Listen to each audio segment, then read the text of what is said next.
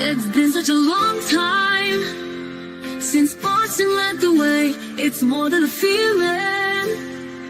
It's Mike and Tom to start the day. The heart of Massachusetts should be freedom, justice, and liberty. Freedom led pilgrims to Plymouth Bay. Salem trials had justice too late.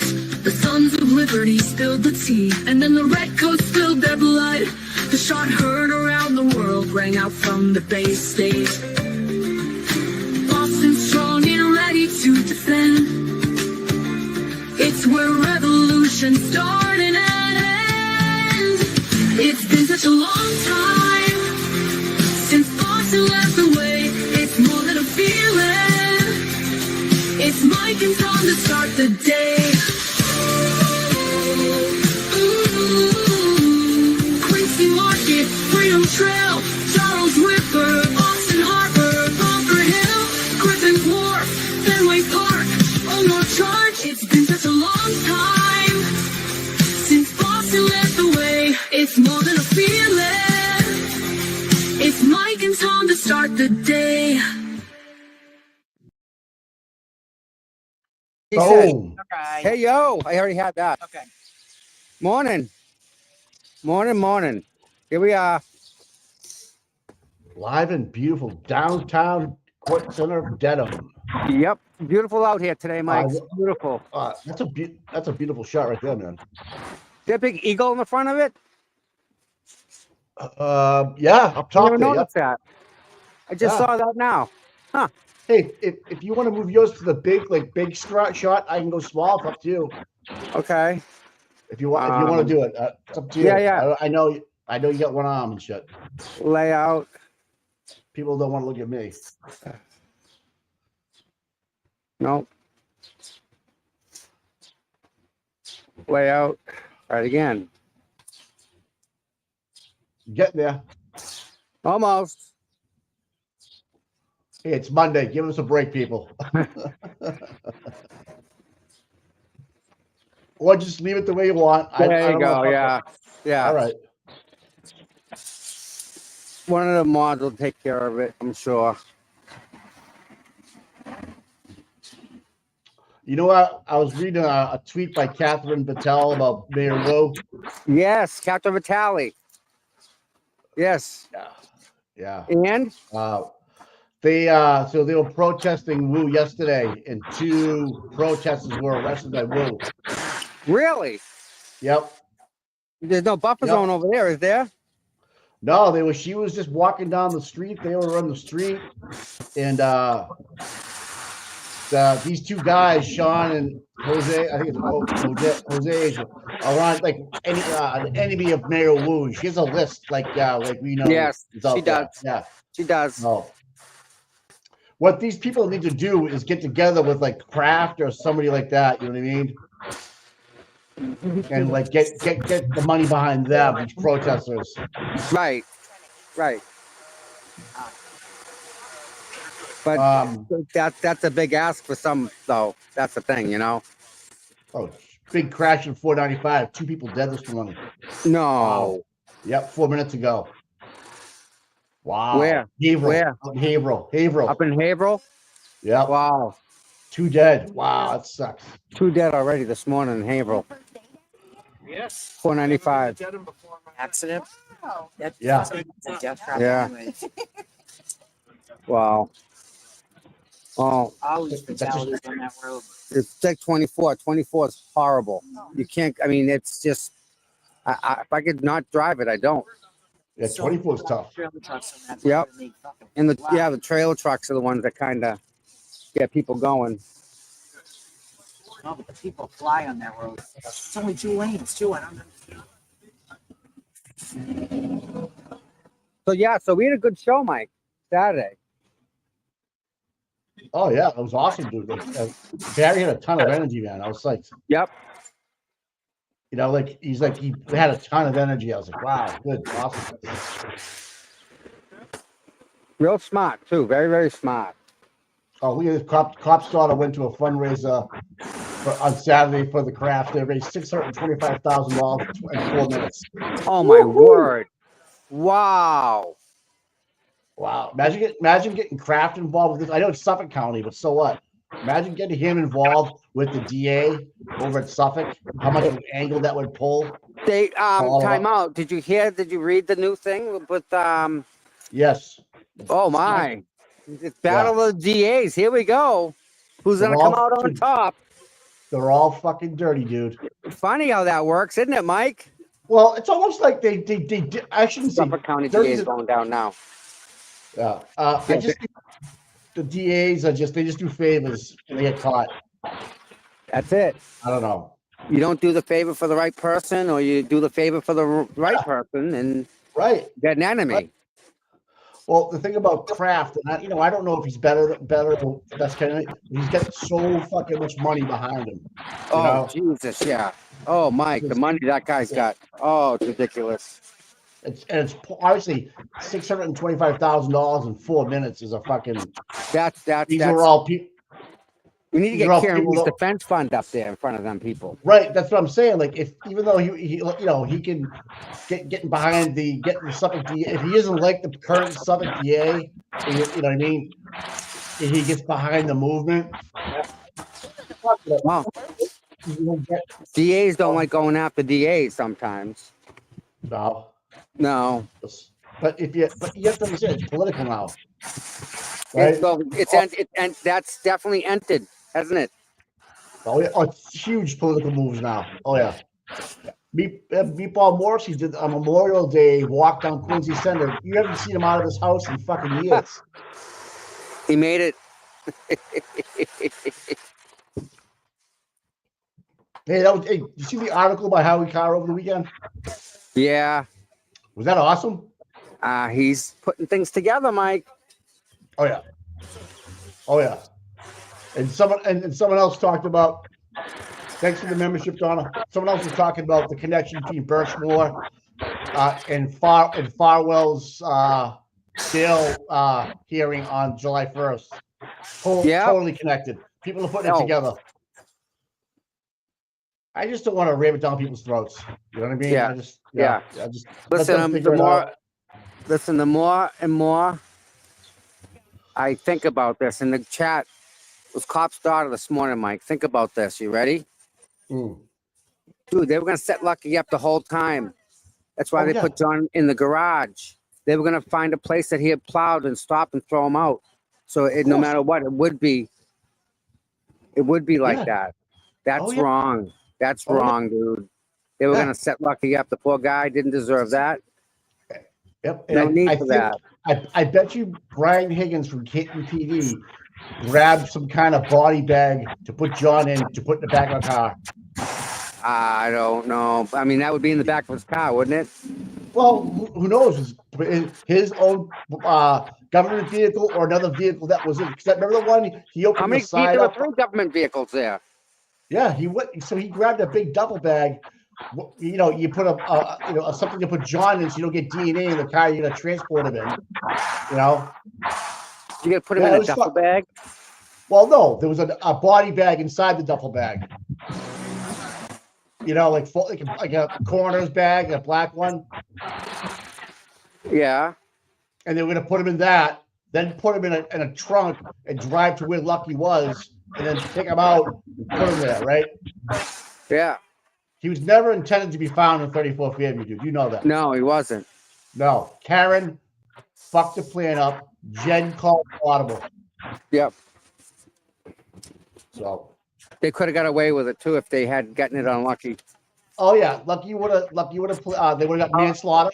Right? He'd be devastated for the rest of his life, Mike. Yeah, and he'd be crying that he never did it, but no one would ever believe him. Yep. It's fucked. It's so fucked. Yep. They were within hours of. They could have put him around the corner, right where that basketball hoop was, because that's where Lucky was plowing, or down the street on somebody else's lawn. But I don't know where the cameras were and shit like that. That's the only thing, how they knew where. But that's a whole other thing. The other thing tells me they would have locations on the phones. But anyways, listen, they could have put him anywhere, and they could have said he was walking home. Right. And Just like that's that. He was walking home and got, you know. Yeah, that's a plausible point. That's very like, hey, Lucky was driving, didn't see it, was an Yeah. accident. He's Just gonna get drive doing his manslaughter. job. Never He's noticed it. He's gonna get 6 months, maybe no time at all, probation or whatever. Yeah, you know, if that. if that. But here's the thing: he would be fucked up for the rest of the. He'd be so fucking fucked up from it. Just that thought alone, Mike, just kind of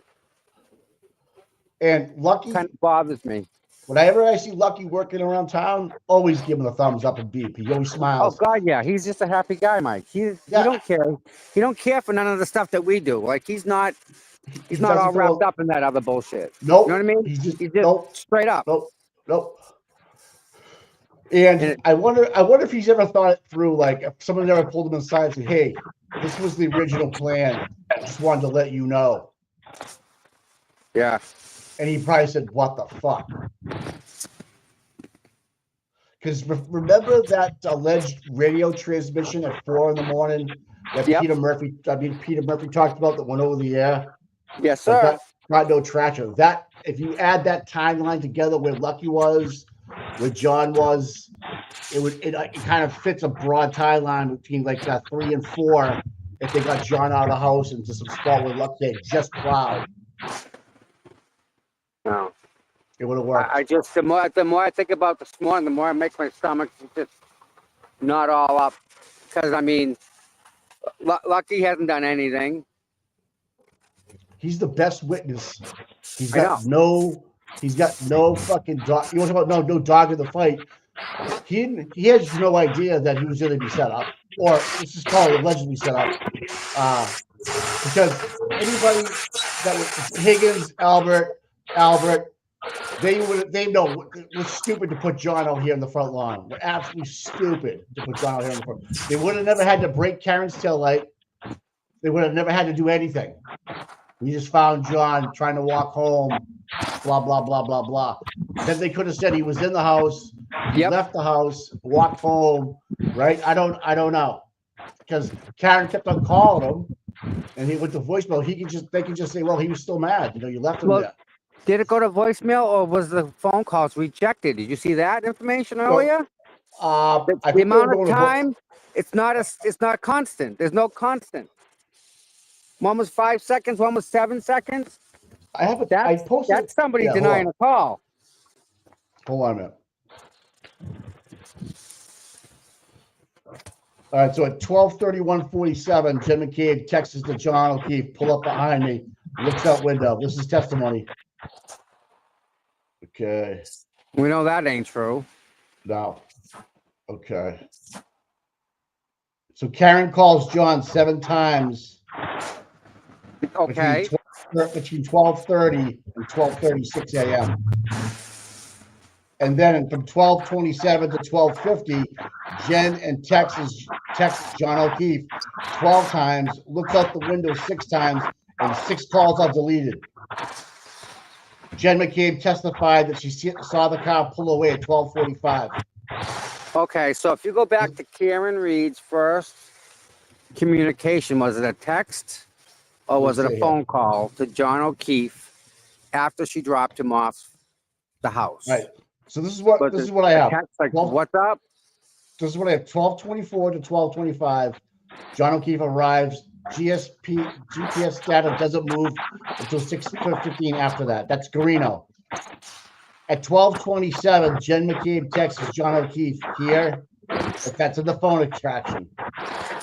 Nagel and Matson drive by SUV and see Karen at 12:28, so a minute later. And then 12:29:44, Jen McCabe calls John O'Keefe and then deleted the call. Right there. There you go. Yep. That's it. Yep. That's it right there. That's the time. That is your time. And I don't need to know anything else. This is Lally's close of. Yep. How are you doing, ladies? Good to see you guys. That's the time in my book, Mike, right there. That's the time. This is all last year. Yeah, this is all last year's timeline. Now they try to modify it. But that makes all the sense in the world, though, doesn't it to you? Think about it now. Yeah. Why wasn't this driven home last year? I don't know. I don't know either. You know, with Jen McCabe, under her testimony from last year, 12:45 a.m. Jen McCabe's in testimony sees the car pull away, which is a complete lie. Yep. Wow. And Trooper Paul says Karen hit John O'Keefe at 12:45 a.m. Wow. That's all testimony. Last year's testimony. But now we know through all that stuff is she was home at that point. Yeah. How are you? Do you realize? Good morning. Tommy, hey, Tom, do you realize that Jen McCabe under the state grand jury or the federal grand jury, I think it was state grand jury, not once did she say I heard her say I hit him under a grand jury. Really? Yeah. Grand jury, pains of perjury type of stuff? Yes, she did not say those words. I hit him. I hit him. I hit him. Never in front of a grand jury. Wow. Well, didn't she, was it her or was it Kerry Roberts who just, lied to the grand jury? Yeah, Jen McCabe lied. No, she lies to the FBI guys. First thing she does when she meets them is lie to them. Yep, she lies to them there. And she lied in front of the grand jury. It's like a guy telling a girl, tell me you love me. Lie to me. Wow. Yeah. It's fucked up, dude. Yeah. It's just like, how do you put this whole package together without confusing somebody and the jurors? Like, that's why I think the testimony is so important in terms of when they're told, like who does it? Like, do you save all the fireworks towards the end so it's fresh in their minds? Well, yeah. That's how I think. That's how I think. Yeah, I mean, I could see that, Mike. Right? Because I'm sure I get short-term memory, kind of like I've pretty much forgotten what Brendan's even done. You know what I mean? Yeah. He fought for 2 hours for 3 seconds or 30 seconds or whatever it was. He fought for 3 hours for 30 seconds. Yeah. 3 seconds. That's how you lose the jury. And from what people are saying from tweets or in the press pool, we're right on the money. So now you're going to have Arthur come in with a whole video, timeline and how the car couldn't hit John. And you're actually going to see it with your eyes. It's almost as good as DNA. And that's not going to put them to sleep. They will absolutely be awake for that. They will be awake for that. Nan was telling us how young the jury was. You know what I mean? That to me, they want to see something on a screen. Instead of all these words and that slide over there with the 5 columns, and no, they want to see an actual microdots video. And that's why I think, and they will see it. Yes. Yeah.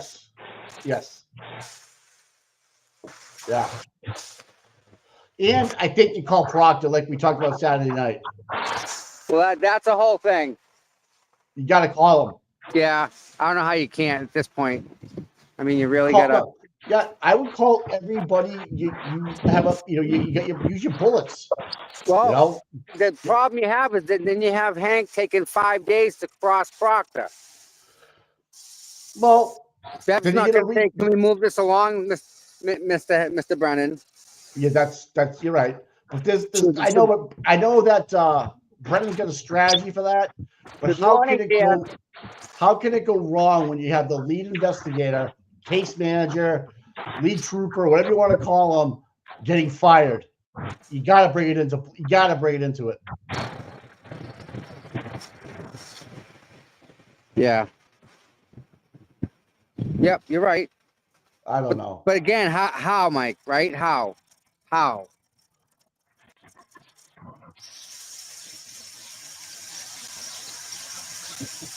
Yeah, this guy Ronnie from the last juror guys in the chat here. That guy, he's a special kind of dude. You know what I mean? Like the bow tie and shit. I would have never picked that motherfucker. Yeah. He ain't too smart either, man. No. A whole bunch of common sense that boy missed. Yeah, totally missed. Whole bunch. He tried to overthink it. Like, Overthinking. He wasn't even thinking, that guy. He was just out of control. yeah, cops got it. He just, Ronnie still doesn't understand. Ronnie is a special kind of person. Yeah. He's just out there. Now he's doing like the book tour with Lou O'Connell and shit. Mike, you're better. You're better at this than he is, and he sat in there every day. Right, and they forgot because Lally, 60-something witnesses, dude. 60-something witnesses. Yeah. 68, was it, guys? Whatever it was. Yep. It was fucking stupid. And we only got so many left. You know what everybody remembers? How high the tables were in the waterfall, how much snow was up,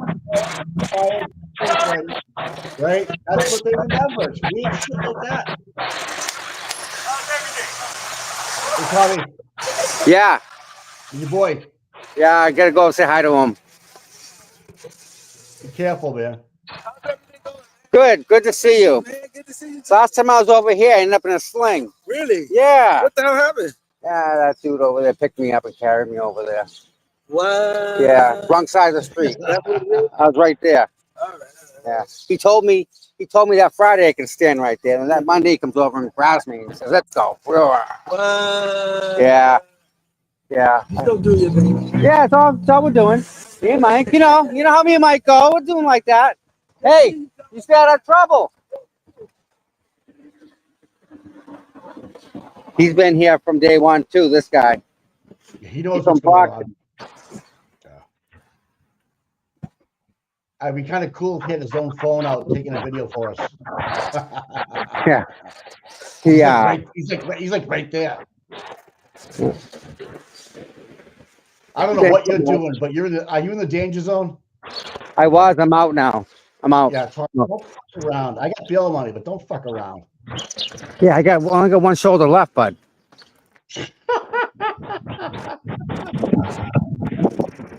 How many people are there, Tommy, would you say?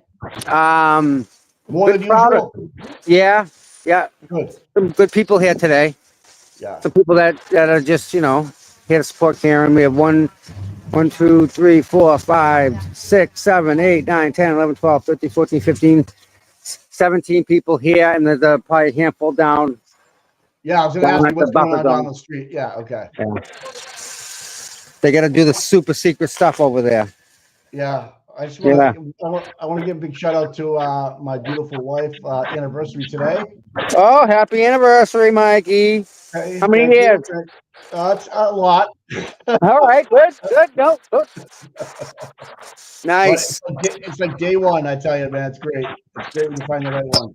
So yeah, I just want to give a big shout out to my wife.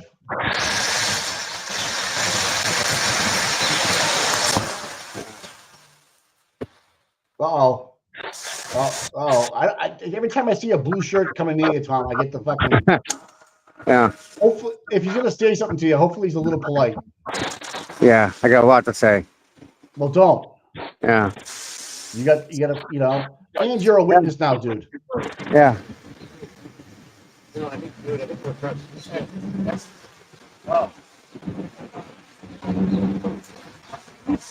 The doctor didn't say to just move my arm, I'd be in my sling, but if you don't move it, he says it'll do damage. Oh, there's somebody in a Jeep Compass. I wonder who that was. No, it's a Honda Pilot. I'm sorry. I think you guys are mobile, dude. I'm not gonna say who it was. No. Yeah. All right, my wife. Yep. She's put up with me for a long time, man. She's good, man. They gotta find me one of them when this is all over. When this trial's over, I'll think about that. I think you might know a couple. Well, I got a bus going already, so I'm all right with that.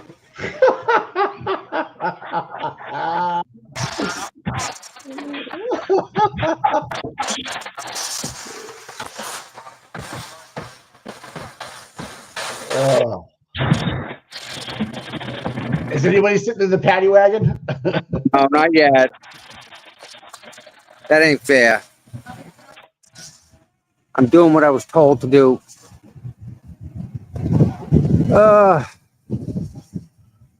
Early. Registry of Deeds. What's this for? Did you look at this one before? I don't know. Francis O'Brien, County Commissioner. That guy gets his name on a rock, and who knows what the fuck he's. You know what I mean? Yep. Huh. What did you do to get that? They should have on there for all the innocent people that we've convicted. Here's to you. How about the people we haven't even listened to? Or don't have a voice, right? Right. Thanks for the happy anniversaries in the chat, guys. Thank you. Yeah, it's badass. Okay. Appreciate it.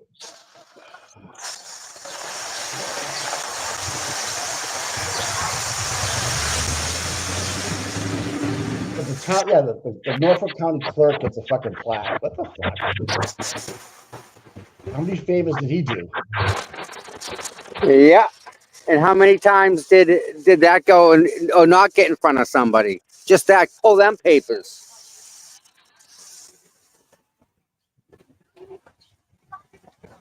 No shit. Yeah. So the O'Briens did a lot for Dead on back in Morning, the day. morning, ladies. How are you? Hi, Great. Boss Mike. Good morning. Hi, Chad. Hi, Mads. Good morning, Jerry. everybody. Morning. Morning. Yeah. Etsy. Mm-hmm. No comment. On that little tweet. They're all doing their girl stuff. Yeah. Yeah. It is what it is, right, man? Yep. It's all right. Oh, there's Aiden. You have any questions for Aiden?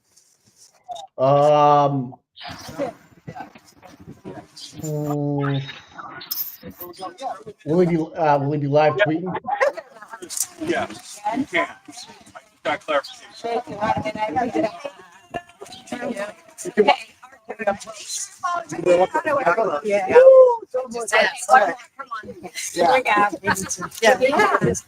Where we looking? Right here. Oh, excellent. Let's say hi. Are we doing? Yeah. You might have to take it off the chain. That's not Rita, is it? No. Awesome. All the way to Texas, huh? Texas. Oh my goodness. What part of Texas? What are you doing? The hot pot. Okay. Okay. You want to jump in right here? Yes. Here we go. There we You're go. so good. You're so good. Yeah, Aiden, I think after this. They're good fights for us to be watching. Yes, right here is actually a really good spot. Okay. Yep. Do they usually come in Love this it. direction? Love it. Yep. Should be a good crowd this weekend. They park right there. They usually park right there and get out. Okay. So, but we're allowed to be here, so we're all right. Yes, I think so. I think that's the plan. As long as one doesn't show up, I get it. Ask Aiden who he knows is going to testify today. You know who's going to testify today? Yeah, Kelly Deber, Okay. the former Canton cop turned Boston cop. Proctor's buddy just walked in there. That's going to have to read his text messages. He's gonna have to. I think so. I think they're going to have a ruling on that today. So, or else Proctor's going to have to. I kind of hope it goes in favor of Hank on that one. But and Lucky Lochran is supposed to be here Do today. you think Hank will be tough on Lucky? She's going to be the biggest dick ever. Yeah, I hope Lucky can hold up. Lucky's like a nice guy. Yeah. You know what I mean? Exactly. That's what He's we're all gonna look worried like an about. asshole if he goes after Lucky hard. You know what I mean? Right. So we'll see. Ask him if he'll be on DePietro's live show today. Thanks, bud. What, Mike? Ask him if he'll be on DePietro's live show today. He's gonna know if you're gonna embrace it. Well, we took over his corner. There's a woman with a sign up there. No, really? Oh God, check this out. Oh, this is gonna be gold. Oh, I fucking love that guy. Oh, look at that. That's DePietro's corner. Where is Baghdad it? Bob. This is the corner. Oh, yeah. This is it. This is where it all started. Listen, Listen, Turtle. listen. I hear a difference in the sound when you guys Turtle Corner. No fake news or ratings. I love it. Perfect.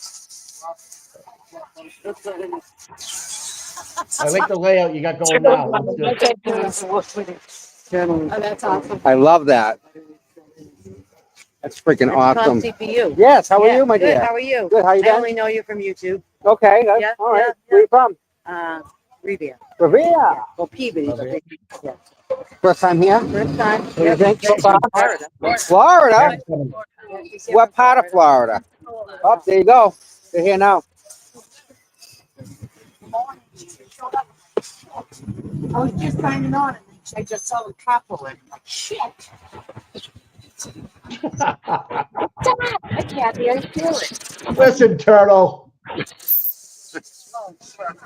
Oh, no, Yeah. that's not This is the Karen. problem. That's not Karen. That's probably a witness. It's not her driver. No. Oh, is that the ADA? It's powder. What, Maggie? That's powder. Yeah, the guy that sits next to the podium. Oh, okay. RBA on Boston Mike. You guys are good, man. You guys are freaking great, actually. You know what? Pee Wee Herman Connor. Yeah, you're right. He was the whitest guy in Boston. Yeah. Yeah, the video is really good today, Tommy. I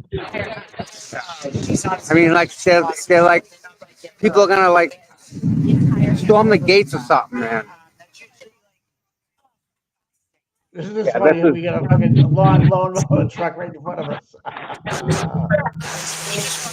Look at the state police. Look at the police.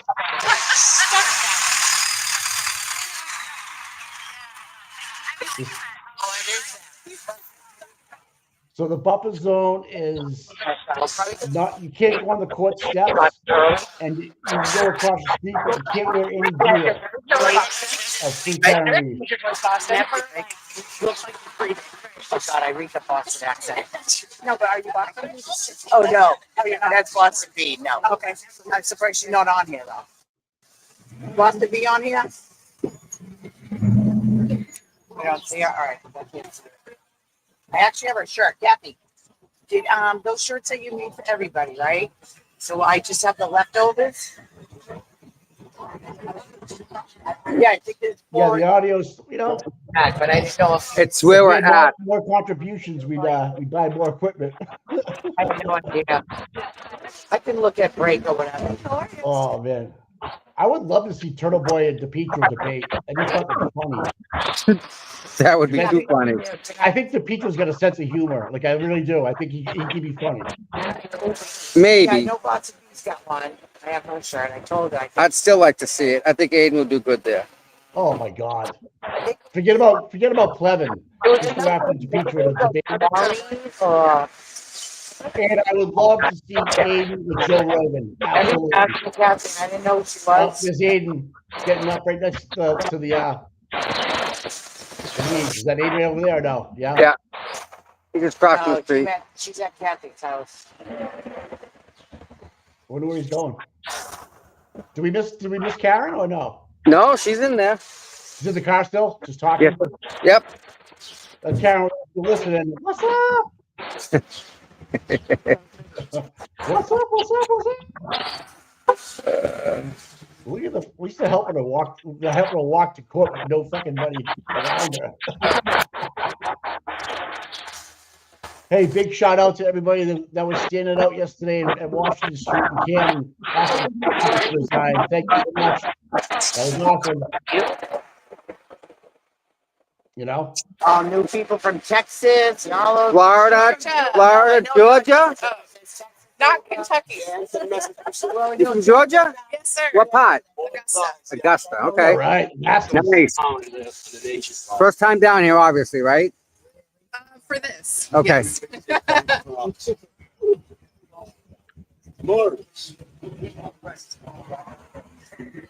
What did you?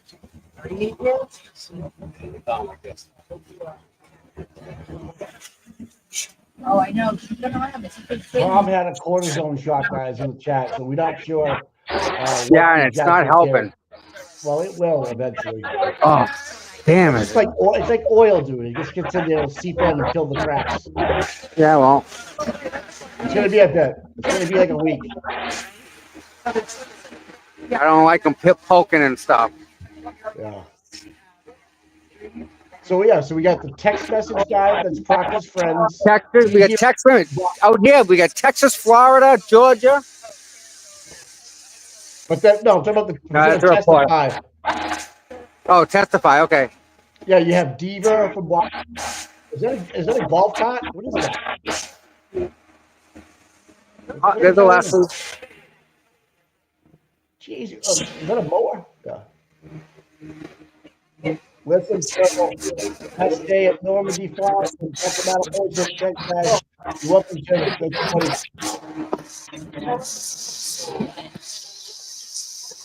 It's a fun show. Yeah. I didn't come up here for nothing. I don't know if Deber's gonna be what that might That's be. Dr. Marie's here. Marie Russell? Yep. That's Dr. No Marie shit. Russell. Absolutely is. Wow. See that, right? I can see over there, yeah, but I can't tell who it is. But Marie Russell. Yes, Dr. Marie Russell. Dr. Marie Russell in the house.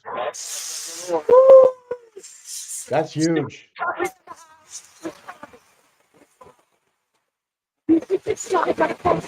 Oh, here comes another bourbon. Here we go. I love her. She called me her Medford girl because she was from Malden. Yeah, Trevor is inside the courthouse today. There's Alex Jackson. Oh, Alan Jackson with that little sidestep. How you doing? How you living?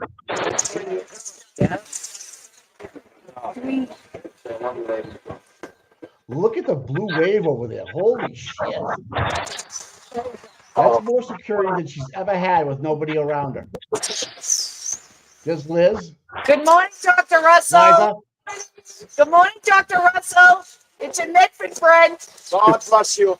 God bless you all. Mrs. Reed. Good morning, Good everybody. Good morning. Good morning. Morning.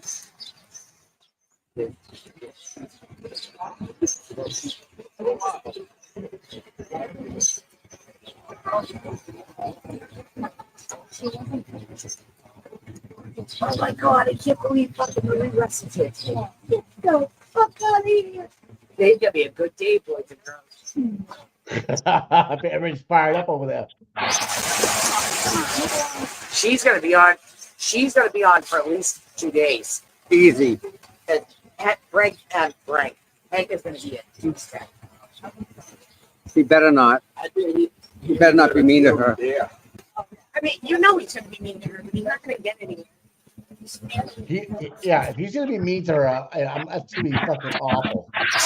Yeah, it's gonna be a problem. Yeah, he'll lose the jury in a heartbeat, dude. You know? Good view for you guys. Yeah, it's awesome, Tommy. Good job.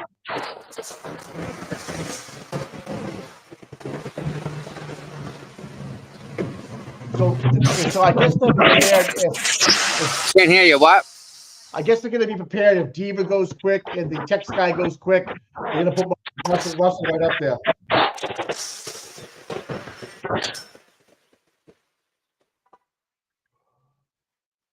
She'll be convincing.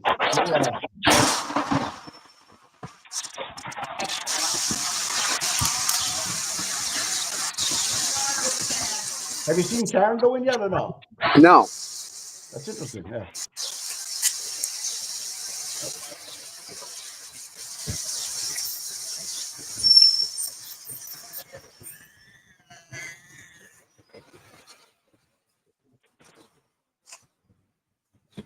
Plus, this guy here is gonna kill me. Oh, good morning. How are you, dear? Good. How are you? Good. Don't cross Good the to be street, Karen. seen. What's up with this?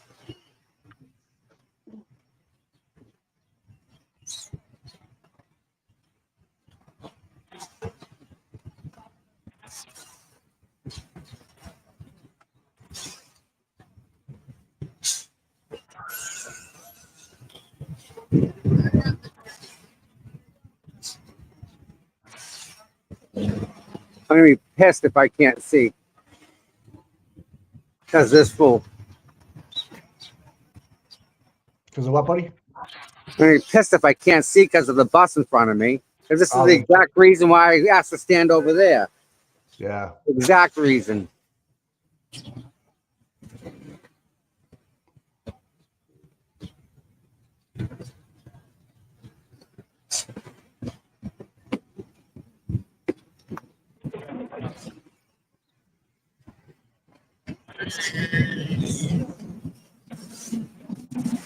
One SUV leaving.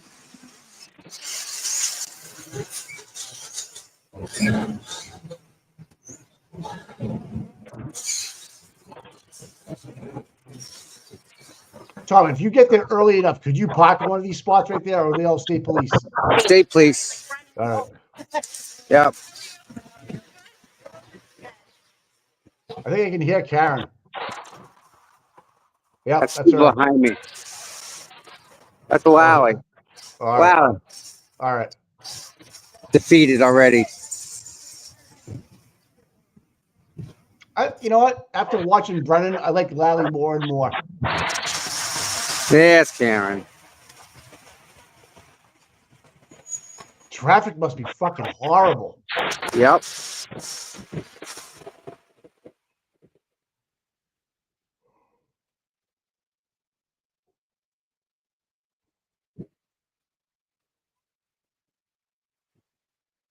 Who's with her, Tom? Tiny Table? That's Tiny Table and Victoria George, maybe? I don't know. Is that Nikki Haircuts? No.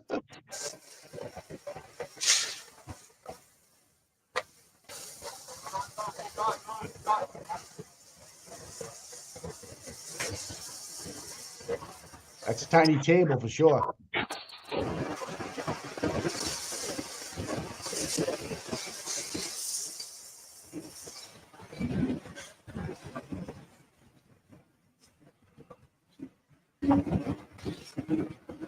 All right. Now we got a door opening. All right. Come into my office.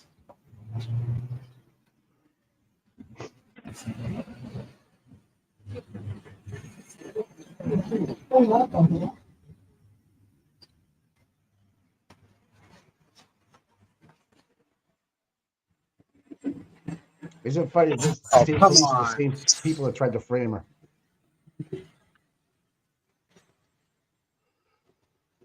Yeah, thanks for all the content creators yesterday. Raise a bunny. That was awesome, guys. Covering the standout, covering the There's a lady. Yeah. There's a lady and her baby on the sidewalk over there. Just doing what? Just standing there? Yep. Where I was standing. They won't let her through? No. They're being held there.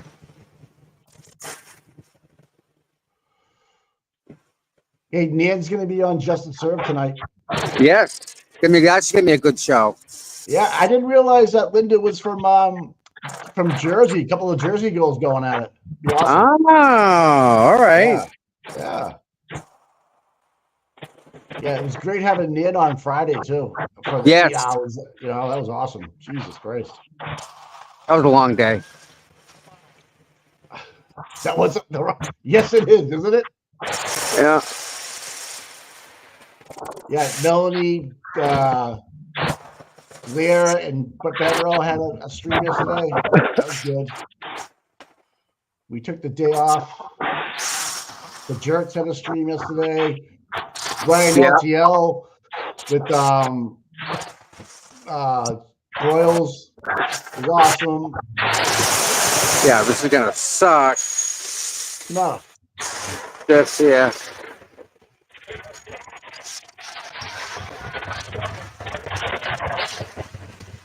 There we go. This guy. I wonder why you couldn't cross the street, dude. That just doesn't make sense. Yeah. But you don't want to fucking push it, dude. Don't.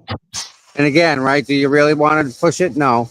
No, because he's already told you once to leave. Now you're gonna get arrested. Yeah, well, I mean, that's the thing. I'm about as close as I can be.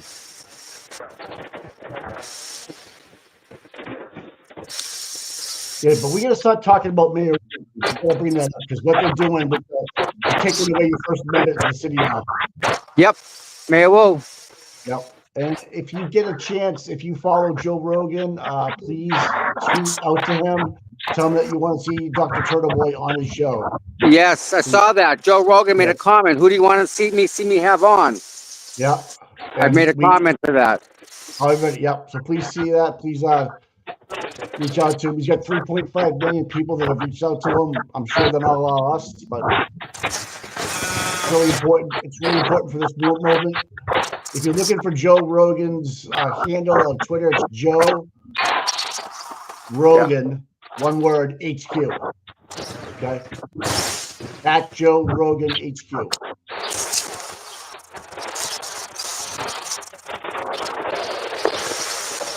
And he's from Massachusetts, okay? Yep. What they think was Peabody? I'm not sure of the town, but Tom, you could be right. Yeah, you could be wrong. I know he's up there. He's around definitely from west of Boston, not from in the city, but not from the South Shore. He's either west or north of Boston. I'm not sure. Listen, before everyone leaves, can you all just do a favor and hit the like and subscribe button? Thumbs up, help too. Be awful white here. Thank you. We got a lot of people in chat. Oh, yeah, that's flying. Yeah. Cat's flying, I'm sure. Oh, it is, yeah. So we got 1572.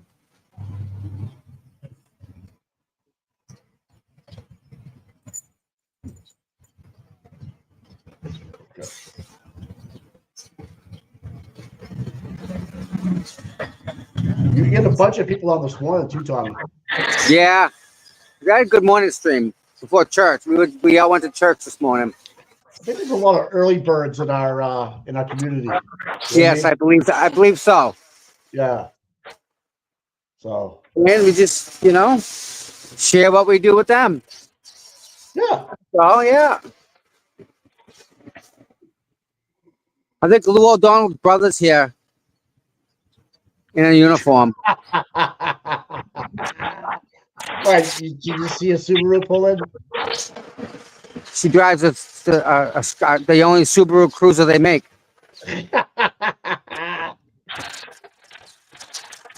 Oh, hey, the lawyer knows fucking climbing to 500,000 subscribers. Where you been hiding? We're here in the middle of nowhere trying to stay out of trouble. Good. What are you hiding? What are you doing here? I saw that you were here and I figured you needed a Yeah, but bodyguard. the other one's gonna get freaking nailed, not me. Why am I going to get nailed? Something fucking happens over there. I'm going to go give him a kiss. Yeah.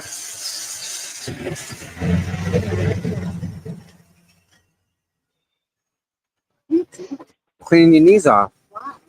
So you're gonna give Harmon a kiss.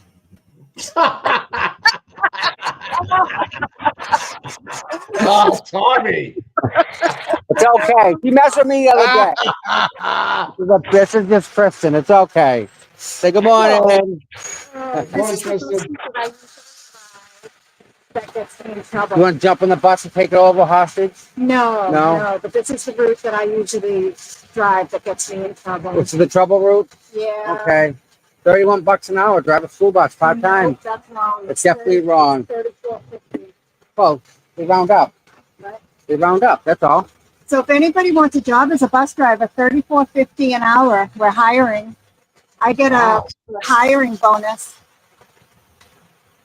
Where you just need your CDL?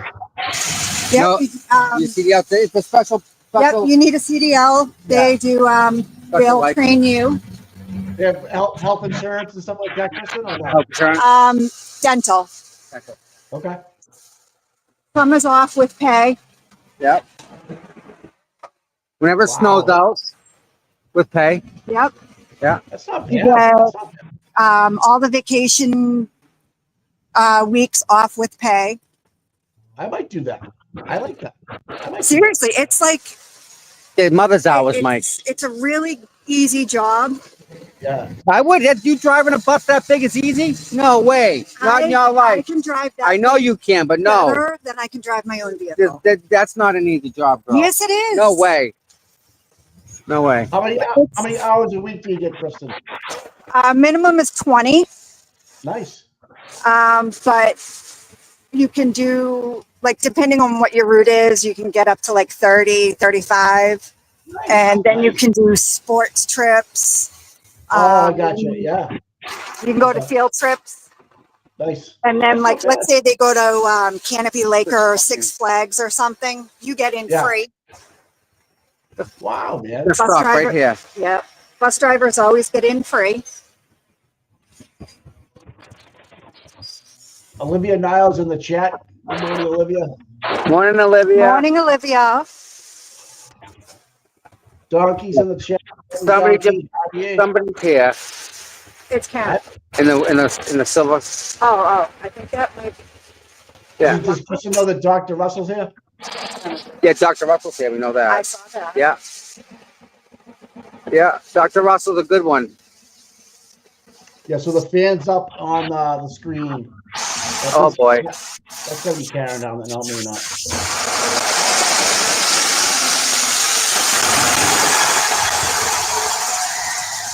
Yeah, so you went, Joe Rogan's from Newton, Mass. You asked if she's going to change screen. Newton, Nara, Newton. You asked. Yeah, she'll change the screen. How you doing? Doing great. Can you do me a favor? Just stop on the sidewalk. Yep. If someone hits this van from behind, you're gonna get crushed. Yeah. That makes sense. That happened to Nice my guy. Yeah. I'm sure they really care about your health and well-being, Tom. Oh, yeah. Yeah, I'm You should sure. have asked him, hey, can I go to that corner over there? See what he said. He's new here. He's never been a Dedham before, he said. Yeah, his pants don't fit him. Yeah.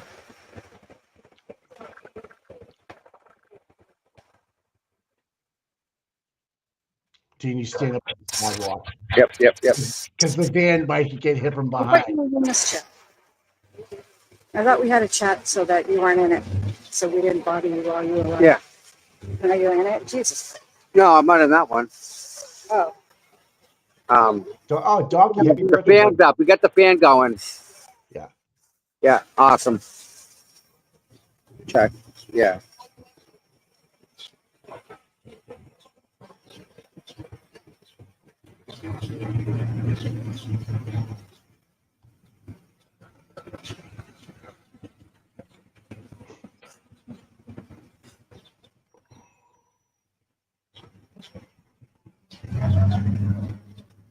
Up this Karen.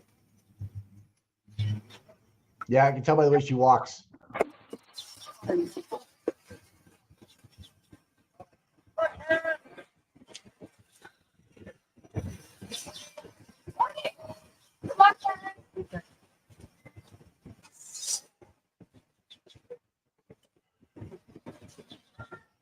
She's not going until 5 minutes of. Yeah, I love it.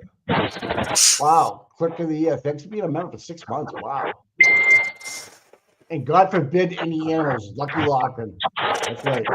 I can still type, you know. All right, here she goes. Yeah. Here's the breakfast. Let's go.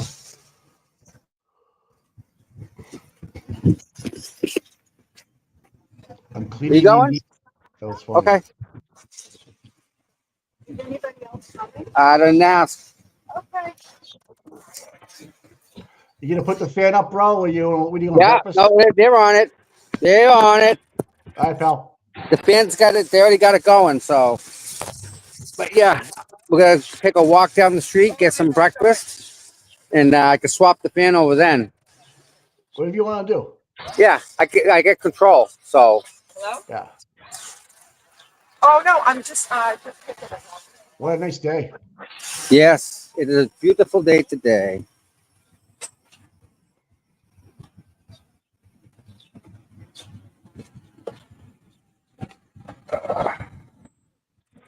You know, I think I can mess with the layout from here. Layout, right? And I do that. There you go. Ha ha! Good morning, Magic. Nan. Nan in the chat. Good morning, Nan. Thanks for Friday's stream. That was great. Hi, Nan. Davy's busting my balls. Kristen says hello. Good morning. Man, you were a busy girl this week, man. Whoa, I mean last week. Jesus Christ. She's going to be on Justice Serve TV tonight. Yes. Is Michael here today, or is it coming like Wednesday? I think Wednesday. Oh. I didn't see him out front. Stretch therapy, personal training. He was coming this week. I didn't know for Monday.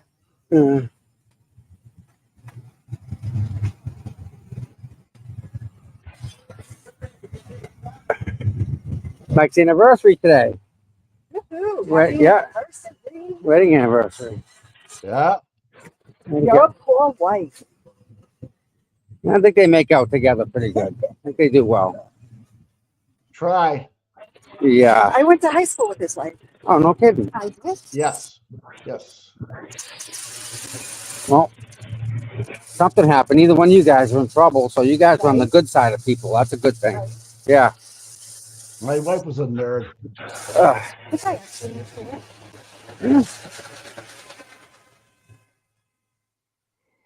Man, people blowing their horns up here. So, Dr. Marie Russell, Mike, isn't that a pleasant surprise, huh? I love it, dude. So, what about Lucky? Wayfair presents sofas Well, and chairs. what's up with Find that? the perfect sofa at the perfect price. Hey, there's Jackie.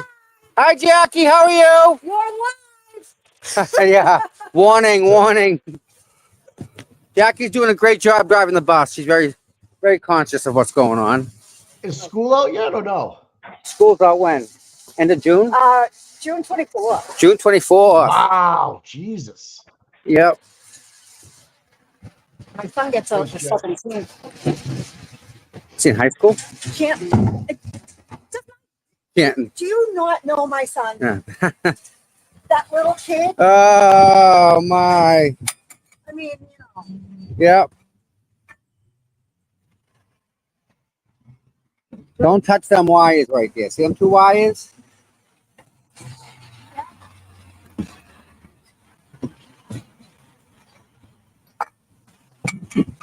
Don't touch them wires.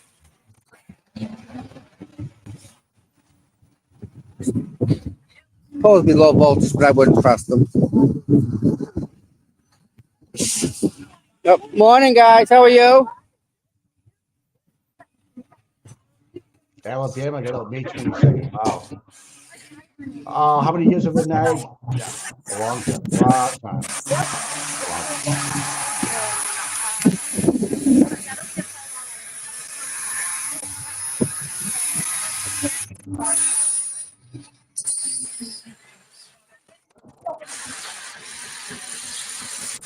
Oh, there's something going in here. Something new there.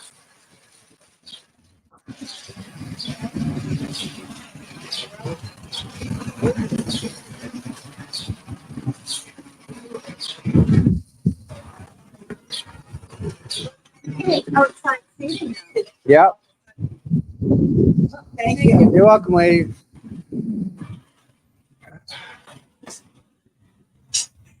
Thank you. Were you going to sit over here? Sure. Yes. Yeah.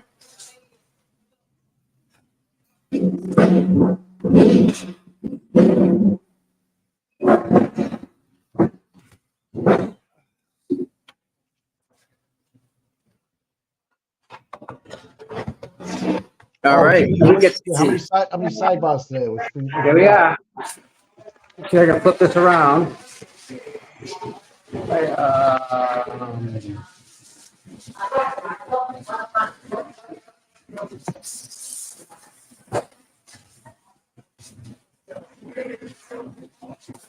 How many sidebars today, Tony?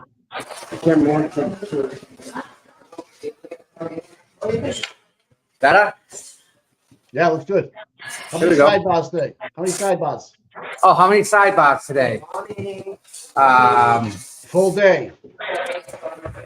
I'm going with 11. Wow. Yep. 11 is my number. A lot of 7s and 9s going. I'm 11. I'm up there. Especially after Friday. Hank can't win. All right, here's the 50-50 sidebar to start the day off this morning. It's what? Sidebar to start the day off this morning. That's the 50-50 question. Oh, I don't know, man. She opens That's up a with a tough one. sidebar. Yeah. How many sidebars think it'll be today? How many sidebars? All day? 6 all day. Okay. She chooses 6 all day, Mike. Okay. So if you guys don't know, we're at the Grateful Diner in Dedham. Yeah. A new docket just hit just now. I'm sending it to you. I don't know why I can't hear you. A new docket just hit the wire. I just sent it to you on your X. Anything good? I'm reading it right now. Even I think I'm loud today.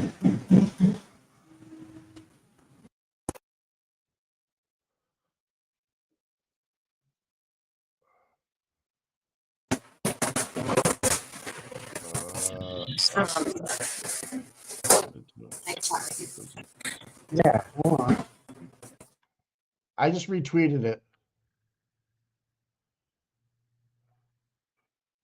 Thanks, Jess Machado posted it.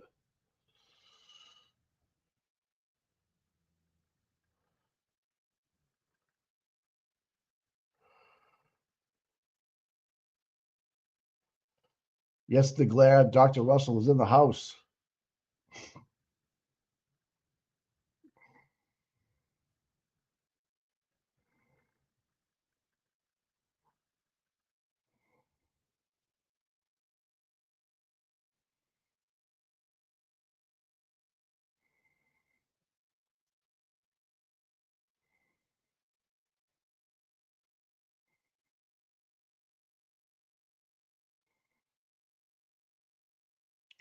You guys all there? All right. Tommy's gonna get me on mute. Okay. Yeah, Dr. Russell, man.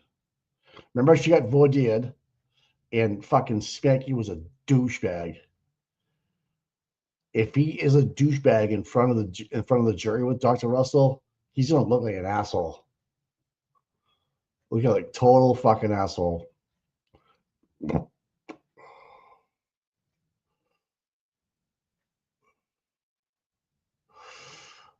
David, he was talking to a witness. Any guesses? Yeah. Dr. Russell, Jess Machado. So you have Turtle Boy and Machado in there. I love it. Inside the courtroom.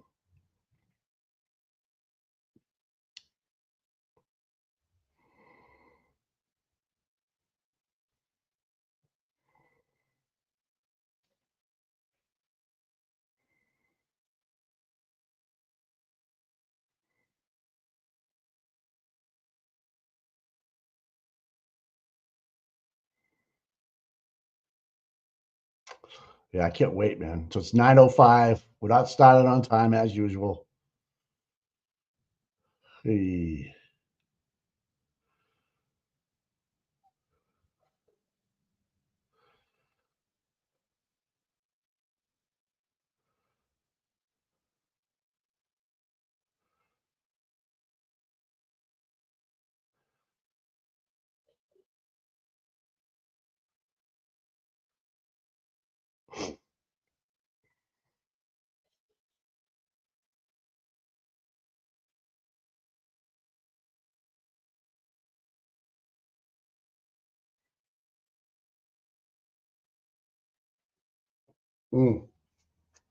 Nope. Tommy's got head of the table with all the girls.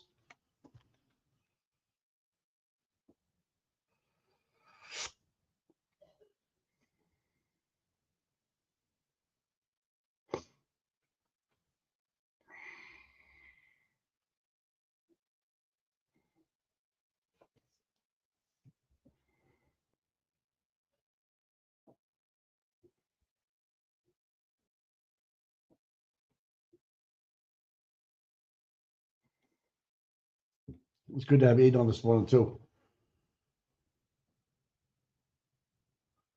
Yeah, Tom's muted. Tom, yeah, he's muted for a reason. He doesn't want to have us here and what's going on. It's really loud in there too. So All right.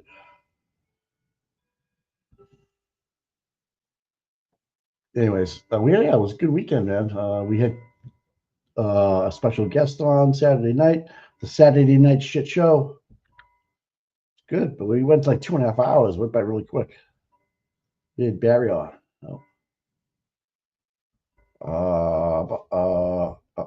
So I guess for the witnesses today, we have Michael Proctor's friend that was on the text messages. Deber, who was with the Boston PD, who was at Canton PD the night of the day and night of 1/29/22. And Dr. Maria Russell will probably end the day. We'll see how it goes. The court is a full day today. I think it's a full day for the whole week, guys. Oh, if we can switch it around, Tommy, that'd be great. Yeah, real quick. Mikey, there's a fundraiser for Karen Reed happening in Holliston, June 27th, 7 to 11. There's dinner and a comedy show. The same comedian, Michael Pettit, that we had for the other fundraiser. There's raffles, beer and wine, cash bar, music, first 100 people. Nice, man. Can you switch the screens around? I can. I can do this. Perfect. So a little side you go.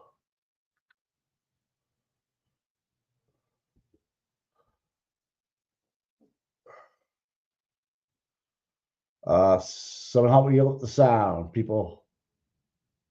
Tommy, is that you? Properly authenticated and that they Here we do go. go to. Can I turn this fan off? Yes, can we turn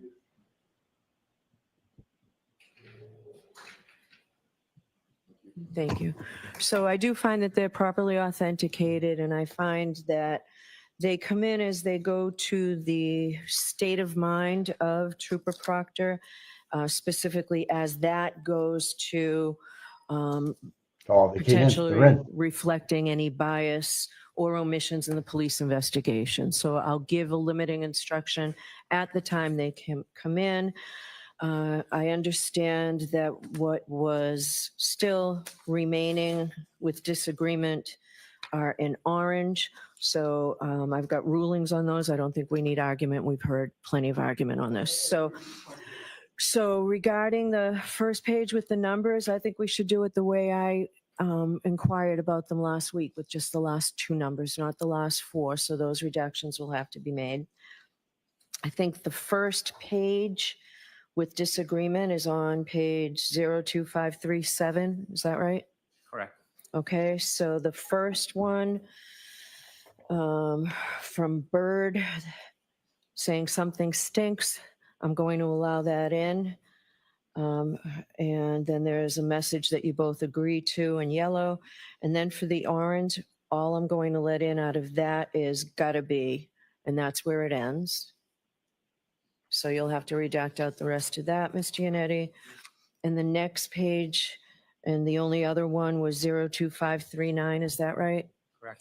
So that comes out. All right, that's it. I don't know whose objections they were. Those are my rulings. All right, can we bring the jury in, please?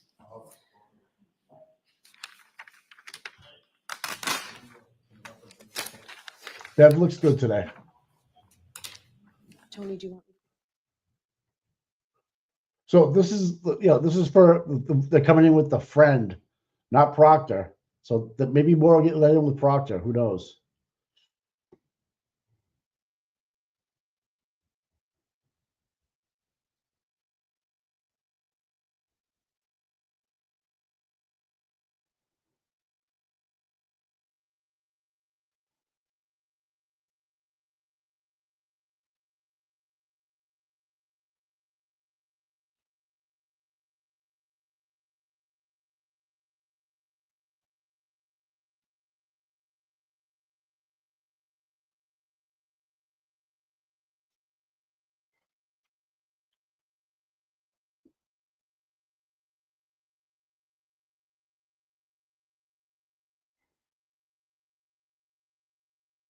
Yeah, Mike Welch. I wonder who's trying to dodge the defendant's motion to be present, missing witness argument.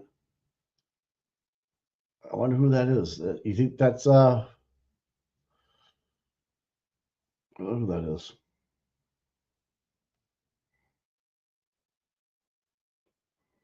Okay. We just went dark.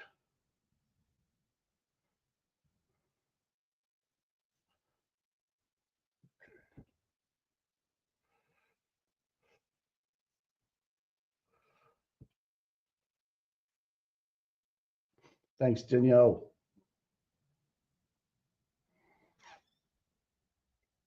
Canadians, let's go. I'm Canadian. Nova Scotia. My mother was a coal miner's daughter. Yeah.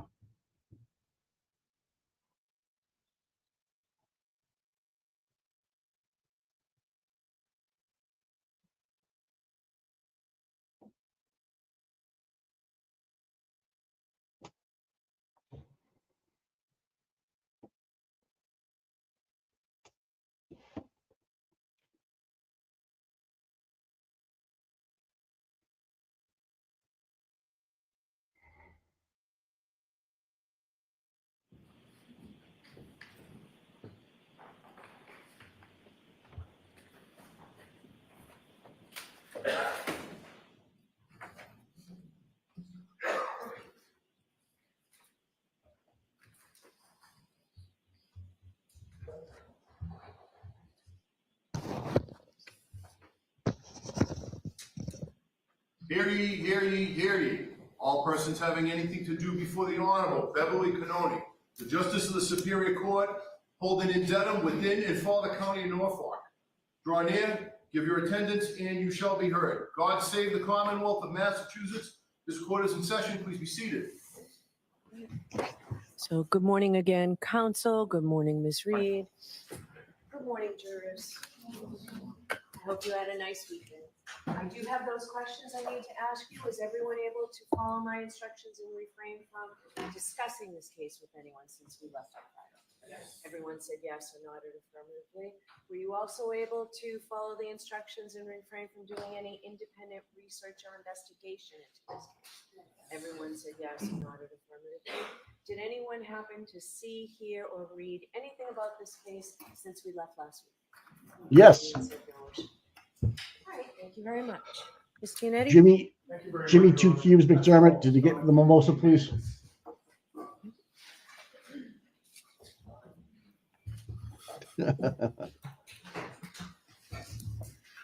Too many sidebars today. Holy shit. Wow.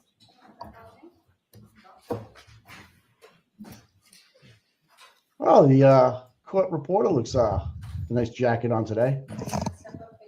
Well, here comes I'm sure the evidence you give to the court and jury in the case now and hearing the truth. text message, cock face. I think Aiden really likes his hair, though. Someone likes his hair. May I proceed, Your Honor? Yeah, you got a haircut. Good morning, sir. Would you please state your name and spell your last name? Jonathan Diamandis, Diamandis.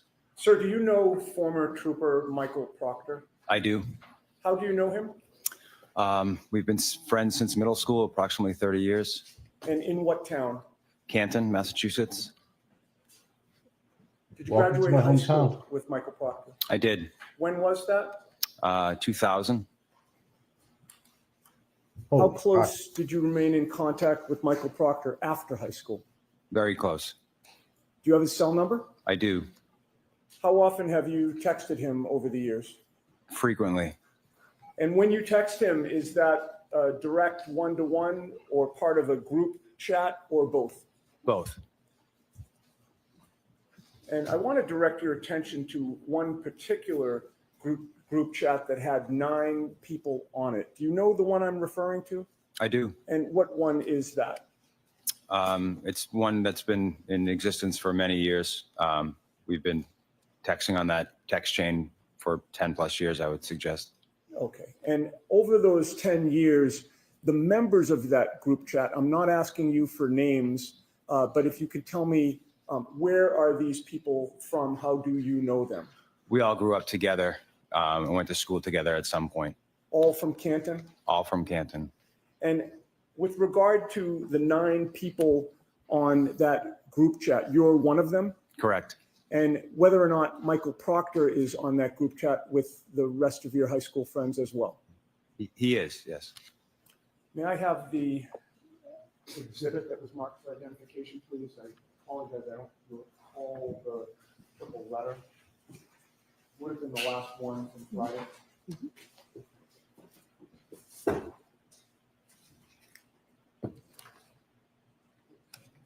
It's triple N as in Nancy.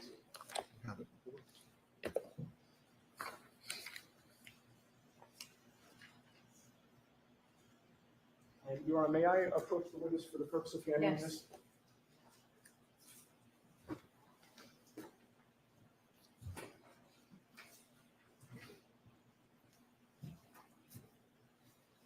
And I've handed you what has been marked triple N for identification. Do you recognize that, sir? I do. Have you seen that before? Yes, I was shown it last Friday.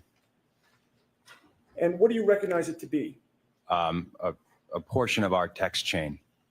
Okay, and when you say a portion, it's a limited time period within a much longer text chain. Is that fair to say? That's correct.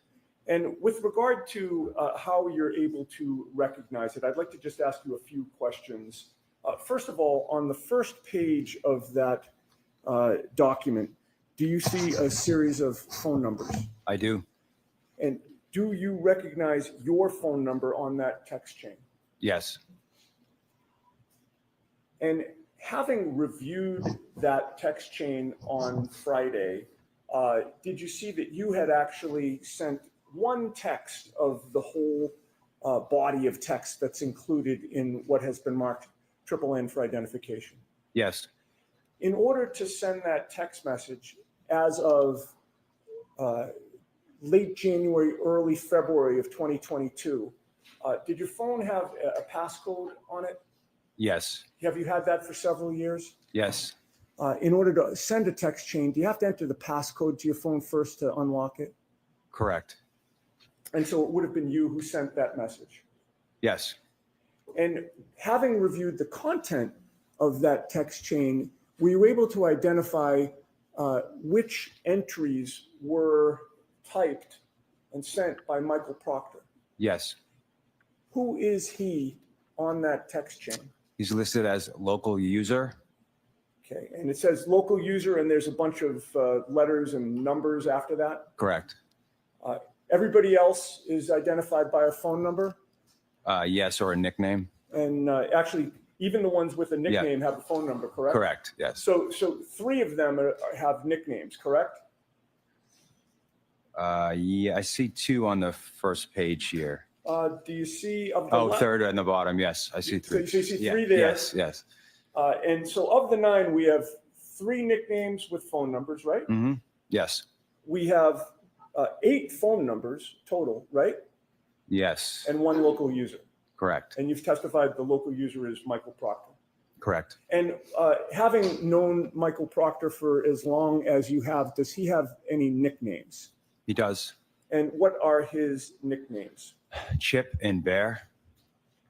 Chip, C-H-I-P, Yes. and Bear, B-E-A-R. Correct.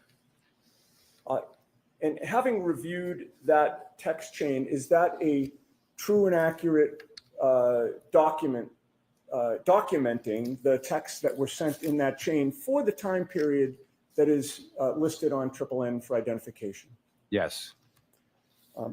Your Honor, I would offer that subject to our discussions outside the presence of the jury.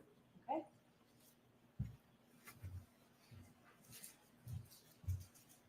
May I take it back from the witness? Yes. Exhibit 209. Thank you.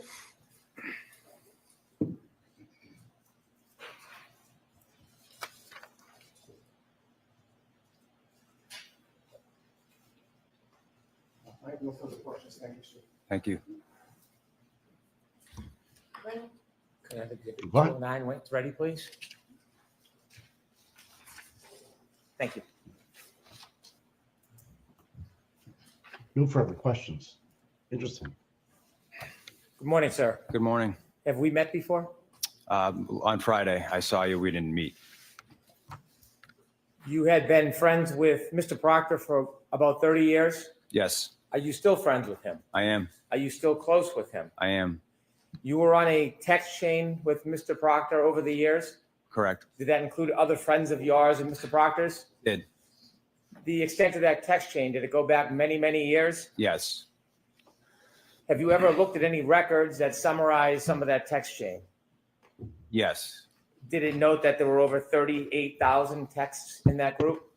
I did notice the number, but it sounds accurate.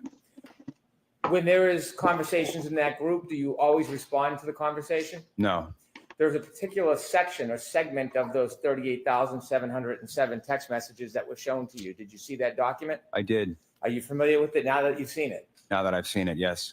In that document, are there inappropriate comments that your friend Michael Proctor made about one of his investigations? There are. Was it about this case here? It was. In those inappropriate comments, did other people on that text chain, not you, comment or respond to Mr. Proctor? Yes. In that text chain where Mr. Proctor made inappropriate comments, you did not respond to any of those inappropriate comments, did you? Correct. You're on the text chain at a point later on in conversations, but not relevant to the inappropriate comments. Correct. Did you know that Mr. Proctor was fired by the Massachusetts State Police because of his inappropriate comments? Objection. May we proceed? Sidebar one. This is an interesting play. I wonder if the defense, the prosecution is trying to keep Proctor out. Yeah, this is fucked. Can someone chime in here, please?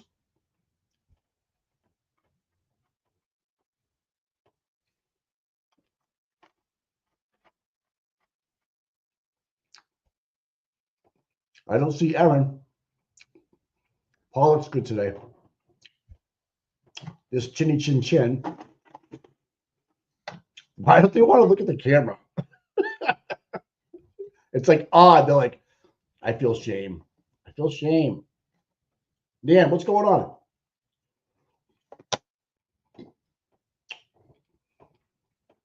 This is like not what I thought was going to happen.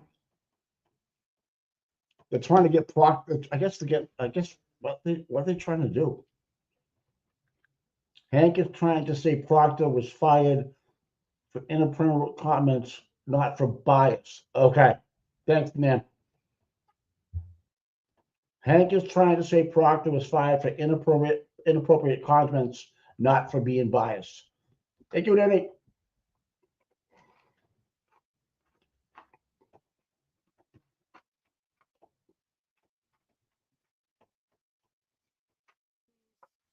Last question and answer.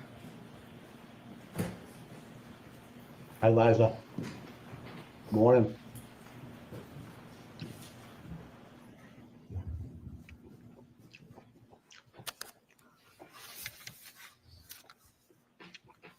What's up, Powder? Sir, do you know if Mr. Proctor was fired from the Massachusetts State Police? I do. Did he tell you why? It was in connection to this case. I believe it was based on his text messages that were sent to us. Based on these comments that are an exhibit? Correct. Did you at any time ever defend or endorse these comments? I did not. Did you ever encourage him in his comments? I did not.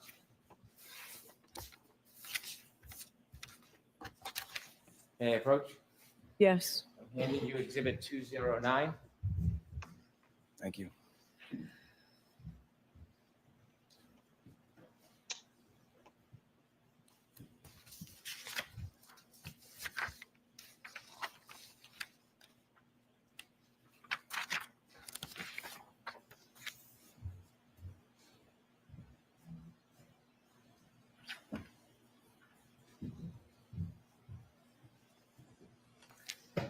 On the first page, ending in the numbers 27, there's a fuller number, but I'll just use the last two numbers. Bottom right, 27. Is there a number of redacted phone numbers? I'm sorry. On the first page, on the bottom of the page? If you look to the bottom right of the page, there's a number on it. Oh, yes. And then it's blacked out next to it. Yes. Yes. The last two numbers, is it 27? Yes, it is. When you look at that first page, does it have a number of redacted phone numbers of different people? I don't see anything redacted. The top box, are there numbers? There Phone are numbers, yes. Are they partially blacked out?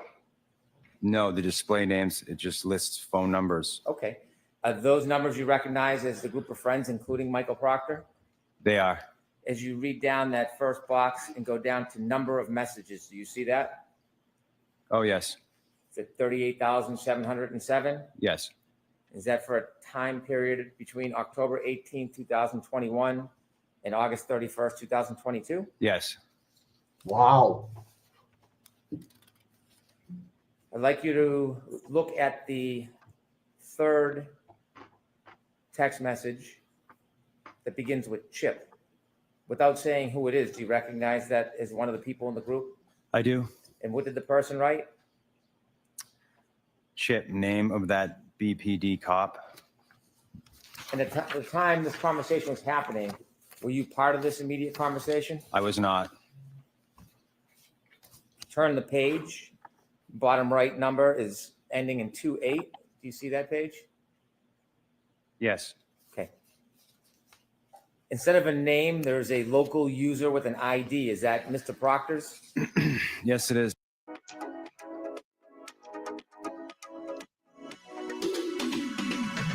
My hair has always been straight, but with like a slight wave, a bit of frizz, and dried ends, which according to Hair Talk means I have naturally wavy hair. So I took the pros quiz and I found out my exact hair type to be waves, but also it asked me about my hair porosity, scalp condition, density, even my hair goals. Then it created my custom formula. And then one of the group sends a message. What do they say? Oh, man, that's rough. And what's Mr. Proctor's response? Mid-40s. Does somebody in the group then post a Facebook posting? Yes. Do you know what that's about? I do not. You can turn the page ending bottom right 29. Yes. Somebody in the group asked.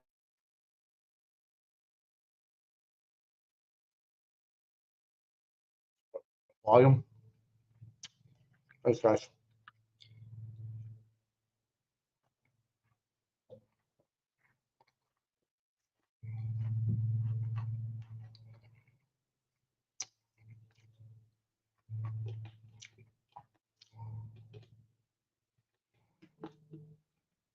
Still no volume. I don't know who's yeah.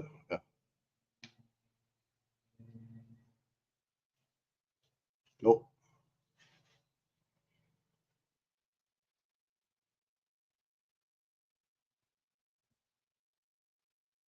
Yep, that's up.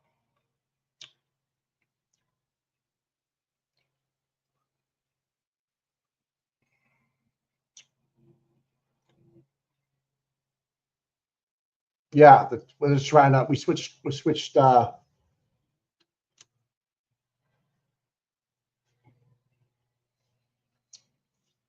got my lawnmower people here today. Shit. I don't know what just happened.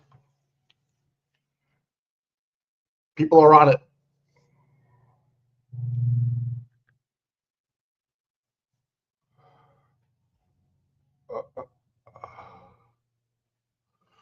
Oh shit.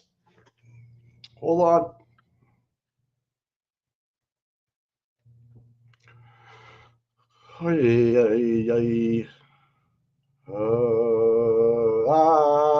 Put panic in.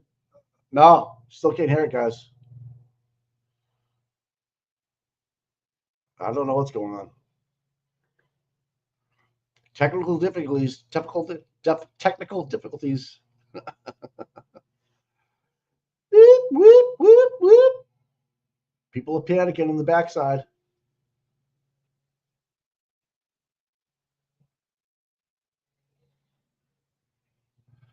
Just I don't know why we can't get the volume, Tommy. Tommy, two phones. It says it's mute. I don't know. You know.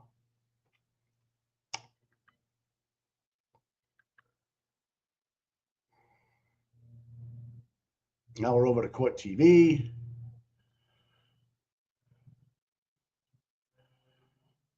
I know who missed the bail best part here. Fuck. Yeah. Nope. No volume, guys. No volume. No. We are working on a studio. Yes, we are. This is cray cray. There we go. You know they're all panicking. Drunk. Did he get beat up? Here we go. We're good. And Mr. Proctor's response? Nope. Turn to the next page, ending in 34. This is at around 10:58:06 p.m., running through 10:59 p.m. Another question from the group. What did they ask? So the owner of the house was a woman cop that beat him. And Mr. Proctor's two responses? That's what I initially thought after talking to Canton paramedic. Then I saw the guy. One of the group asks further down, what does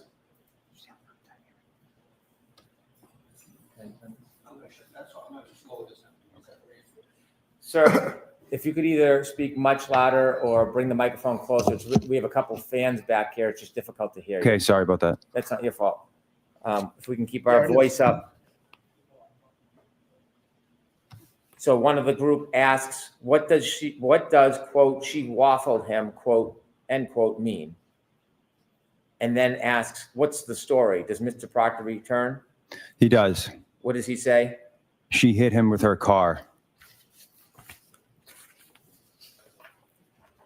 Turn to the next page, please, ending in 3-5. And these texts are from 10:59:13 p.m. to 11:08 p.m. The person by the name of Bird asks a question. What does he ask? Or what does he say? Okay, that's fucked up. How does Mr. Proctor respond? Intentional or not? And somebody in the group again? Gotcha. He was frozen in the driveway and she didn't see him. Mr. Proctor's two responses.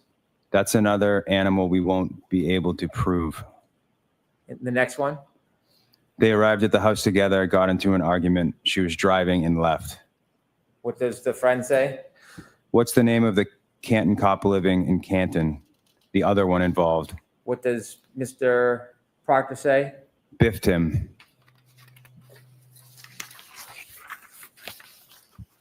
Turn to the next page, ending in 3-6. These run from January 29, 2022, 11 p.m. and 11 seconds to January 29, 2022, 11 p.m., 39 seconds. The first comment by somebody in the group.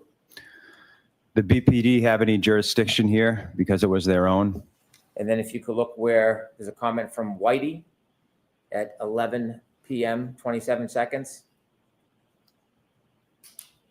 Liz has got the blueprint. Liz has got the blueprint. Do you know who Liz is?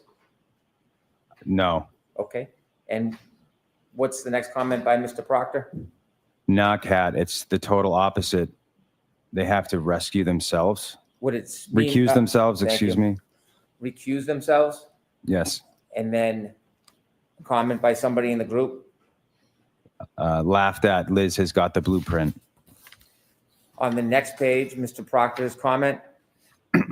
Same with Canton.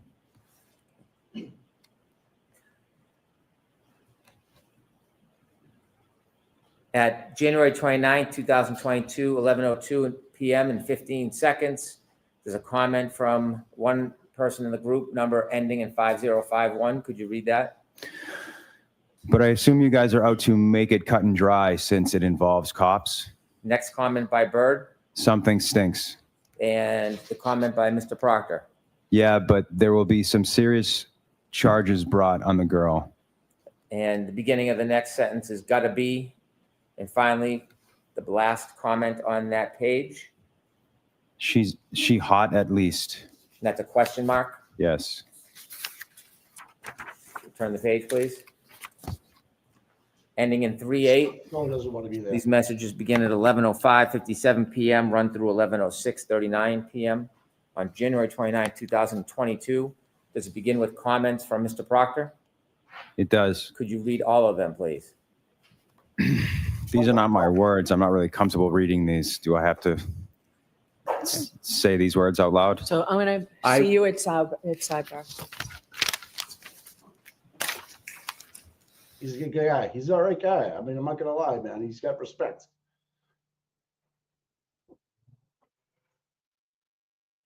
And fuck you, Proctor.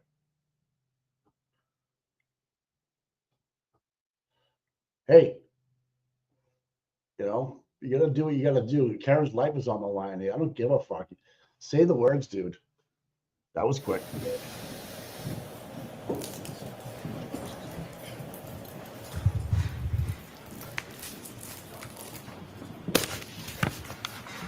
I guess my thing would be that I don't want Proctor to read these and have his friend do it. It's a full court today, full day today, Brian. LTI. Go ahead, Mr. Green. Thank you. Sir, I'm appreciating that you're not comfortable with these words. These are not your words, are they? No, they're not. You didn't see them at the time? I did not. You've never condoned them or adopted them? No, In fact, you would denounce these, wouldn't you? I would. I don't want you to say words that are not yours, so I'll say the words, and I'm going to ask you if I'm reading accurately. Is that better? Yes. Is that a fairer way to do it? Yes, it is. Thank you. Okay.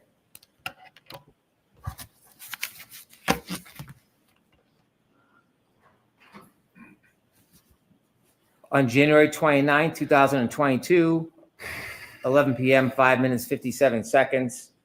And this page ends at 11 p.m., 6 minutes, 39 seconds on January 29, 2022, ending in numbers 38. Did I read that correctly? Yes. Mr. Proctor says, from all accounts, he didn't do a thing wrong. She's a whack job, and then uses the C word to describe. Is that accurate? That's accurate. He then says, yeah, she's a babe. Weird Fall River accent, though. No ass. Those are words that he wrote? Those are the words. And there's a response at the bottom from one member in the group stating, oh, she's skating. Yes. Let's turn the page, ending in 3-9. These begin in January 29, 2022, 11:06 p.m., 55 seconds. Is that accurate? Yes, it is. Mr. Proctor responds, zero chance she skated. She's effed. She's fucked. Yes, Is that what he said? it is. And then one person in the group says, no ass bitch. Accurate? Yes, that's accurate. Mr. Proctor, there's a response, laughed at, quote, no ass bitch. Yes.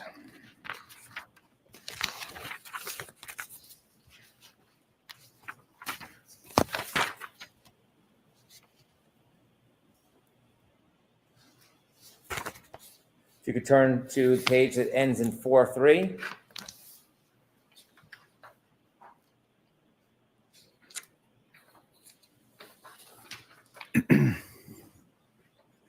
You ready? Yes. Okay. Somebody in the group says, is that chick a smoke? And then the same person follows up with a question mark. Accurate? Accurate. Mr. Proctor responds, E-H. Yes. Nut bag, as my chief would say. Yes. She's got a leaky balloon knot. Yes. Leaks poo. Yes. Are those the words of Mr. Proctor? They are. Did I read those accurately? You did.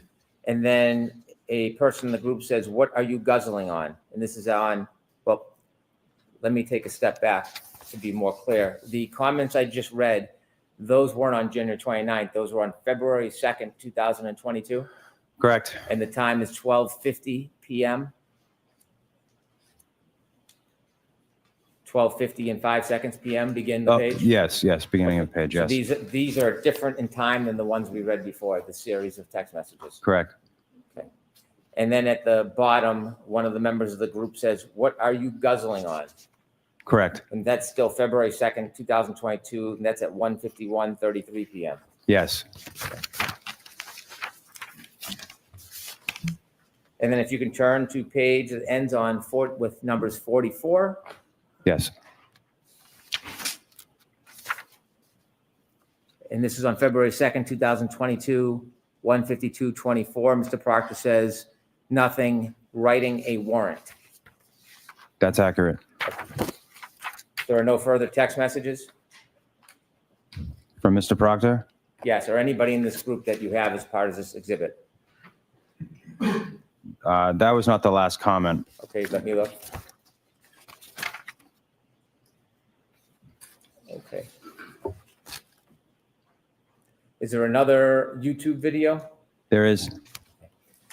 You were not part of any of these conversations with Mr. Proctor, No, but you're still friends with him? I am.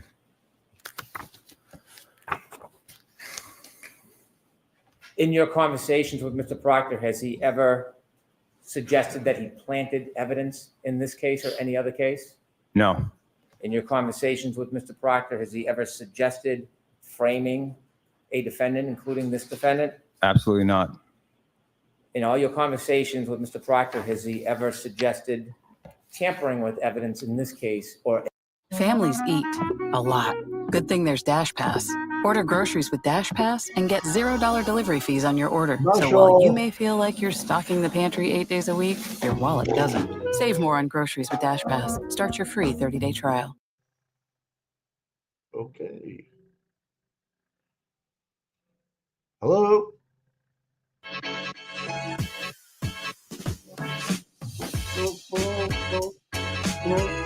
Michael Proctor was revealing this information on this high school group chat.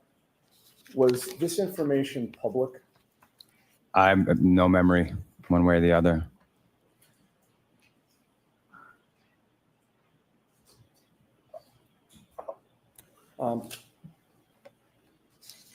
At the time, Michael Proctor was texting these messages to you and your other high school friends. Were Ms. Reed's medical conditions public? Did you know anything about Ms. Reed's medical conditions? I didn't know anything about this case at all. Michael Proctor was the one revealing those details about the case to you and anybody on the chat who cared to read them, correct? Correct. And you were asked questions about why Michael Proctor was fired, and I believe you answered in a shorthand way for these text messages. Were you aware he was fired for being biased? I'm not aware of that. Objection. No, the answer will stand. He's not aware. Were you aware that he was fired for revealing confidential information about an investigation? I was not aware of that.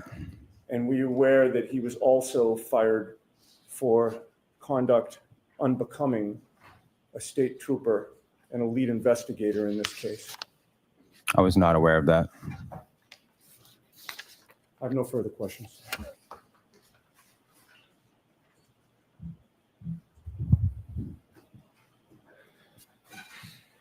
You're not aware that he was fired for conduct unbecoming because of these text messages? My understanding was it was due to the text messages. I don't know the other details of the situation. Do you know he was not fired for any accusations of planting or tampering with evidence? I do not know that. Do you know that he was not fired for doing anything to compromise the integrity of the evidence in this investigation?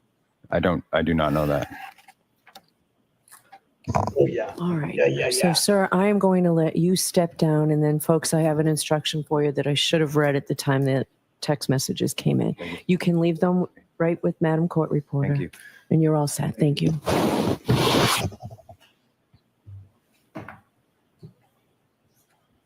Oh. All right. So I've told you folks previously, but I've got an additional instruction here. Before, and I think so you know this, and you'll hear it at the end of the case as well. Before you consider any electronic communication in your deliberations, you must first find that it is more likely true than not that the person who authored or created or transmitted the communication was in fact the person alleged. And here we've heard it be Michael Proctor and high school friends, the testimony was, I believe.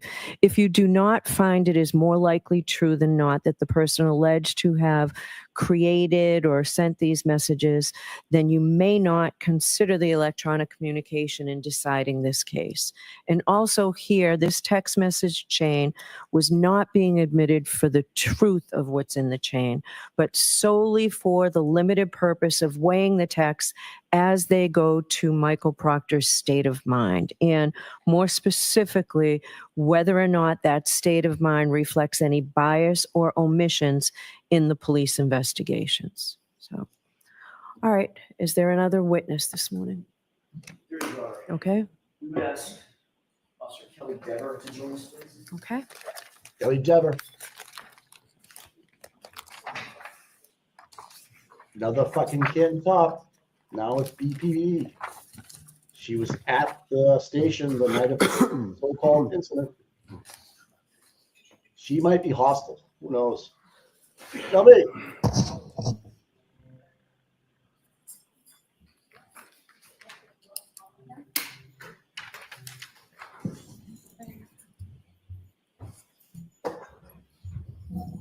Step up, face the clerk, and raise your right hand, please.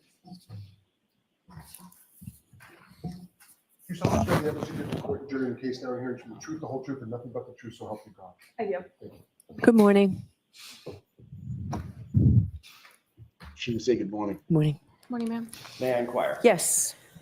Good morning. Could you state your name and spell your last name for the jurors, please? Kelly Dever, last name Dever. And what do you do for a living? Presently? I'm a police officer, Where are you employed? Boston Police. How long have you been so employed with the Boston Police Department? 2 years and a little over 2 months. Where'd you work before that? I worked for the Canton Police. Were you a sworn officer at that time? At what time?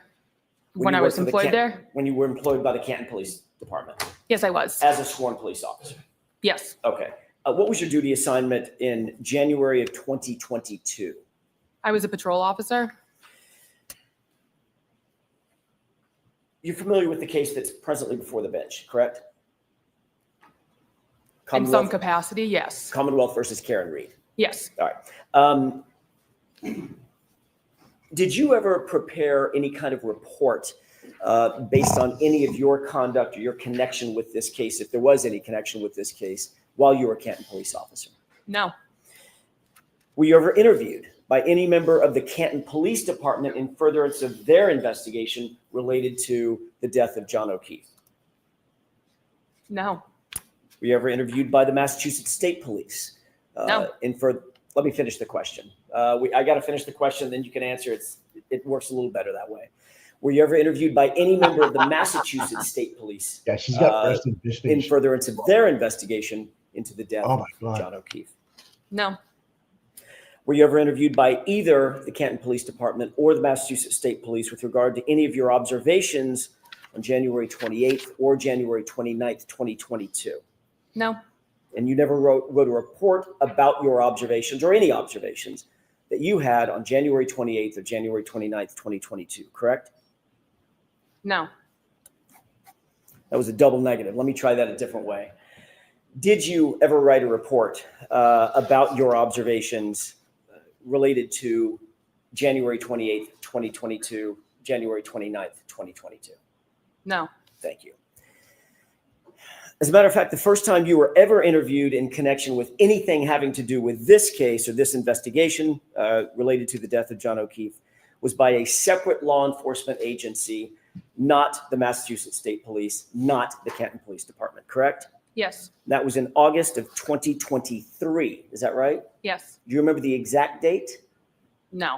August 9th, 2023. Does that sound right? About right? I know it was the summer of 2023. So. Okay. Do you think it would refresh your recollection to take a look at a report of that interview? Yes, because I've never seen it before. Just insofar as the date is concerned, may I Oh, approach? man. Thank you. Take a look at the bottom of that page. Just glance at that and tell me once you familiarize yourself with that face page of that report. Okay. May I approach? Yes. Thank you. Do you have that date in mind? Yes. Does that refresh your recollection that it was August 9th, 2023? Yes. Okay. I want to direct your attention, Officer Dever, to January 28th, 2022. Where were you working? What was your duty assignment on that day, January 28th, moving into January 29th? Well, 3.5 years later, I remember I was on patrol. I don't remember anything further about this night. Did you work overnight, like a late shift going into the morning of January 29th? That was my assigned shift, so Okay. yes. Okay. Who else was working with you on that particular day, if you recall? Sergeant Good, Yep. Officer Mullaney, Officer Seraph, Yep. and Officer Pasquarelli. And what generally was your assignment when you went into work that night on January 28th? Patrol. At some point, either that evening in the early morning hours of January 29th, did you note that a call came in related to a person found in the snow, unresponsive in the snow? Yes. Tell me about that, the nature of the call, and where were you? I was in my cruiser. A call came in that said person in a snowbank, something along those lines. Immediately followed by that transmission, my sergeant requested that I come to take over dispatch. Is that Sergeant Good? Yes. Okay. Did you, in fact, respond back to Canton PD to take over dispatch? Yes, so I was already in the parking lot of the Canton Police while this took place, so I was already at the station. Did you note whether or not Sergeant Good and or any of the others responded to the location while you stayed back to handle dispatch at the police department? Yes, that's why I went inside so he could respond. Were you aware that Sergeant Good, did you have any knowledge at that time that Sergeant Good was familiar with or knew who Brian Albert was? Objection. Sustained. Did you know who Brian Albert was at No. that time? No. Do you now? At least Because of familiar this with the name? case, yes. I spoke over you. I'm so sorry. Based on this case, are you familiar with the name? The name, yes. Did you know Kevin Albert? No. Oh, the detective Kevin Albert. Yes, I did. Correct. How did you know Kevin Albert? He was a detective for the Canton Police. Were you aware of his relationship to Brian Albert at that time? No. Are you now aware of his relationship with Brian Albert? Yes, from the media. And what is that relationship as you know it? Sustained. Did you know Brian Higgins at that time? Yes, in passing. I'm not asking if you're social friends, asking if you knew who he was. Yes. How'd you know who Brian Higgins was? He had an office in the Canton Police. Was he a sworn police officer? Not for us. Was he a sworn federal agent? Yes. Worked for ATF? Yes. Okay. How long had you known and been familiar with Brian Higgins? Say, for instance, by sight, to be able to recognize who he was. Sometime during 2020 is when I was probably first familiarized.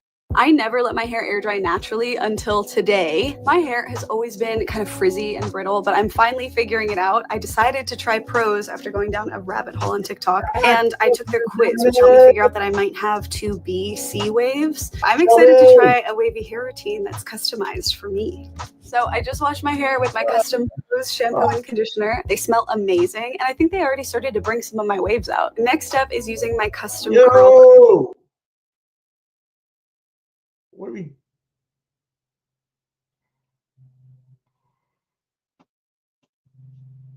I don't know, guys. I'm sorry, man. Don't be hating it. Don't be hating it. Please buy the product, though.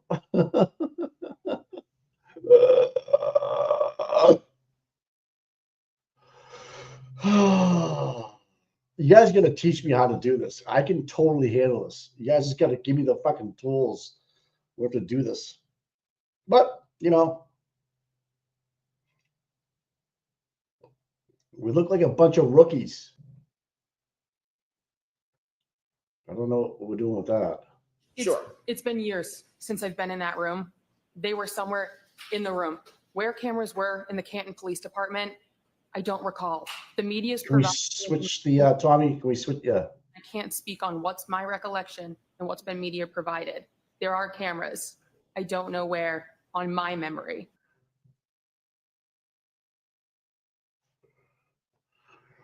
Oh.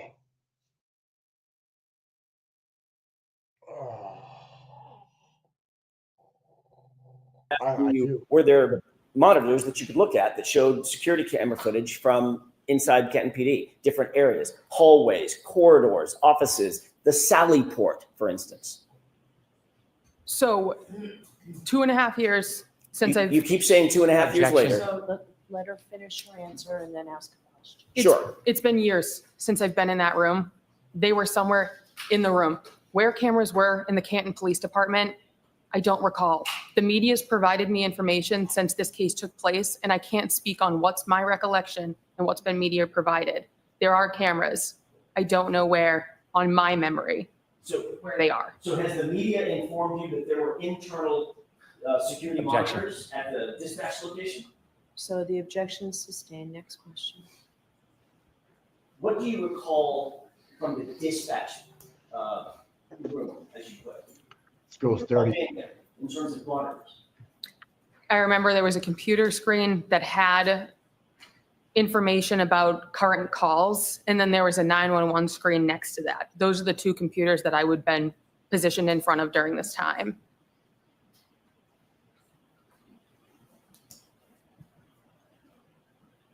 She wanted out again, guys.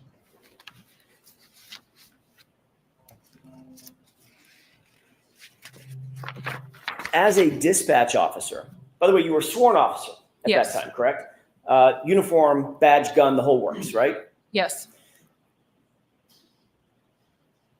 She's up resting bitch face. Had you ever been in Sallyport at Canton PD? Yes. What's the Sallyport?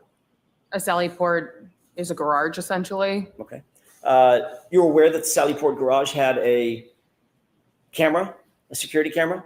It would make sense because that's where we bring prisoners to drop them off. Well, more than just makes sense. I'm asking you, do you recall that it had cameras There you go. that This fucking serviced the douchebag. Sallyport garage? Security cameras. It's where we brought prisoners, so there would be cameras, yes. Okay, you're saying there would be cameras. I'm asking you, were there cameras? According to the media, yes. I've seen the footage, so yes, there were cameras. All right, so hold on. So I'm going to strike that, officer. You have to answer the question based on your own independent knowledge. Okay? And if you don't reference what you know from the media. All right. She is a douchebag. There were cameras in the Sallyport. Thank you. Thank you.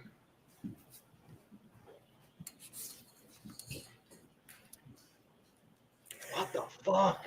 Ms. Deber, do you want to be here today?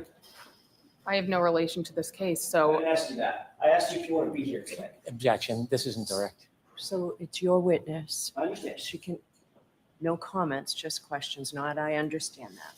Do you want to be here today now?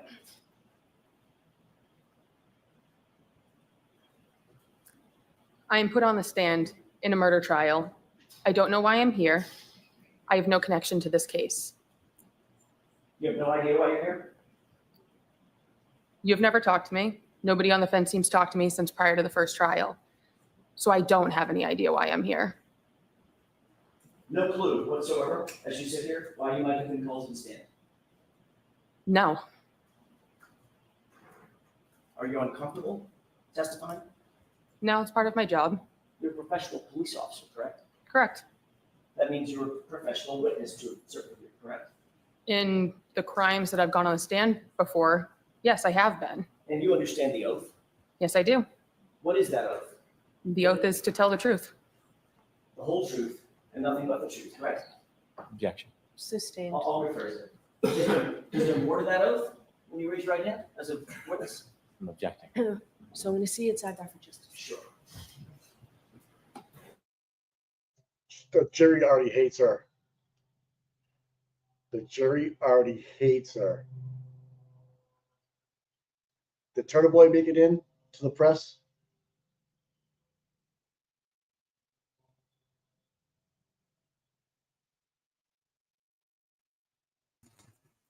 Mike, I already don't like her, and I've only been 5 minutes listening to her. She is so hostile, dude.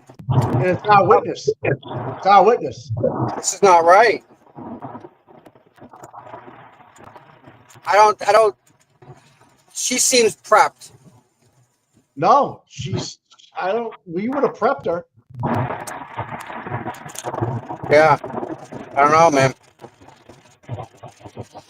She doesn't want. I like the question. Brian LTL, thick blue line. Yep. You understand? Brian Albert was the big wig at Boston PD. That's what she worked. And she says the wrong shit. She had no idea about him. Really? She had no idea about who he was. Oh yeah, correct. Yeah, until the media. Really now? I can't wait to prove that one wrong.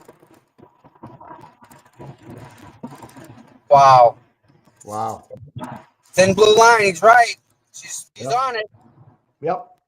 She's too young. Her career's too young. She's gonna happy doing what she did. You can tell how happy she is, right, Mike? She loves doing her job, don't she? Only in cases that she's involved with is what she said. Oh, okay. Is that what that is? Well, yeah, that's why I'm like, okay, you're on a murder trial. Does she know Carl Dougal by any chance? What? Does she know Carl Dougal? Oh, that's a good question. He ain't been in court today, has he? I haven't seen him. No. She doesn't know Brian Albert. Come on. Really now? Well, she knew Kevin Albert. Of course. But she didn't know Kevin Albert had a brother, Brian Albert, on Boston PD. Then she ends up working for Boston PD. Small world, I guess. Just not in her life. Right. Mike, how do you not know who Brian is? Of course you do. For Boston. He's the one that got her the job. Got her out of Canton, made the phone calls. You know he did. Absolutely. Wow. Yeah, I'm not too happy with this girl. Yeah, and the whole text stream. Better just put out a tweet.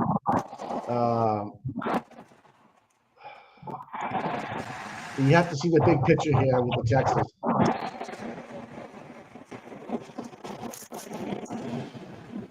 The point being that Brennan is that Proctor was fired from Texas, not his actual investigation conduct. That's the point here. That's what they're trying to. That's what the prosecution wants you to see. Really? Well, because it was the gross Texas, not his bias towards trying to save a Boston officer, Brian Albert, and all his friends, as opposed to John. Yeah. So he was fired for vile Texas, not his bias during the investigation, which is completely untrue because Colonel Lowell fired him for a lot of different reasons.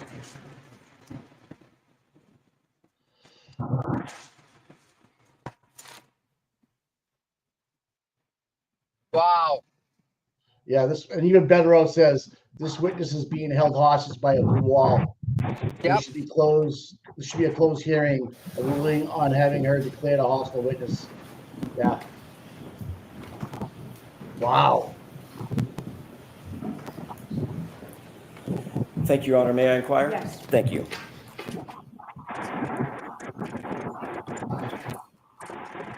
Sorry, hit mute. Thanks, pal. One of the cameras, one of the monitors that you had access to back on January 29th did show the footage from, or did it show the footage from that one of the other Sallyport garage cameras? Can you rephrase the question? Sure, it was a little bit clunky on my part. Did one of the monitors that you looked at, that you had access to at the dispatch area, did it show the video footage or the video feed from the Sallyport garage?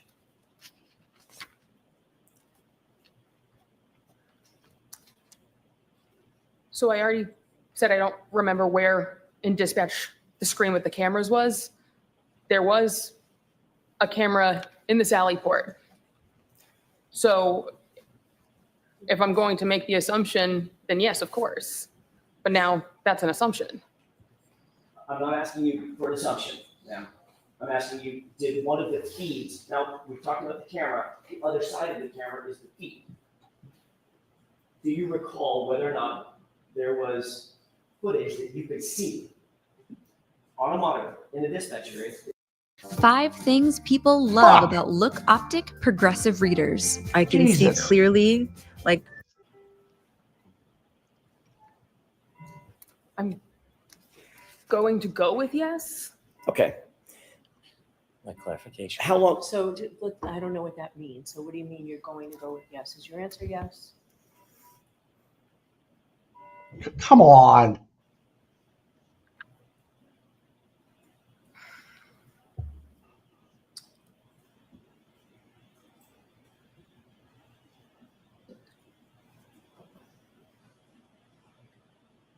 Yes. Thank you. What time about did you take over the dispatch desk? That morning? Christ. Immediately following when the 911 call came in. Would have been 6-ish in the morning. Does that sound about right? Sometime I would say towards the later of my shift, but it was the middle of winter and dark out. So I don't know if it was 4, 5, 6. Understood. But it was still dark out. Yes. Once you took over the dispatch desk, did you stay there even past your normal shift ending to support the investigation that was ongoing? Not to support the investigation. I was just on overtime. Okay. So you stayed past your normal end time of your shift that day? Yes, on overtime. You stayed into the afternoon, correct? I believe the shift ended at 3:45 p.m. for the Canton Police. But you stayed past your ending shift time, correct? I'm sorry, I'll rephrase it. Did you stay past your ending shift time? For my regular shift, yes, because I was on overtime on the day shift. Did you observe anything unusual that stood out in your mind that occurred, pardon me, in the Sallyport while you were on that shift? So we've discussed this previously. I can't make that statement on the stand because I've been provided information released by the defense that it was not a memory, that it was a distorted memory. Therefore, I can't state it because at this point it would be a lie. I cannot make that statement that you're wanting me to make on the stand because I've advised that that would be a lie. Ms. Deber, I've never asked you to make a statement one way or the other on the stand. I'm asking you an open-ended question. Okay, Did you, let me ask you a question. Did you observe something in the Sallyport garage on January 29th, 2022 that you found unusual, that stuck out in your mind? Given factual information that makes it so I know I did not, no. So the answer is no. Correct. Do you remember being interviewed on August 9th, 2023? I do. That was by a separate law enforcement agency, correct? Yes. 2 separate law enforcement agents, is that right? Yes. And you were advised during the course of that interview on August 29th of something, correct? Can you rephrase I'm sorry, that? August 9th. So what was I advised of? Can you rephrase that? Sure. Were you advised that lying to those officers would be a crime? So it was a willing conversation. I've spoken with their legal team. Because of the fact I was providing factual information that showed a statement of mine was a false memory, it was not a lie. Therefore, I made it in good faith, and I retracted given information that it could not be accurate. Ms. Deber, did you understand my question? Yes, I did. You threatened to charge me with perjury during our phone call prior to the first trial if I didn't lie on the stand right now. I'm telling you, I did not see anything. Factually, I've been provided evidence by a timeline that it is not correct. Ms. Deber, my question was this. Were you advised that it was a crime to lie to those law enforcement agents? Yes or no? No. They never told you, they never admonished you that it would be a crime to lie to them? Objection. Sustained as to form, Mr. Jackson. Wow. Did they advise you of anything? Any consequences of lying to them? So we had a willing conversation. Yes or no? I don't recall. So, okay, there's your answer. You don't recall if they advised you of anything? No, because it Okay, wasn't. As a trained law enforcement agent. Go ahead and ask a question, but both of you only one at a time, okay? As a trained law enforcement officer, are you aware that it's a crime to lie to certain other law enforcement agents? When you have intent to lie, yes. Okay. So you knew that when you spoke to these law enforcement officers, correct? Yes.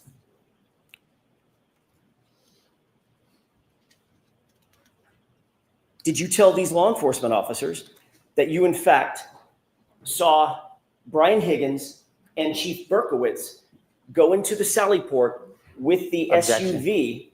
May I finish my question? You can finish this question. Go ahead. Did you tell those law enforcement agents on August 9th, 2023, that you saw Brian Higgins and Chief Berkowitz go into the Sallyport together and alone with the SUV for a wildly long time? That was my recollection at the time. So you did say that? At the time, that is what I recollected. Okay. Oh, yeah. Oh, Tom's in traffic. Shit. Jackson's fucking eating her up. Did you indicate that you noted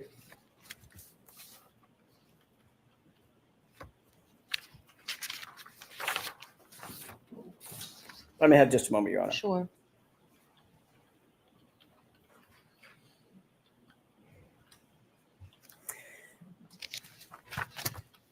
You and I spoke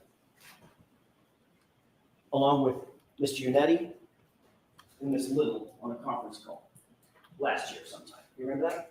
Yes.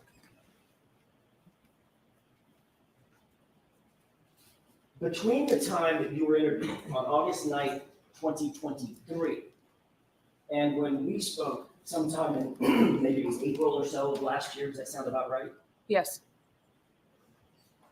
Did you have any conversation with any other party about your potential involvement in this case? No. Did you have a conversation with anybody in the commissioner's office at Boston Police Department? Not about anything malicious. I didn't use the word malicious. Why do you say malicious? I had a conversation, but it was my department saying, regardless of what I need to say on the stand, they support me. You were asked to go to the commissioner's office, correct? Yes. How long had you been on the Boston Police Department at the time that you were invited to go up to the commissioner's Holy shit. office?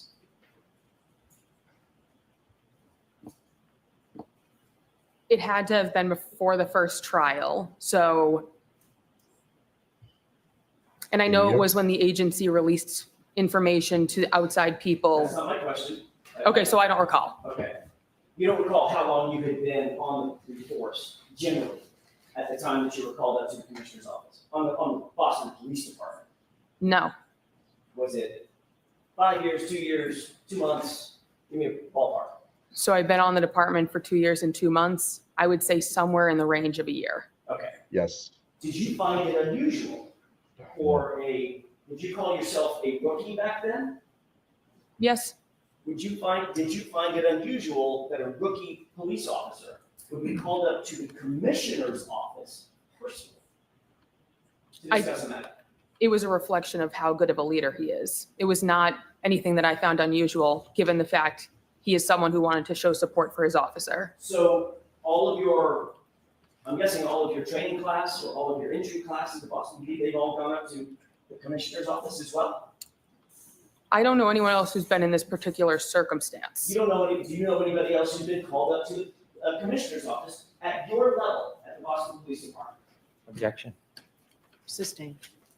Do you know of any of your colleagues with your level of experience that have been called up to the commissioner's office for a specific instance? Objection. That's sustained. Now, when you went up to the commissioner's office, did you respond to his indication that he wanted to see you up in his office? It wasn't a direct line of contact from him. Okay. Did you respond? Did you ultimately go? That's what I mean by respond. Did you go to his office? He's my boss, so yes. Okay. And who else was in that office? Me and him. The two of us. General counsel of the Boston Police Department? No, it's just me and him. During the conversation that we had last year, did you say that general legal counsel for the Boston Police Department was also there? Objection. Not during Sustain. that conversation. Objection. Next question. Sure. Was there another time that you went to the commissioner's office where general legal counsel was there? No. Have you ever met general legal counsel for the Boston Police Department? Yes. Was it in the commissioner's office? No. When was it? During my conversation with the agents. You took a lawyer with you to talk to this other law enforcement agency? I'm going to see you at sidebar on this. Oh man. She just wants to get out of there and not bury the blue line. Look at you, Eddie. A little smirk. Oh, this is getting good. Turtle Boy's in the house. Yeah, buddy. This girl's not very nice. No, dude. She doesn't look happy. Mike, I'm sorry, and it's an insult, but this girl so much Canton, it fucking screams bogus. That's why she fits good on that Boston PD, dude. And you know where she was? She was sleeping in a cruiser in the parking lot. She's from Canton. Yeah, dude. I know exactly who she is. She's got to go into it.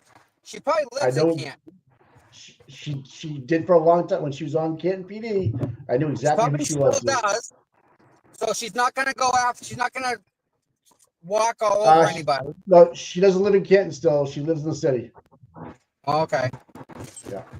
Residency But requirements. when she was at Canton, she lived nearby. Yeah. Just so you know, we've had a conversation about this. Yep. But I'm not going to say any more. Yeah. But yeah, she's not too far away, or wasn't. She wasn't too far. She wasn't too far away. No. She definitely has some. She's protecting a lot. Oh yeah. Oh yeah.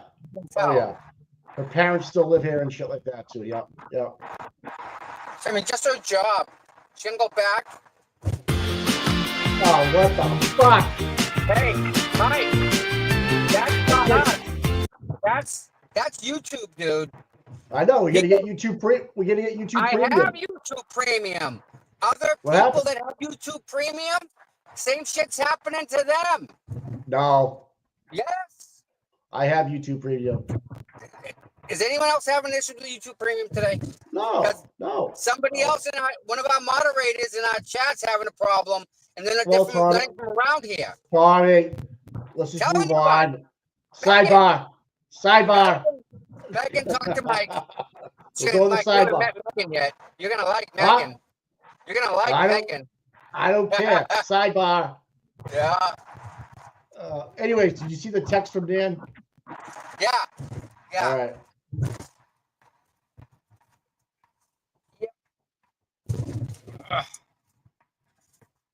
I don't know how this lady can be a witness for the defense and not talk to the defense and find out what's going on. Okay. Like, how's that happen? How's the defense put her on the stand, Mike?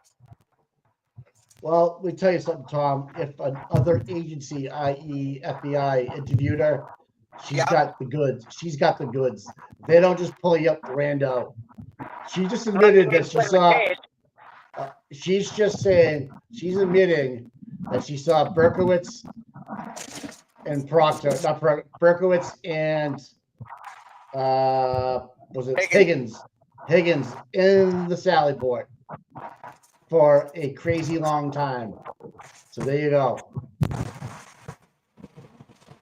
Higgins was more involved than I ever thought he was. Oh yeah. Wow. Dude, in my opinion, he had the means, opportunity, and motive. I just need to give him the credit. Yeah.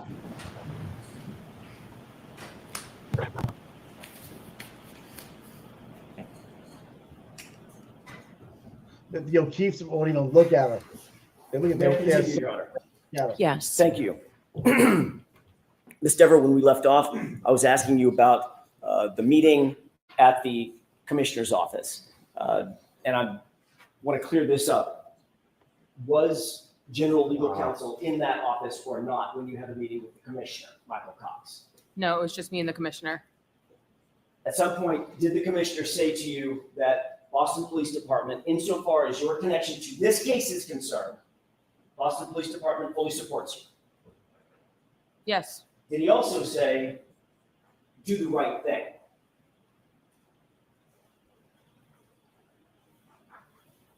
That's a direct quote, so I can't recollect if he said a direct quote 2 years ago. A year ago, when you talked to us, the defense, did you tell the defense that when you were called up to the commissioner's office, he told you two things?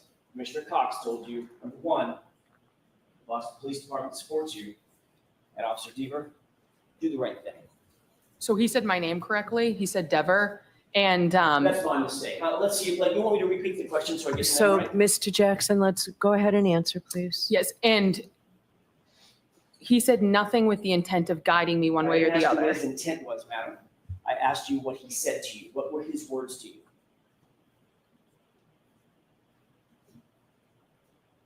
That he supports me. And? Just wanted me to tell the truth up here. And his words were, do the right thing, correct? Say it. I don't recall. You're lying. You're a horrible witness. You're a horrible How many liar. other times have you testified in a court of law? During the course of your job?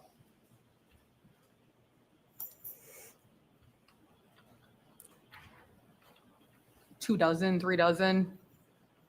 And Actually testified probably ballpark a dozen times. in any of those other cases, has Commissioner Michael Cox called you up to his office to discuss your testimony in any of those cases? Yes or no? No.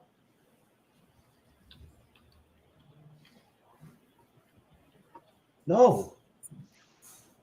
That's not a yes or a no answer. Well, yes, it actually is, Ms. Dever. So no comments, okay? Just You understand the question? Yeah. The question, yes. The implication, The question is, in any of those, I'm asking you an open-ended question. In any of those cases, Officer Deber,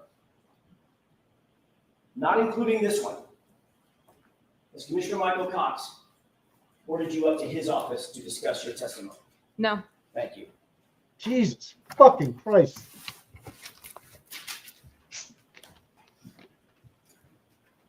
all right, Mr. Brennan.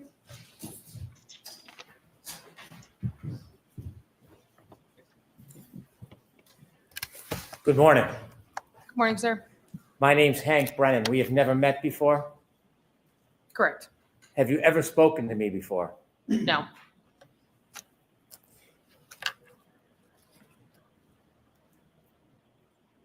The defense team, Attorney Jackson asked you some questions this morning. Yes. It sounds like you've met them before. Only by phone call. How many times have you spoken to Attorney Jackson or anybody on the defense team before today?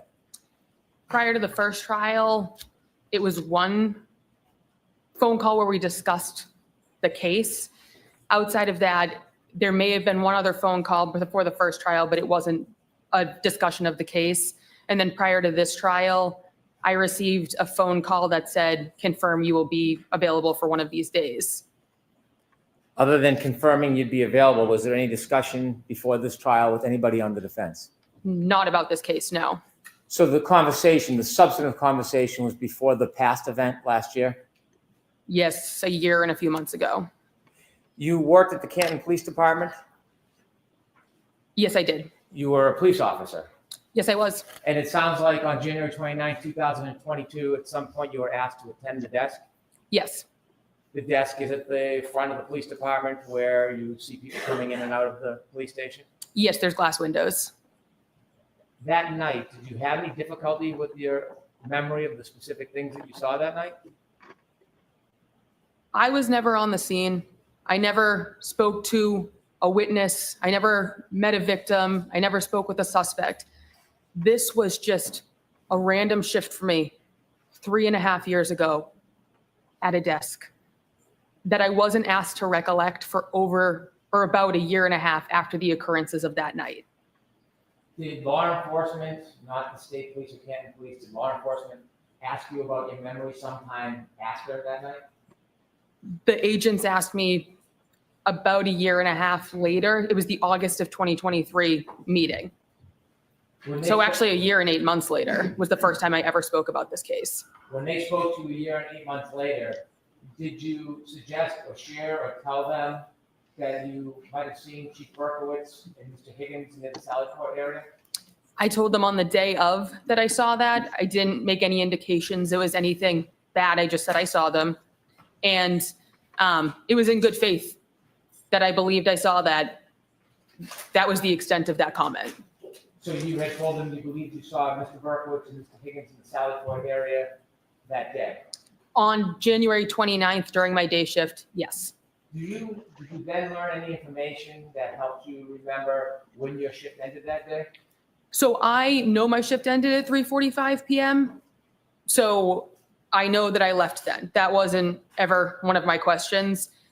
The defense released a timeline right prior to the first trial that the vehicle on that day did not arrive in the Sallyport until about 1.5 hours after I left, meaning it is not possible that I saw that.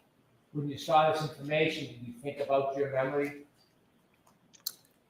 So when I saw that information, it made it clear to me that there was a distortion of the timeline, and the false memory I created, I provided in good faith, but I retracted immediately, being provided evidence that it was not possible. Who did you retract it to? Who did you tell? So I told the defense team prior to the first trial. I also contacted the agents. The agents assured me that good faith. Not what they said, but what you thought. Not what they said to you. But Did they threaten to put you in jail when you told them about your mistake? No, I even spoke with the legal team and they said that I made a comment in good faith. There was absolutely no way that I could be charged with anything of being malicious. Before we get to your conversation with the defense team, now I wasn't there in that conversation, was I? No, Have you ever shared that conversation with me? I've never shared it with anyone. Before we get to that, you seem a bit anxious. Are you anxious? Confused as to why I'm here, but anxious now. Are you, have you received any negative pushback because of you sharing your Yep, memory? excuse me. You guys hear me burp? I'll allow that. No. Have you received any unwarranted attention from the public or media? Not to my knowledge, but I didn't go digging to find it. When you mentioned the media sent you something, what did they send you? So I've seen things in the media. No media has ever been directed for me to find it. It's just this case is unavoidable as a local person on the internet who sees things that get shared. So inevitably, you were contacted by the defense? Yes, prior to the first trial. You mentioned that somebody had suggested you be charged with perjury? Yes. Who did that? One of the male members of the defense team. Why did they say that to you? Objection. Sustained. What were you discussing when you were threatened with perjury? They were essentially telling me what they were looking for me to say on the stand. What were they looking for you to say? They were looking for me to say that I saw Higgins and Berkowitz in the garage with the car. Did you share with them that that wasn't an accurate memory? Yes. How did they respond? They became very aggressive, raised their voices, and the one word that I can very definitely remember is they said that they would charge me with perjury. What did they want you to say? They wanted me to say that statement. You ever look at someone and think, how do they handle everything so well? Why don't things seem to affect them in the same way? How many times were you threatened with perjury? At least once during the phone call, but once you say it once, it was enough. What else happened during that phone call? Tell us the tenor of it. Tell us the content of it. That was essentially the thing I remember most because I understood that was what they wanted me to provide for the trial. I was never called for the first trial. Therefore, I'm not exactly sure what else there is for me to say when the one thing that they wanted on the stand. It is factually not correct and cannot be provided. When they threatened you to charge you with perjury, tell us what your state of mind was. With demeanor. Disappointment that legal counsel would go that route with someone who is, from a factual timeline, saying something is incorrect. There was no retracting based on emotion. It was very clear, given the timeline, it could not be correct. Now, you work for the Boston Police Department? Yes. And by the way, when you were with Canton, did you ever talk to anybody about reading or planting evidence or doing anything like that? No, and this conspiracy theory came out a year and a half later. I was gone. Did anybody from What Canton conspiracy? ever try to suggest to you you should or shouldn't say something to help her side of the case? No, because I was never spoken to until far after I left. Did you ever see anybody in this case or any time when you were with Canton doing something improper and tampering with evidence? Not in this case or any case. If you had, would you have reported it? Yes. Sustain. Move to strike. I'll strike that, ladies and gentlemen. So you transferred to the Boston Police Department. Has anybody from the Boston Police Department ever suggested that you should lean your testimony one way or another? No. Has anybody from the Boston Police Department ever given you any rewards or favors for defying the defense position? No. Has anybody ever suggested that you should say anything whatsoever that would be unhelpful to the defense? No. Has the Norfolk County District Attorney's Office ever encouraged you to testify in any way other than the truth? No. When you spoke to the chief of the Boston Police Department, did he in any way ever tell you to shoot your testimony? Not at all. When you met with the Boston Police Department Commissioner, did he ever ask you the substance of what your testimony would or wouldn't be under oath? He made it very clear he did not want to discuss the case at all. When you spoke to the people at the Boston Police Department, have they ever weighed in any way on what they think you should or shouldn't say? No. As you're testifying here today, are you under any tension, undue influence, stress, threat? There is discomfort with the way that there's attempting to guide what my testimony is, but I don't feel any need to fall into it because I'm here to speak the truth on the stand. That's my livelihood.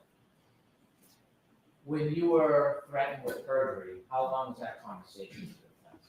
I believe it was just about an hour on the phone. My phone log on my physical phone would not go back far enough for me to be able to retrieve the date or the time that that phone call took place. That conversation lasted an hour? Approximately. How did it end? Not on a good note in the slightest. I remember it was a pretty hasty hang up on both ends.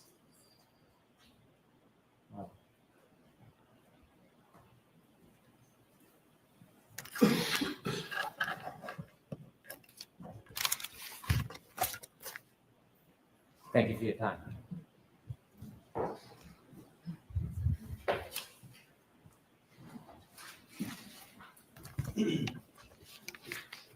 May we approach briefly? Yes. She so does not want to be there. But no one look at the camera. Oh, look at Aiden. Aiden gave Jess Machado the seat. What a nice guy. You there, bud? Aiden. Yeah. This girl's a bitch. Oh, yeah. Oh, yeah. She didn't see her. She didn't see Higgy and Short and Shiny. She did. No, she did. Not when the car was there. Working the desk that night. A male voice. Yeah, no. Till 3:45, dude. Threatened to charge you with perjury? Yes. You're a police officer, correct? Yes. Who charges people with crimes? If a crime is committed, there can be a report of it. Who So charges people with crimes? in the end, it's going to go through the court system. So the district attorney, the ADAs, that's who pursues it in a court Right. setting. Have you ever seen a defense attorney charge anybody with a crime? So you can seek out reporting someone for it. Have you ever seen a defense attorney charge someone with a crime, ma'am? Personally, no. Right. Fact of the matter is, nobody ever threatened you with perjury, did they? Oh, they did. Yes. That's I contacted the FBI regarding it. Oh, did you? I did. You have a report? I have an email conversation where I sent the 2 questions I had. She responded, I will pass these along.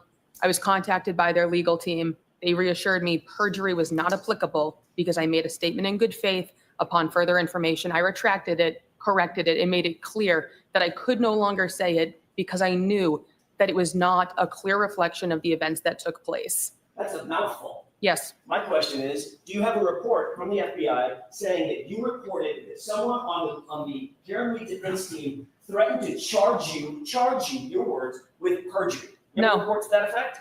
No. No. Fucking bitch. You thought Your you were job so smart.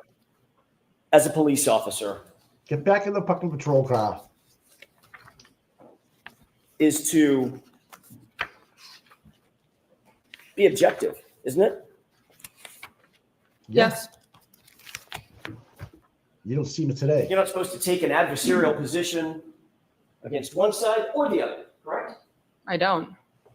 Just right down the middle, just the facts, as you know them, correct? Yes. You feel like you're being unbiased in your testimony here today in front of these jurors? I'm telling the truth. You think you're being fair to both sides? All I have to do is tell the truth. If it's not perceived to be fair, that's someone else's opinion. Let's talk about that truth for a second. He's good. He's fucking good. What you told those law enforcement agents on August 9th, 2023 was, quote, you recalled seeing Higgins at the station later that day on Saturday. Dever thought it was also weird that Higgins and Chief Kenny Berkowitz were by themselves in the Sallyport of the police department, by themselves while Karen Reed's car was parked inside. Higgins was a witness and present at the gathering where O'Keefe was found dead outside, and then he was in the presence of important evidence. You were sitting at dispatch by yourself and saw on the camera outside of the Sallyport when they walked in. Objection to the entire reading. So beyond the scope, so you have to keep it. There's more to the statement, Your Honor. Do you remember making that statement to the officers? My recollection of the time was that. So yes. Okay, great. Did you go on to say, speaking of being truthful, did you go on to say, I'm objecting. All right. Why? So you have to ask differently, but I need to see you for a minute with this and bring that with you, please. Woo-hoo-hoo-hoo. She's getting smoked. Get back in the fucking car and go down to the Commons, all right, and just chill. Walk Newberry Street with your beat fucking stick. Let's go. Get the fuck out of here. Maybe you should go out and leave like what's his name there? With the bad knee. I can't even think of it. Chitty Chin's fucking husband there. Yeah, she's done. Her career is done. She'll never, ever recover from this. She'll be out drinking. They're going to look at, they're going to talk about it. Everything. It sucks. But it's too bad. I don't care. She's done. Yep. Hey, welcome home. Man, this girl, she's a police officer currently. Think about that, people. Think about what she's defending and what we're trying to defend against. And what side is this girl on? Is she on the side of right? Well, she got the commissioner. She admitted that the commissioner said, do the right thing. How many new fucking employees meet with the commissioner? None. Same people that meet with the guy that runs the state police. Remember I asked for that interview? Yep. So when she was told, we support you, but do the right thing. That's like a double negative. That's like some explaining to do. That's like. I wonder if there's a. They should have reversed that. If you do the right thing, we'll support you. Is more how it was how it should have come out. if you do the right thing, we'll support you. And you lead by example, right, Commissioner?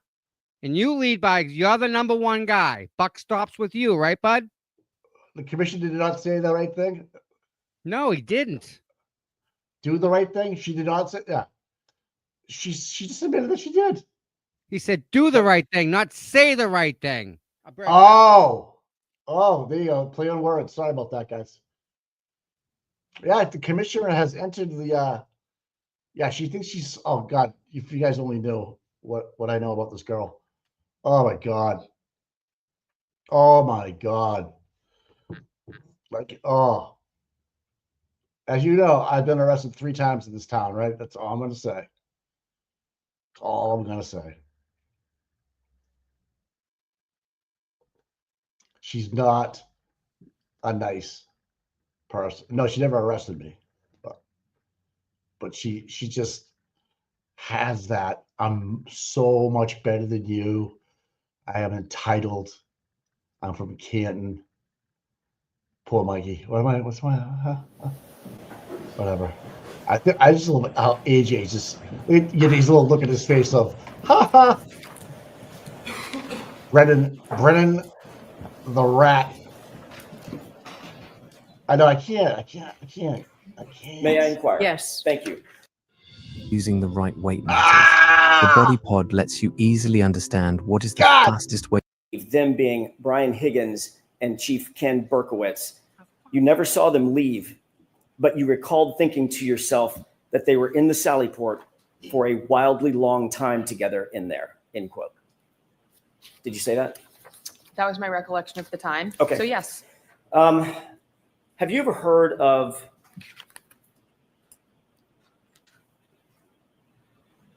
by the way, you indicated under questioning by Mr. Brennan that you knew what they wanted from me, meaning the defense, what they wanted from me. You Yes. understand that? Yes. Do you remember on that phone call that we read directly from the exact same report that I just read from? Do you remember that? And I told you the same thing then. That's not Yes. a question. Objection. Sustained. My question is, just answer my question, Officer Deber. Did we read to you, were you read the exact same thing that I just read to you on that phone call? Like you can't remember my name. I don't remember. I can remember your name, Miss Deber. Okay, so the answer is I don't remember. No comment. Wow. What a bitch. All right, so no comments, just questions, please.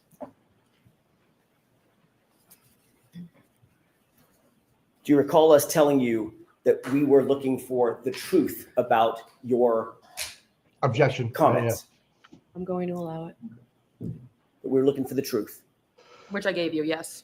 Did you also say on that phone call something to the effect of, I know you're going to tear me a new one because I'm changing my testimony?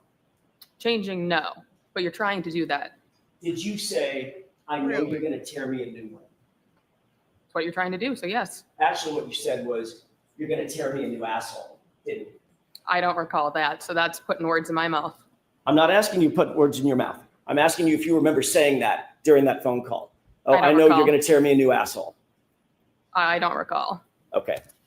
But you do remember saying something to the effect of, I know you're going to tear me a new one. Not right? good. Yes. Not good. Okay. Wow. Have you ever heard of something called the blue wall of silence? Boom. Objection. Sustained. Do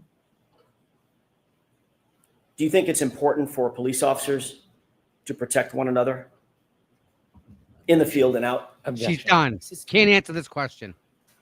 Can't answer this question. Have you spoken with anyone? Not Mr. Brennan. He's covered that. Spoken with anyone from the district attorney's office about your involvement in this case? Ever? No. Never? Unless you're going to provide a person. I've never talked to any of these people. Have you talked to anyone at the DA's office at all in any regard? Not to my recollection. How about indirectly? Not to my knowledge. Are you friends with any people that you're aware of that are connected to this case? Are you personal friends, girlfriends, boyfriends, personal friends with anyone Here we go. that's connected with this case? Other people who's been on the witness stand, one person, yes. Who's that? Oh. Sarah Levinson. How long have you known Sarah? We became friends in middle school. Oh, lifelong time. Did you watch any of this trial? Clips in passing, but no, it's 6 hours a day. So I work during the day shift now. So you've seen some of the footage of the goings on in this case, correct? Yes, nothing with her. I did not watch her testimony. Were you aware there was a sequestration order? I don't know what that means, so no. You're a sworn peace officer. You don't know what sequestration means? No. Not in good. terms of witnesses? Oh, no. Not watching the proceedings in order to affect their testimony? No, I wasn't aware. But you did tune in to the case, correct? In small clips, yes. And you did, in fact, on August 9th, 2023, have a fulsome conversation with two sworn police officers about your memory. My co-counsel's here. Of what you saw, your observations on January Mike. 29th, Yes, sir. 2022. I think she graduated a year below. I don't know if they're police officers necessarily, but yes. Law enforcement agents, how about that? Yes. And that conversation is reflected in this piece of paper that I just read to you, correct? Yes. Thanks. That's all I have. Okay. You are all set.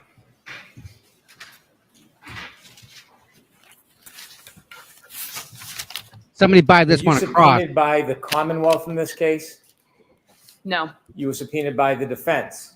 Yes. Did they tell you that there was a sequestration order or that you shouldn't watch any of the footage? Did they fairly inform you about what the ground rules were?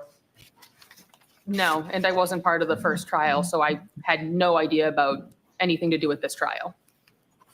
Paddle. When you spoke to those law enforcement officers back in 2023, do you know that they made a report where you had informed them that you knew Sarah Levinson and that report had been provided to the defense a long time ago? Did you know that? Yes, I informed them very clearly. So the question about if you know Sarah Levinson, that's no secret in your world, is it? In that form, I'll sustain it. That isn't a secret, is it? Not at all. That's something you were open and candid about? Yes. You understand that regardless of what you say, it doesn't matter as long as it's the truth. Do you understand that? Yes. The Commonwealth in no way is asking you to accommodate it or please it in any way. Do you understand that? Yes. If there was something that may be perceived by others as adverse to the Commonwealth, you understand we would want you to tell that if it was the truth, don't you? Sustained. You understand, well, the Commonwealth has never intimated, suggested, or advised you to say anything other than the truth, have they? No. Have you been given any consideration or reward because you remedied your memory? No. After being shown the evidence that you left that day, January 29, 2022 at 3:45, and learning that the defendant's car did not get to the Sallyport at 5:30 or so p.m., is there any way you could have seen Mr. Berkowitz and Mr. Higgins in the Sallyport with the defendant's car that night before you left for work? There is no way. Understanding you made a mistake, was the defense receptive to your explanation that you made a mistake? Objection. Sustained in that form. Did the defense pressure you when you told them you were going to come into this court and tell the truth about your mistake? Objection. No, allow it. Wow, Bev. Can you rephrase it? Yes. When you told the defense you had made a mistake about your memory, did they pressure you? Yes. Did they pressure you to say something other than the truth? Yes, they wanted me to repeat a lie at that point, given it would have been with malicious intent to repeat it. Oh my God.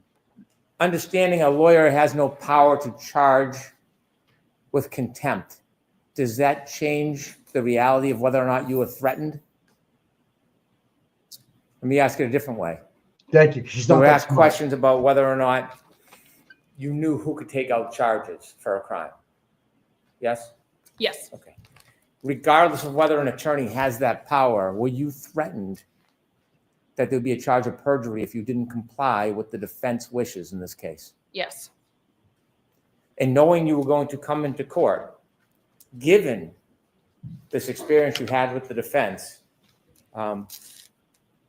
is that why you felt like they were going to tear you? Is that the phrase we used? Yes, because they did not want me to tell the truth. So I told them that knowing they were kind of trying to eat me alive into repeating something that is not the truth. Rather than to come in here and be attacked, wouldn't it have been easier just to said what you had earlier thought was true? Objection. I'm going to allow that. Wouldn't it be easier just to come in and accommodate them rather than be threatened? Well, of course. So why did you come in here? My entire job revolves around what I say on the stand right now. If I was to lie, I lose my job. I lose everything. I'm here to tell the truth. I cannot lie while sitting on the stand. She loses everything, Mike. Thank you. Get it? One question. Okay. Your entire job revolves around what you say on the witness stand. Is that what you just testified to? Yes. And if you agreed that what you said to those two law enforcement agents on August 9th, 2023, you would be implicating not one, but two police officers, law enforcement officers, correct? If you agreed with what you said in August of 2023 on this witness stand, you would be implicating two officers, fellow officers, correct? Say it. So I'm confused as to what you're asking. You would be implicating, if you agreed with me, you have not agreed that that was the truth.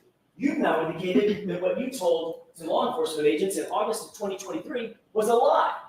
No. If you agreed with that statement here on the witness stand, you would be implicating two officers as having been in the Sallyport, weirdly, for a wildly long time with the SUV, implicating not one, but two fellow officers, correct? That's what you would be doing. It's not possible I saw If that. you agreed with me, would you be implicating the reputations of two officers? Yes. If I was to lie, then yes. And your entire job revolves around what you say on that witness stand. That's what you said, correct? That's what you just said, Officer Deber, correct? I still don't really understand the question. You just said, all I'm asking you is what you just said. I wrote it down. You just said, my entire job revolves. Oh, come on. Fuck. Why don't we? That's all I have. God, fuck. She sustained it. I'm confused. When you spoke to those agents, you didn't implicate Chief Berkowitz and Mr. Higgins with doing anything criminal, did you? No, they were friends. That's why Higgins had an office there. You didn't implicate them ever suggesting they had tampered with evidence, did you? No. You never implicated them saying that they had framed anybody, did you? No. So when you talked to those agents, did you ever suggest that Mr. Higgins and Mr. Berkowitz did anything to touch or tamper with the defendant's Lexus at all? No. Never. No. Is there anybody you're protecting? I have no one to protect. Do you need Yes, to you protect are. anybody? No. All right, Officer Deber, you are awesome. Thank you, Your Honor. All right, jurors will take a morning recess, 20 minutes. All rise, please. Close your notebooks and follow me. Let's get rid of that fucking thing now. Oh my God. What was that? Court TV? Whichever one it was, it's got issues. That's, man, that girl's done.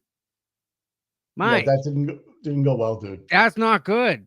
Nope. Again, there's no way Hank wins today. How? I think there's another application at McDonald's at Cobb Corners if you need one, Kelly. You could probably walk to it from your parents' house. Oh my word! Wow. There's just no Now, words for this, and Mike. hey, Aiden's tweeting and other people are tweeting. She brought up the word FBI. Yes. Yes. She did. Isn't that awesome? And Auntie Deb says this girl seems sweet. You know that's condescending. Wow. Oh my good God, man. That. Oh man. So I'll put it this way. What I know about this girl, this officer, let's just say she's a dominatrix. She, you know, no, all black, all black. Oh no, Mm. hear me out, dude. All black, the leather whip, the whole nine, the whole fucking nine, dude. And she'll wear the gun belt. She'll do anything. Yeah, that's what I know. Oh yeah. Pass around floozy. Swear to God. Yep. Like a doorknob. Everybody's had their turn. I know. I gotta go change. Go ahead. Wow. Yep. You need to hear that. I was telling you what I know. People wanted the yeah, guys, yep. She's yeah. Yep. Kind of disgusting. Kind of disgusting. So Kelly, this is Aiden. Okay. And she knew Sarah Levinson. I've seen them together in cars together. And when they're out and about. Yep, that's true. Sarah Levinson and Kelly Deber. And she broke the sequestration order. And you just like, I hate when she said, just like you're saying my name wrong. Like, oh man. Oh.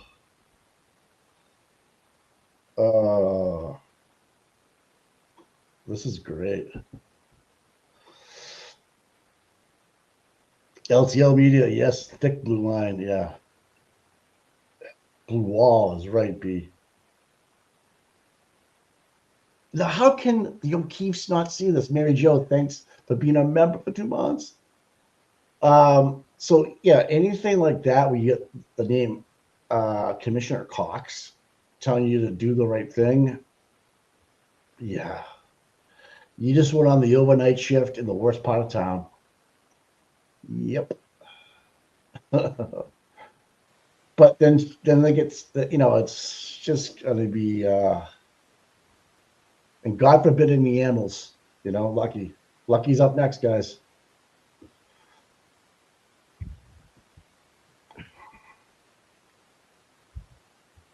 I'm just in awe. I'm just thinking, dude, I got nothing. I got nothing. Well, So let's just put it this way. If I'm snow blowing my driveway and I'm at the end of my driveway on the road, and I look down the street, I might be able to see somebody's house. Gotcha. And that night on the 29th, around 4:00 in the afternoon, there was a bunch of people in front of that house. Remember that?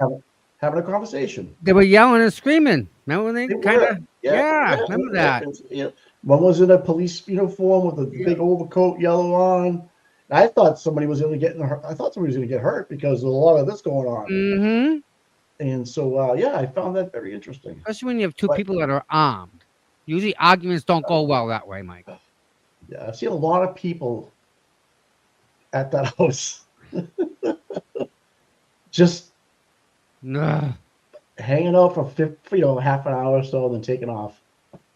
Just so you know. Checking in, saying Yeah, hi, making just sure they're making all sure right. everything's good. Hey, How accidents you happen. doing? Just want to make sure. Yeah. Yep. She doesn't do what Yeah. happened with John's partner. And she's not a nice. She's just a angry person. She's not.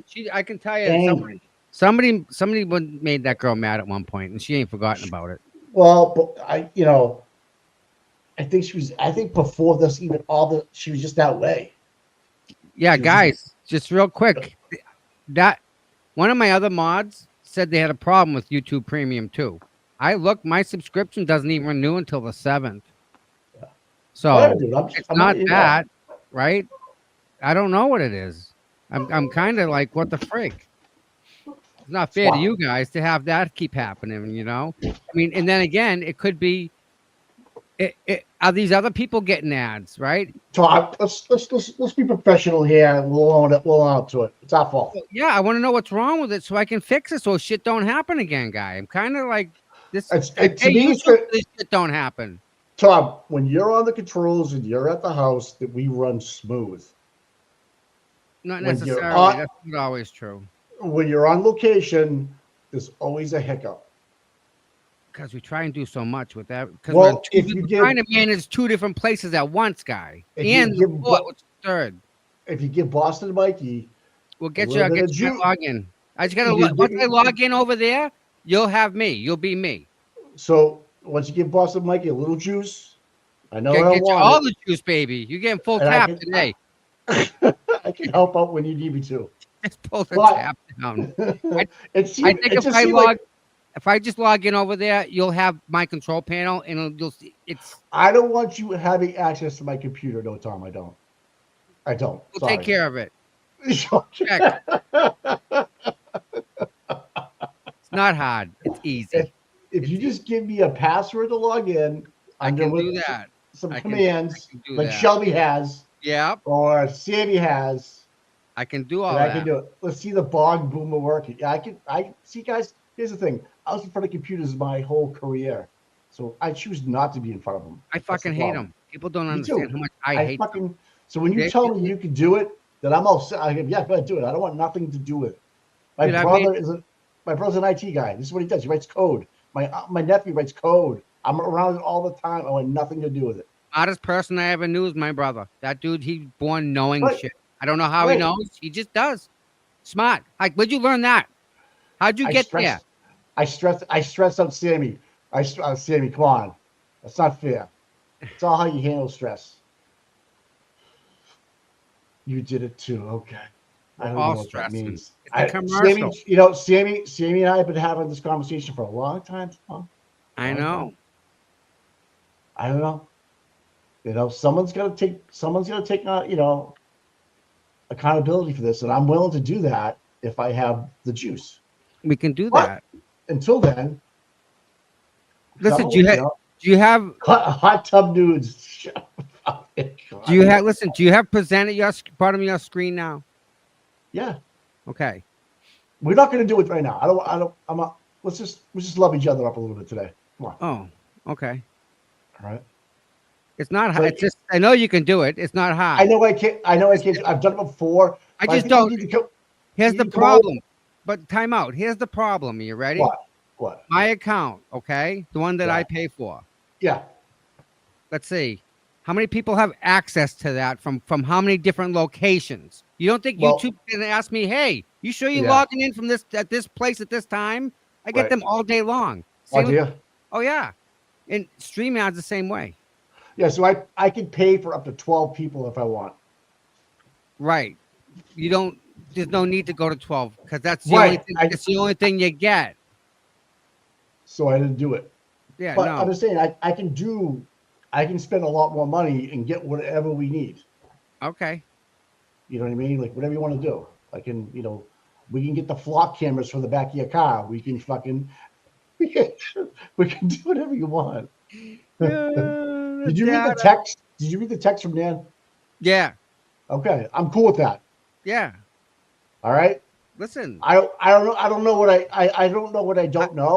I don't question. I don't even question it. I don't even. Yeah. Okay. Check. That's it. Done. Right. Next. What we're on? We're on to Cincinnati. Is that what it is? It's Cincinnati. I just wanted to communicate with you. That's all. All right, I'll be right back. You got this for a second? You're from WKRP, aren't you? You're showing your Remember age. that, dude? Remember that Yeah. show? Boy, that was 70, was That it was- 78, 79? Oh, it's definitely late 70s, dude. Yeah. Les, who's the guy? Les. Remember the guy that was like the rock Les. star? Like he was like WBCN guy who's always partying and always wearing sunglasses. Glasses. He ended up being famous, didn't he? Who was the good looking girl in that one? The blonde that was kind of famous for a while. She Was it was Farrah always Fawcett, was it? no, but she kind of looked like her. Who's anybody else? Les Nessman. There you go. That's who Les Ness. It was Les Nessman. Yeah. Yep. Cuddles and Bubbles on Cape Cod. Hey, Dave Chill. I heard he caught a big bass the other day. He did pretty good. He's been catching a lot of fish. Yeah. Kirk's. There was a good turnout. Fistful of good 25, 35 people. Lonnie Anderson. Lonnie, that's who it was. Thank Lonnie you. Anderson. Dude, she married Burt Reynolds, didn't she? I think Lonnie did. You're right. And then they both went into hiding. Yeah. See the blue line, like just looking at it. You're looking at it right now. You just don't know you're looking at it. It's clear as day. I'm trying to think. John was a blue line guy. Without a doubt. He really was. Yeah. Because not the murder. No. Because the blue line helped him out in a situation once. Sure. He was in that. Oh, yeah. Okay. No. Listen, Okay. it's always Just so you going know. to. But, Mike, there comes a line. Where is that line? Murder. Fucking murder, dude. Some guys, you know where the line is when they go to a domestic. That's the line. Okay. Like, no, Right. that ain't happening. Like, Yeah, no. I'll give you that. The kids and beating a woman. No. That's fucking no. You're right. No. Usually what happens. We'll punch the tree out back. They'll fucking beat they'll you know what I mean? Yeah. No. Hey, there's two ways we can do this. I'll take you in, or I'm gonna take my belt off, and we're gonna go right now. If she presses charges, she loses everything because he's only living in the same house as her and paying all the bills and making all the money, and it's set up that way. It's just it's a control measure. Back in the 70s, dude, it was even. That's all it was. Yeah. The fucking cops would beat the bag off of people. Beat them, especially if you were a diddler. Or if you were, dude, local drunks would just get the shit kicked out of them. Just to practice on them. I know. I remember driving my dad's car on his lap from my uncle's house. My dad's fucking bombed, driving through fucking the center of town. He's got the gas. I'm doing this. You know, cops are just following us home. Just, you know, then they beep and keep going. It was like a big thing. Like they didn't want to bust your balls for drinking and driving. Then it turned into a big. This is back in the early 70s. Then, like in the 80s and stuff, it was like all about don't drink and drive. You know, it's a whole different. But back in the 60s and 50s, dude. When I was younger, I would hang around the police station, and this is back 78, 79, 80, right? Early, and this is when they were still getting away with stuff. I remember hearing them telling me a story about someone local to the South Shore. They hit a guy so hard that the guy broke the baton. Remember the wooden ones? Remember the wooden ones? Yeah. They broke it, guy. Yeah. Not the new ones that are composite. Yeah. The wooden ones. The batons with just the leather strap around it. The guy broke it on somebody. And they got away with it. The cops kids would grow up later on in life, find the cop that beat the bag off the father or whatever, or arrested somebody and saved the kids' lives and turned them into okay kids. Good point. You know, because some guys don't deserve to be a father. Just because you get somebody pregnant, doesn't make you a fucking father. And you know, it's sad. I've seen some really good police officers that have so much to give that just won't get involved because of all the bullshit that goes along. Now, you're right, yeah. But I tell you what, man. RBA. Oh man, I'm telling you, bro. I can't. I don't. I can't. No, I can and I can't. It's my anniversary. I'm not gonna be talking about this shit like that. Just wait for the article. Wait for the article. Yeah, Turtle Boy's probably got. Turtle Boy's the article. He's got the juice. But yeah, let me just tell you, this some crazy shit. Good seeing Aiden today. He looked good today. You see him out there? He's look fresh. He's like he's ready to go again. Yeah, he's been ready to go. And what bothers him, like, but I want listen. I want you everyone. I want all you to watch him now. If he's in the courtroom every day this week, Tuesday he's going to be tired. Wednesday he's going to be really tired. Thursdays he's going to be dragging. Friday he's going to be like, "Oh my God, we made it!" Because being in that courtroom, I tell you, it takes a lot out of you. I can't explain it. You're on not pins and needles. It's just minute you walk in, your energy just leaves your body because it's not like a happy thing. It's just well, he gave his. I saw that he was sitting at the bench. Yeah, he gave his chair up to Jessica Machado. Of course he did. That's who he is. He's a gentleman. He's a gentleman and a scholar. That's who he is. Yeah. Yeah. I don't see John DePietro doing that. Come on now. Baghdad Bob. No way. He wouldn't even think twice about it. That's the difference, Mike. Again, we can talk about how we're different from the other side all day long. That's just we're past that now. Now we're trying to see how comical it is. I mean, how comical is it? If I was in the city right now and this girl's going on shift, I don't want to be the one that gets pulled over by her today. You're getting written up as a ticket, whatever. You think she's not going to go out on stress after this? I thought I mean, from what she just smoked herself, guy. She's done. She's all done. Yeah, she did smoke, but I don't think she's going to. I don't think she realized, and she should go back until she goes back and watches it again. She's going to realize how bad it looks. That's what's going to happen. She's going to go back and listen to herself and go, "I sound like a fucking idiot." You don't think the people upstairs on the the fourth floor? Absolutely, dude. They're all not watching this. You don't think Brian Albert wasn't watching this? You don't think Stephen Ridge was watching this? You don't Herberto Hernandez wasn't watching this? You don't think Tim Stanton wasn't watching this? A lot to say about this. A whole lot of nothing. Who wasn't watching this? Yeah. O'Keefe's. Imagine that. They don't fucking care. No. And there's another big place you can go get a check from too, people. Instead of fucking, It's sad we come down to this. There you go. Absolutely right there. It's right. Yeah. Stacey's right on the money. It's always been that way. Yep.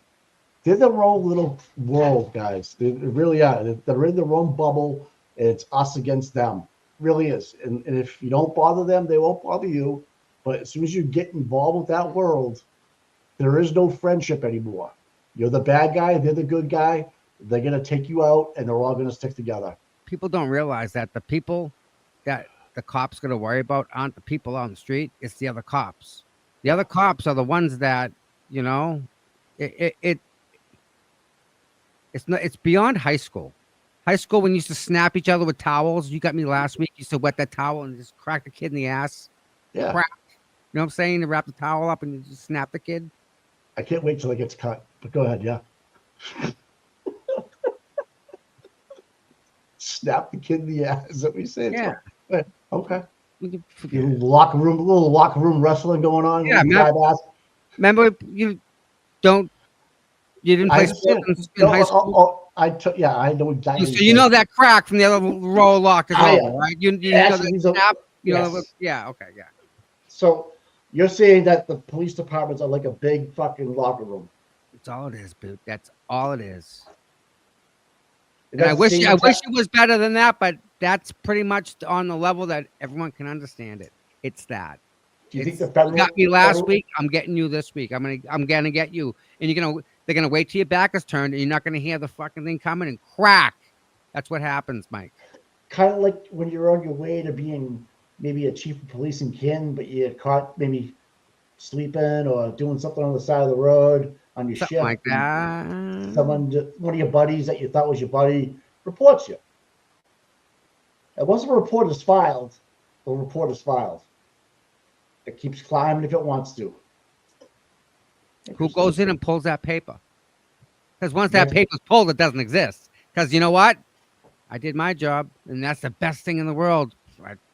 I filed a report. I don't know where it went. I don't know nothing. I filed it. I can't Never believe thought the twice about it, right? Because it goes up the chain of command. Someone pulls it, then you go. I took care of you. I can't believe the police chief, the commissioner of Boston Police Department, The fucking commissioner, Mike. Called her upstairs. That Not is the shift huge. supervisor. Because he got an office too, you know. Dude, there's like what 8 layers above her. Oh, yeah. 8 layers above her to even get an appointment. So when he calls you, he can't even get an appointment. Right. If he calls you, Miss Deber, to come see him, you're 15 minutes early to that appointment. And you know it's not for promotion. Because no. But Tom, you're the new guy. Here's the funny thing, Tom. Oh. Does she get promoted now? Just to get her out of the way, put her somewhere, like, you know what I mean? Like Western Mass Barracks, like the state policeman put you way out Western Mass. Does Kyle Dougal come save her? When you arrest the wrong guy by mistake, Kyle Dougal, right? I didn't hear them asking her about Kyle Dougal or anyone related to that. Right. Because there's enough. Mike, this girl's from Canton. Stop. This girl's from Canton, right? Right. Are you telling me that this girl doesn't hang around the same circle of people that were there at that birthday party that night? She's good friends with Sarah Levinson. She's good. Lifelong friends. So that's someone that if she wasn't working, we'd palling around with her, right? So Sarah Levinson was there till 1:45 in the morning. She had dropped off with Julie Daigle. Sarah Levinson knows what happened. So Sarah Levinson, who's Sarah Levinson knowing that was inside the house? Gay Bryan Jr. She was inside the house. She knows everybody that was in the house. Of course. So does that not by default let this person, lady, law enforcement lady, not put herself in a bad position already, Mike? By knowing everybody that's in the house? Well, she knows him by name. She knows him by name. She's a cop. Tell me ignorance. No. Pull that card, lady. No. Because you from Canton, girl. You from Canton. You ain't no ignorant there. It's what you know, what you can prove, right? That shouldn't be too hard. That's an easy thing to prove. But here's the thing: she's totally admitting, because this is probably Facebook shit. Oh, I'm sure it's already. Oh, it is now. It is now. You know, Sarah Levinson, face to face, told her what happened. Guaranteed. I don't think Sarah. Is she the same one that hasn't been to work, Mike? I think she's back to work now, but she was out for a while. She's heavily medicated, anxious, Milton Hospital nurse. A lot of that going around. It's catchy. Yeah. Yes, it's very catchy and kitten. Yeah. Anxiety is like COVID up here. Yeah, it just happens. It's raining listen, it's coming down in feet over there, okay? Anxiety measured in feet in Canton. Oh. Nowhere else, just in Canton. So it's like we get a little weather report in Canton that tells us how high the anxiety is going to be. And today they even predicted high anxiety, good sun in Canton today. And people that are involved with this are moving out of this town. They're like do you blame them? Or Colleen paves the street so she doesn't get a flat tire, right? And they send her a ticket for paving our street. You mean F&F equipment? Oh my God. She pulled in, right? And there's a big rut. Boom, she blows a tire out. And them tires, you have to buy 4 because it's an all-wheel drive thing. Yeah. Right? Yeah. Still, she has to buy a new tire. So Jeff goes, I'll take care of that. Jeff does what he does. Boom. Whole thing's paved. No, the whole fucking thing's paved. He had the whole thing paved. Pave everything. Done. No flat tires. Looks beautiful. They send her a ticket. They send her a ticket. Well, you know what? She's got some friends now on the select board, so we'll see what happens. She got the ticket certified mail, but it wasn't addressed to anybody. However, Colleen put it back in the mail. Okay. Certified mail to Helena Rafferty. Sent it back to her.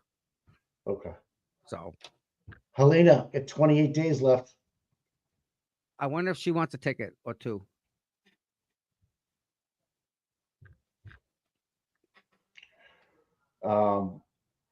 Yeah, this girl on the stand is she's not good. She did not help the Commonwealth. No. No. No. So Jeff got you the ticket. I'm understand? sorry, Jeff got the ticket. She was talking about the ticket. You have to understand that Sean Good asked her to come inside from her car, which she was sleeping in outside the parking lot, and watch the phones while he went to 34 Fairview at 6 o'clock in the morning. Take the desk. Right? I'm And taking the she's desk. in there. She's in there saying, "Well, I don't remember anything," but she didn't say whether she was on the phone from the morning all the way to 3:45, or did Sean Good come in there? I think she was on the phones from 6 o'clock in the morning to 3:45 in the afternoon, and she knew, because that's how she shot all the cameras. She knew Berkey and Higgins were in that room, the Sallyport, before the car got there for an awful long time. Imagine if you took the date of the car in the Sallyport, and that date was wrong, for example, happened to coincide with the day that she's working. Now it's possible, right? Yeah. Cows that kitten pity longer than it wasn't. But listen, back up. Let's back up. Yeah. This girl, who lets us believe she's the smartest thing in the world here. Oh, she came in confident. Yeah, that's for sure. She went out like a wrecking ball, I'll tell you that much. That's right, dude. Get this. You're telling me that this cop in Canton, Mass, didn't know about a murder that happened in Canton, Mass? It just happened. So it's like a hidden dog. It's like a missing dog. You have murders. She didn't know about this. Oh, she did. So from that day on, she was a willing, knowledgeable instrument in that whole process. But she was never interviewed by anybody until the FBI got her. Listen, but the investigation couldn't be any worse than what it was. Oh no! I'm not saying they would. Should have been. That she got out. Listen. She either A, didn't want to be part of what she was seeing. Yeah. B, got moved without her saying. She went to Boston PD right afterwards. What I want to know was because she wouldn't play fucking ball, dude. Get out. Well, you're all done. You're either all done or you go to Boston and shut up. She knew how long Higgins and Berkowitz were there, and she wasn't gonna lie. You did. Listen, that's all you have to say. Higgins and Berkowitz the time to go from New York to here doesn't make sense, dude. Okay. Their timeline's wrong getting from A to B. It doesn't add up. It doesn't. All right. The back from court. Yeah, let me add this.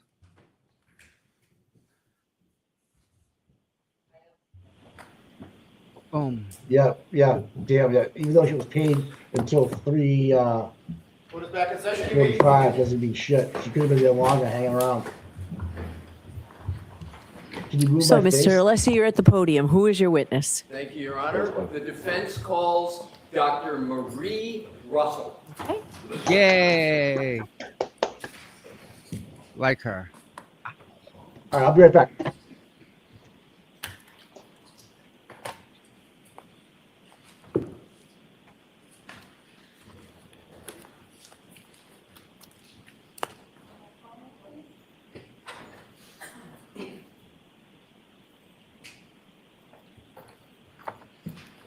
Follow me, please. Then you're going to step up and face the court and raise your right hand. Thank you. You solemnly swear the evidence you give to the court and jury in the case now hearing should be the truth, the whole truth, and nothing but the truth, so help you God. I do. May I have a seat? Good morning. Good morning.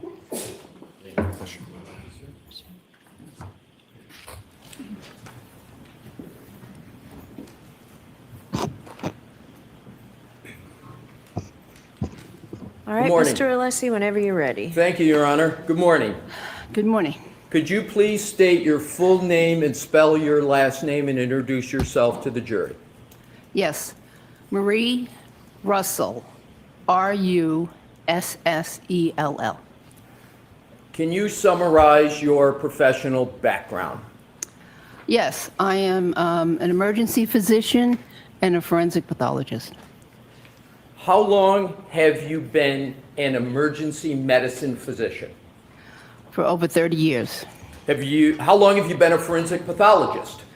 For over 30 years. Do you have a medical license? I do, several. When were you first licensed to practice medicine?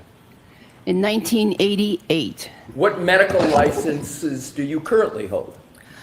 Well, I have a physician and surgeon license in California.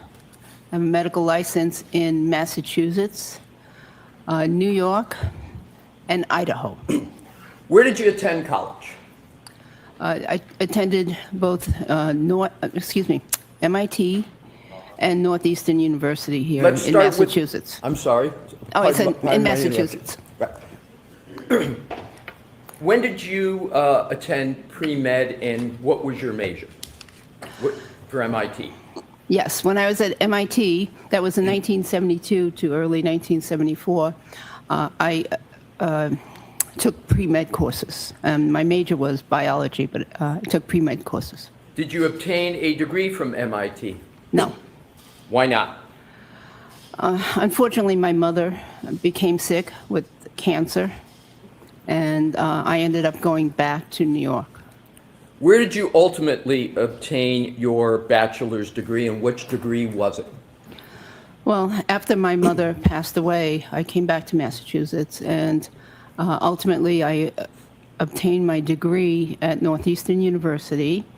And what was the other part of the question? Did you have any distinction with regard to your degree that you achieved from Northeastern? Yes, I obtained a bachelor's degree with highest honors.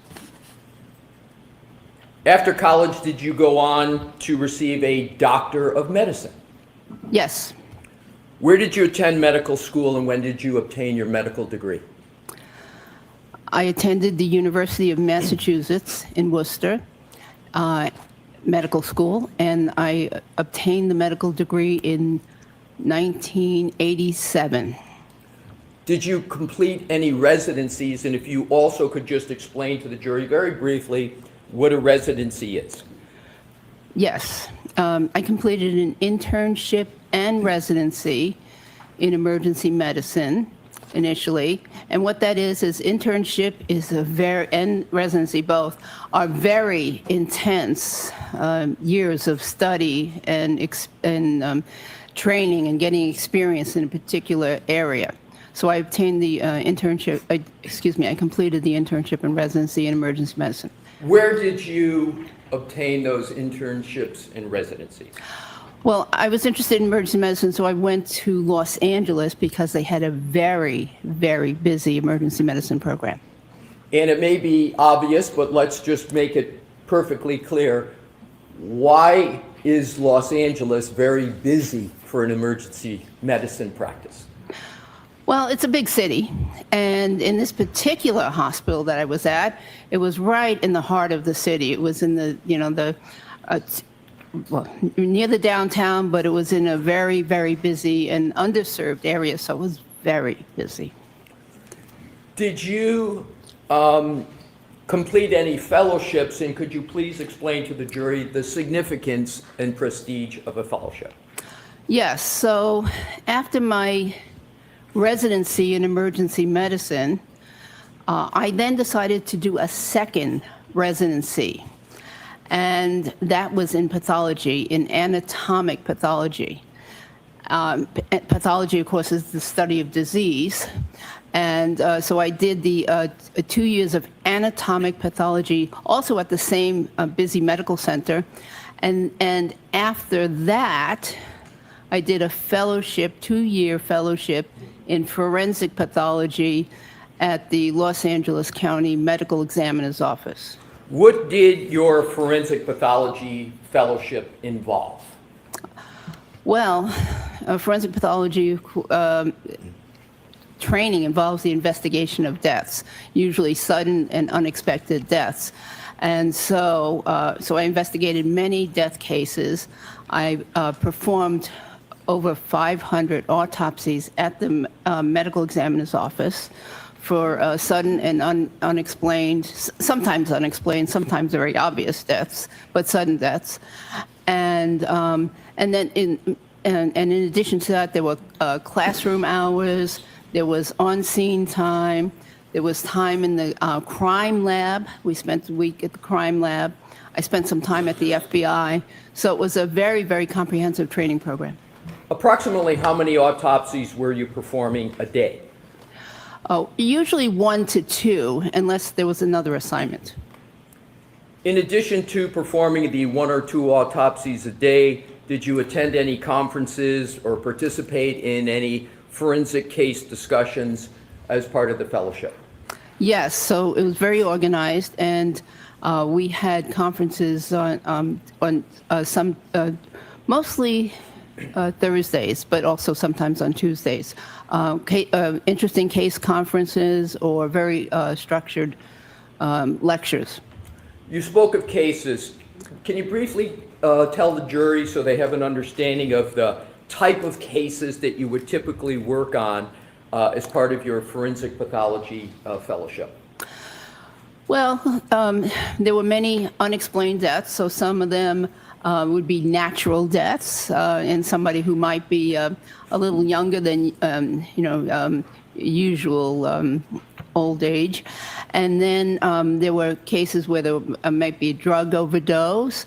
Many cases were accident victims, including car accident victims and other kinds of accidents. There were quite a few homicides, and in fact, many homicides, and quite a few suicides. Did any of those cases deal with wounds and wound patterns and wound identification? Many of them, in fact, I would say almost most of them, because part of the examination, and a very important part of the examination, is the external examination of the body. So before I was allowed to even start an autopsy, I had to do a complete external examination of the decedent's body, looking for any kinds of wounds or abnormalities. We'll come back to wound pattern recognition a little later. But again, I think it's probably clear to most people, but just to be ultimately clear, when you talk about external, can you just elaborate a little what you mean by that? So the external examination is of the exterior of the body, the skin, the hair, the eyes, looking for, amongst things looking for also would be rashes and scars and those sorts of things. So that's the external examination. In external, Dr. Russell, is to be contrasted with what? Oh, with an internal examination. So after all that is done, and there were some other things that had to be done too, like looking at examining the clothing, or looking at x-rays, if there were x-rays available from the medical examiner's office, and of course, reading the medical record that was available. After all that was done, then I would proceed with the examination of the internal structures of the body, including the organs, the soft tissues and muscles underneath the skin, the bones, etc. Do you have any certifications? Quite a few. Can you name them, please? Well, I'm board certification. I'm sorry to interrupt you, doctor. Okay, so I'm board certified in emergency medicine, and that was after the residency training, had to take a qualifying examination. Then I've had to be recertified. I think it's 3 times now. I just recertified again, so I'm certified for another 5 years. What do you have to do to get board certified and maintain that significant certification? Well, presently, to get board certified, one has to complete a residency in emergency medicine. And And so that is, depending on the program, either 3 or 4 years long. I went to a 4-year program. And then I had to take examination, both a written examination, very long written examination, and then an oral examination where I was questioned by many established emergency physicians on the various kinds of cases that might present to the emergency department. They would give you an unknown, and you would have to talk about how you would care for that person. Do you have any affiliations with any professional organizations? Yes. I'm a fellow of the American College of Emergency Physicians. I'm a fellow of the American Academy of Forensic Science. I'm a fellow of the the National Association of Medical Examiners, and then I have some memberships in some other organizations. What does it take to achieve fellow status that you just mentioned? So in order to be a fellow, it depends on the organization, but in order to be a fellow, you usually have to be a member for a certain number of years, member in good standing. And then for some of the organizations, you have to have attended some of their national meetings. For some of the other organizations, and possibly have presented a study or a paper or something at the national meeting. Other of those organizations, it's a little bit variable, membership for a certain number of years. In addition to all of that education, background, experience, do you have any specialized training and experience with regard to investigations of death? Well, yes. So again, the focus of the forensic pathology was investigations of death, but also in my job as an emergency physician at the hospital I was at for 29 years, I had both clinical responsibilities, meaning in the ER, taking care of patients, and administrative responsibilities, meaning committees and, office type work. And so one of my responsibilities during that time was to be director of the Quality Improvement Committee. And as director of the Quality Improvement Committee, of course, I had to do death reviews. So analyzing, studying the people who came to the emergency department and was subsequently either pronounced dead or died in the emergency department. So now let's move to a slightly different topic. Let's discuss your work experience. What do you currently do for work? I work for the Medical Board of California, and I do some private consultation work. Describe your work briefly for the Medical Board of California, including what is the board, what's its responsibilities, and what do you do in your role in working for the Medical Board of California? So the medical board is a part of government, I think, that is established to basically police the doctors and some other health professionals. So what the role of the medical board is to protect the public health, to protect them from misdeeds by healthcare professionals, particularly doctors.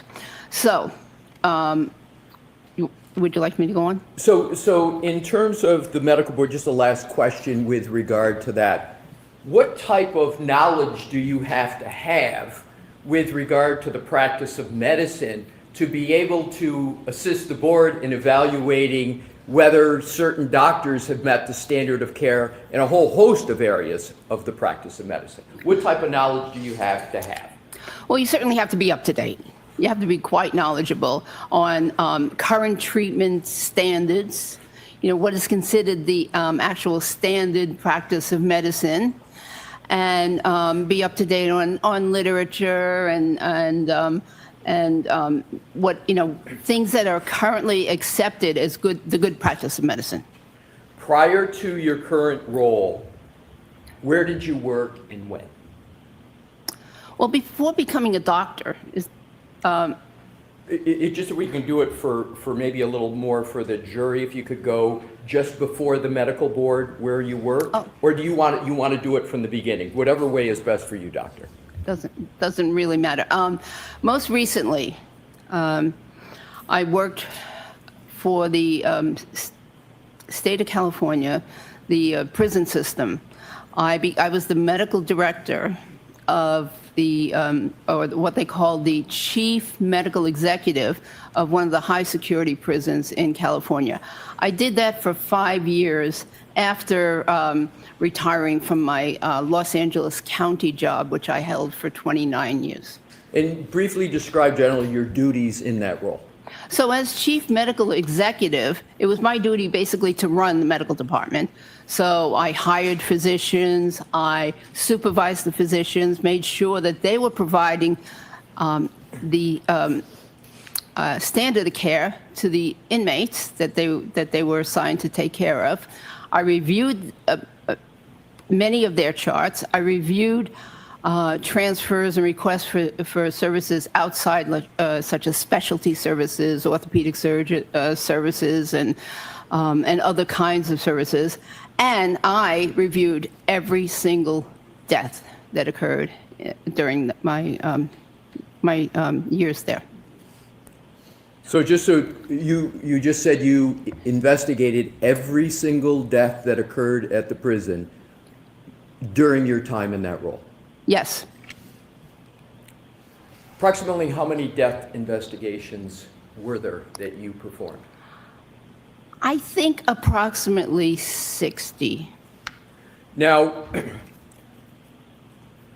did you have any involvement there in examining or identifying wounds of deceased individuals? I did. My office was in the medical building, and it was very close to what was the equivalent of the urgent care center on site.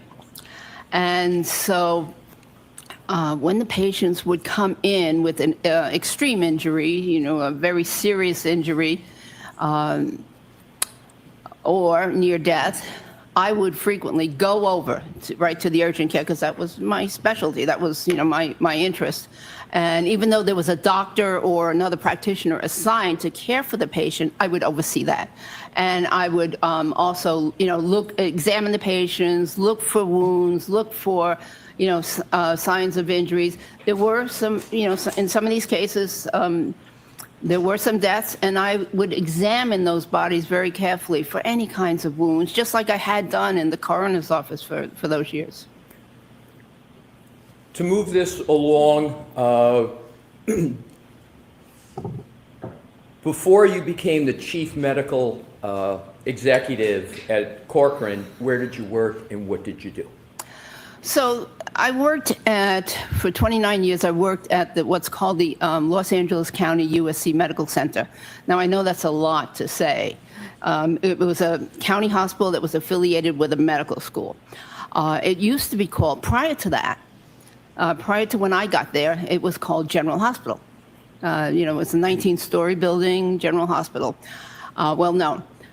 And now it's actually called LA General or something of that nature. So, anyways, that's where I worked for 29 years. And as I said, I had a variety of different roles there. Can you just briefly name off the roles that you had while at the General Hospital?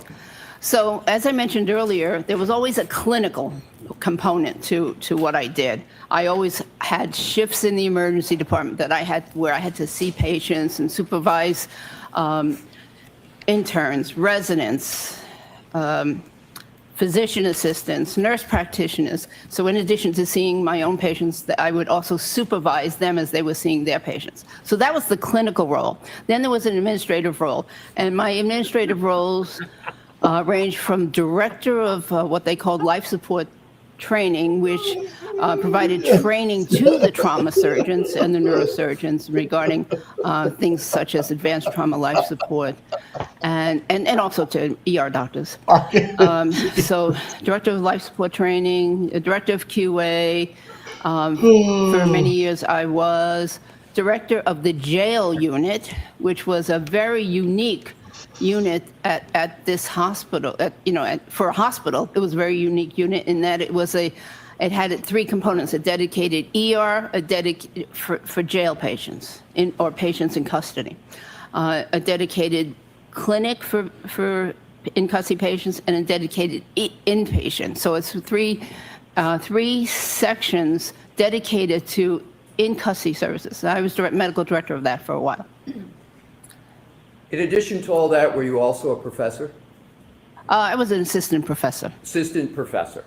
And what did you teach? Just a brief summary of what you taught.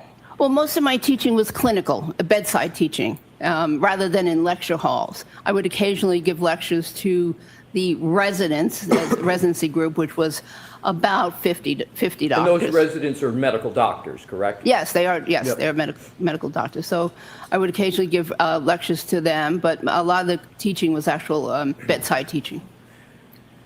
Switching gears just a little bit and segueing, over your course of your career as an emergency department physician and otherwise, did you treat individuals with animal-inflicted injuries? Yes. And did any of those animal-inflicted injuries involve dogs? Yes. And generally, is it correct to say that in terms of dogs, there's sort of the canine police dogs, and then there's the civilian dogs with which most people have experience? Yes.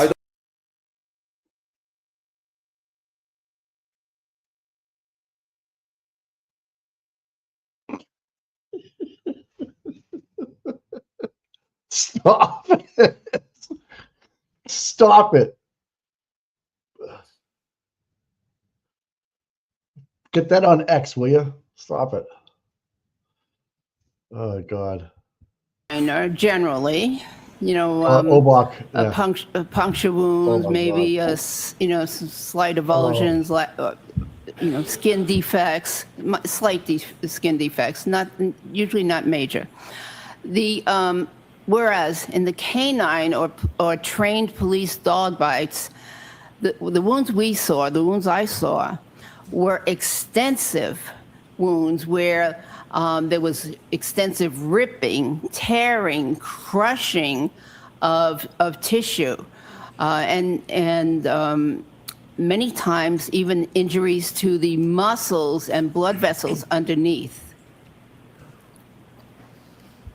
From your experience, do you know why the injuries from a canine dog are as you describe them, as opposed to injuries from a civilian dog?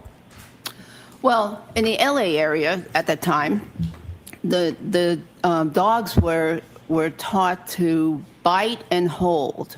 So they would, the canine dogs would get a grip on the individual that they were pursuing, and then hold on, even if the individual was trying to pull away. And so there were oftentimes tearing injuries to those, because that's how the dogs were trained at that time. Even with canine dogs, did you ever see injuries from canine dogs on humans that were not a complete bite, that were an incomplete bite? Yes. So if the dog missed on the first attempt at a grab, the teeth might only scratch the surface of the, usually extremity, by the way. And so you'd get what I'd consider an incomplete dog bite, because it was just scratch marks from the teeth. But the dog would then, try a second time and third time. Now let's go to civilian dogs, a term used for more dogs of household pets that people have. Can you describe from your experience the type of wounds from those civilian dogs that you would see, and contrast it with what you just described for a canine dog? Generally, they were minor. So a scratch, a puncture wound, maybe a little tearing of the skin, a little skin flap, but generally much different. In your 30, did you say about over 30 years experience in the emergency medicine department? Mm-hmm. what did you see more of? Civilian dog wounds on humans or canine wounds? Actually, it depended on where I was assigned at the time. So in the very beginning, because the jail unit was one of my first assignments, I saw these terrific, horrific wounds, many of them.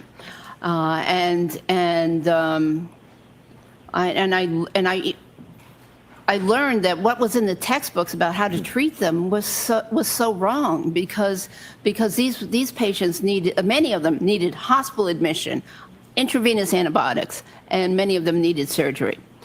And what I was reading in the textbook was, that you could patch them up and clean up the wound and send them home with, sometimes with antibiotics, sometimes without. But anyway, so initially what I was seeing a lot of in the very beginning was the law enforcement dog bites, because I was assigned to jail ward. And also I was very interested in this because I used to be a police officer.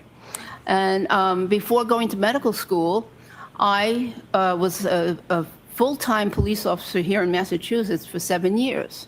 And so I had this interest in law enforcement type injuries sustained during the arrest process, et cetera, et cetera. So you had an early interest in with regard to dog-inflicted wounds on humans and a police officer. Where were you a police officer in Massachusetts and when? In the city of Malden. I was appointed as the first woman police officer in 1977 to 1984, full-time. And while you were a police officer, were you doing that full-time and anything else while you were a police officer? Were you pursuing school while you were a police officer, your college education, or was it separate? No, I was a full-time police officer working the night shift. And I was attending Northeastern University part-time during the daytime to pursue my degree. Were you a sworn duty police officer? Yes. Full member of the police force? Yes. Did you attend academy? Yes, I attended the Boston Police Academy. And how many years were you a Boston police officer? No, I'm sorry, I'm not Boston, the Malden. I was a Malden police officer for 7 years, full-time. Now let's go back to your emergency department and other experience. Can you approximate how many dog bite injuries you provided treatment for while an emergency department physician? Overall? Overall. Well, I don't know the exact answer, but I estimated it at a very conservative number of 500 dog bites, because, would you like my methodology? Oh, please. Oh, okay.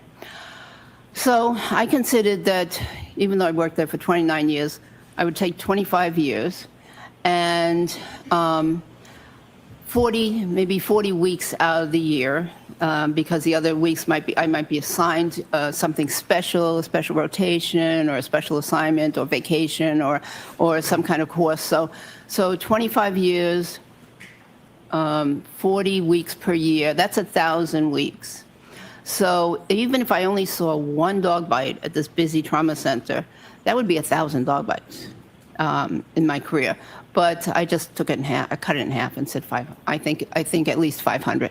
In addition to the 500, did you oversee other physicians or healthcare professionals like physicians' assistants, nurse practitioners, who themselves were treating and observing dog-inflicted wounds on humans? Yes. And approximately, just the number, approximately how many of those, in addition to the 500 you just calculated? Well, I generally supervised about 3 to 4 people per shift. Med students and interns, residents, whatever, all those people. And so I would say very conservatively another 500. In terms of other work, I want to shift just a little bit in the emergency department. Did you encounter injuries from persons involved in motor vehicle accidents? Many. And you mentioned you were in Los Angeles. And in terms of those, can you approximate how many humans you saw and treated and diagnosed in the emergency medicine department from motor vehicle accidents? Well, it was a very busy level 1 trauma center. What is a level 1 trauma center? So level 1 trauma center is the highest designation that a trauma center can have. And there are many requirements in place in order for a medical center to be a level 1, including 24-hour in-house neurosurgery, 24-hour in-house orthopedics, and an active research program, and many, many, many more requirements. And a certain level of training for all of the ER docs and all of the trauma surgeons. So we were level 1 trauma center, one of the busiest in the west of the Mississippi. And we were, the hospital was located near some major freeways. So we saw lots of patients from motor vehicle accidents. But if I were I would say, if I took the 1,000-week number again, if I saw, at least 3, motor vehicle accidents per week, that's 3,000 at least. And that's just me. That's not the interns, residents that I'm working with. So shifting again a little bit, as medical director of jail medical services at General Hospital, can you just describe a little bit about the work there? Similar to what you just described, or is it a little different? So in the jail medical services, we dealt with people who were in custody. Some of them were also, drunk drivers and under arrest. Some were, they're arrested for a variety of reasons. Anyways, and if they were in custody, rather than have them in the main emergency department, we had a special emergency department for them. And so we would see, interesting cases there. In terms of being a professor, is that your time as an adjunct professor at Cal State Los Angeles? Is that where you were an adjunct professor? Yes, so while I was doing all this, I also had a part-time job teaching a course called Legal Medicine to graduate students, master's level students in the criminalistics master's program at Cal State University. And in terms of topics, just briefly, some of the topics you would have taught them, and particularly any that may be apropos to why you're here today. So knowing that many of these students were going to go on to work in crime labs or be crime lab directors someday, what I needed to do was to teach them about the aspects of a crime scene that dealt with a body or someone who was injured or killed, and so we dealt with things such as time of death, postmortem changes, wound analysis on the body, looking for different patterns of wounds or types of wounds that could direct them into to steer them in their investigation. Let's see, so many other things, yeah. There was a little bit of a noise here when you were talking about wounds and patterns. Could you just repeat that aspect of it? Sure. So when a criminalist or a crime scene investigator goes to the scene, they have certain duties to attend to, and they need to be aware, that certain kinds of wounds, might indicate certain types of deaths. For instance, gunshot wounds in certain locations, or lacerations or stab wounds in certain locations might mean that this could be a suicide, this could be a homicide. They need to know, if there's something that might look like resemble a bite mark, that maybe that area needs to be swabbed or photographed specially, and et cetera. So that's basically, it was very basic, but that's. Let's now shift again to your work at the County of Los Angeles Department of the Medical Examiner's Office, or is sometimes called the Coroner's Office. When did you have that work, and what did that position involve? So that was from 1993 to 1995.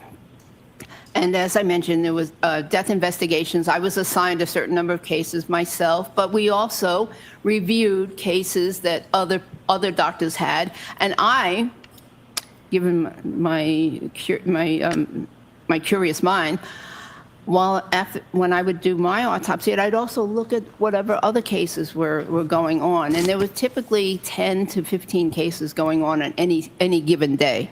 And so I learned a lot, not only from my cases, but from other cases. Did you ever conduct an autopsy of any individual that sustained dog-inflicted wounds? Yes. Please describe that autopsy. That was a case I'll never forget. It was a young boy who had been attacked by 3 dogs, large dogs, but not specifically canine, law enforcement trained dogs, but 3 large dogs.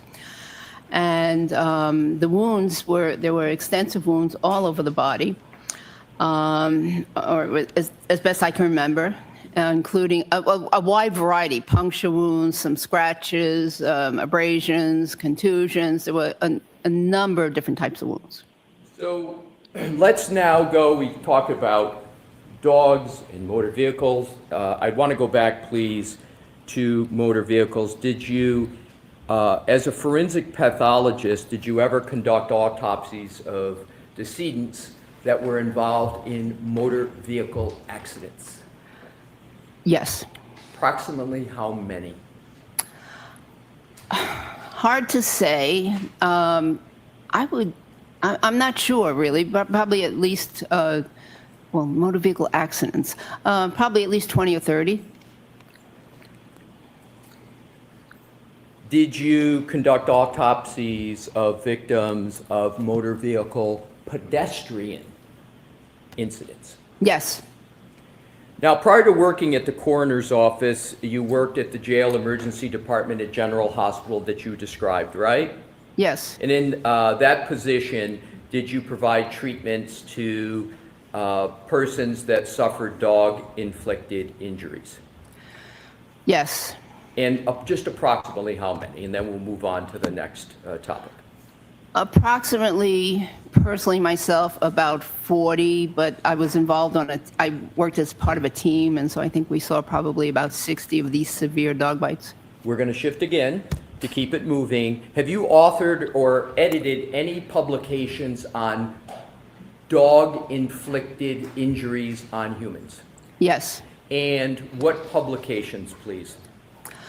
So I was a co-author on 2 peer-review articles in major emergency medicine journals.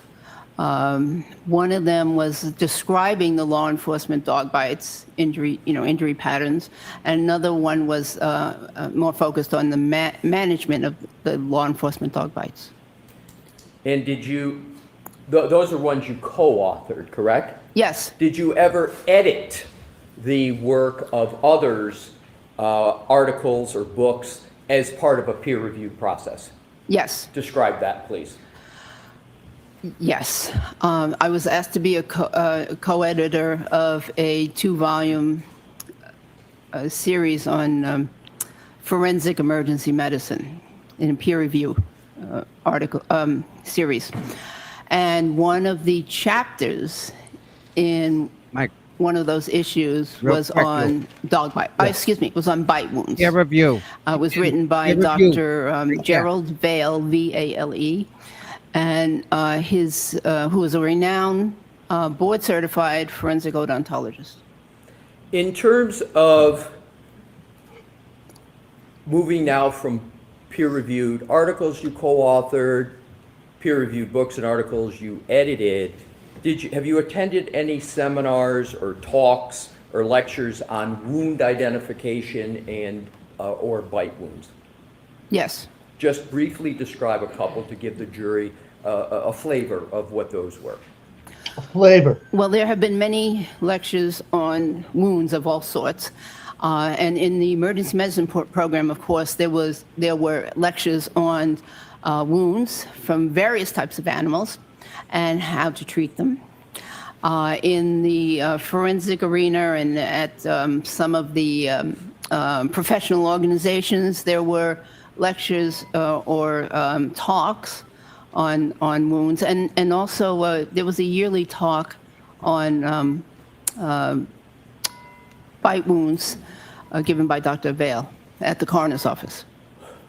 State perhaps the obvious. Have you had a lifelong interest in dogs and dog-inflicted wounds? Yes. And is that a professional and a personal interest? It's professional. Right, mostly professional, as you've described it. Let's now keep moving and go to another topic. Have you testified as an expert in court before? Yes. Is that in state and federal court? Yes. What topics have you testified to in state and federal court? Causes of death, wounds, child abuse, domestic violence, mostly causes of death. Have you testified as an expert regarding emergency medicine? Yes. Have you testified as an expert regarding forensic pathology? Yes. Have you been found to be qualified as an expert in each of those categories in the courts in the United States? Yes. Have you ever not been qualified to testify in any court in the United States? No. Have you ever testified as an expert regarding identifying dog-inflicted wounds on humans? No. And why not? Because prior to this case, because it's not a topic that comes up very often. So although it comes up often in your practice, in terms of whether it's an issue in court, is it my understanding from your answer, it just doesn't come up that frequently? Correct. Are you aware of any other physician practitioner that would be testifying in court a lot on this topic, given what you just said about the infrequency of it coming up? No, I'm not. Now let's go on to what were in the last question on this line, give a general idea of the types of wounds that were at issue and whether there were any pattern wound issues in those cases that you've testified in court about.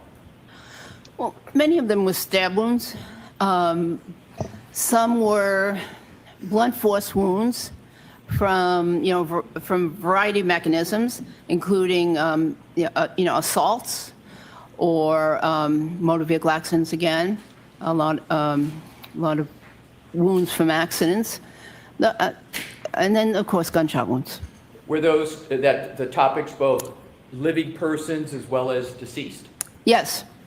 Let's now move to, you've mentioned wound pattern, right? And are you familiar with the topic in the area of wound pattern recognition? Yes. Can you please describe for the jury what you mean by wound pattern recognition in your practice and from your experience? What is it generally, and we'll get to some more specifics as we go through. Well, generally, pattern recognition is very important in medicine. It's important in a lot of different fields of medicine, including radiology. They look for patterns on x-rays.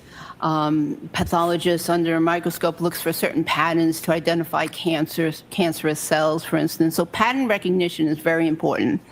And then as a subset, wound pattern recognition is of course very important to physicians that deal with patients that come in from the street, so to speak, from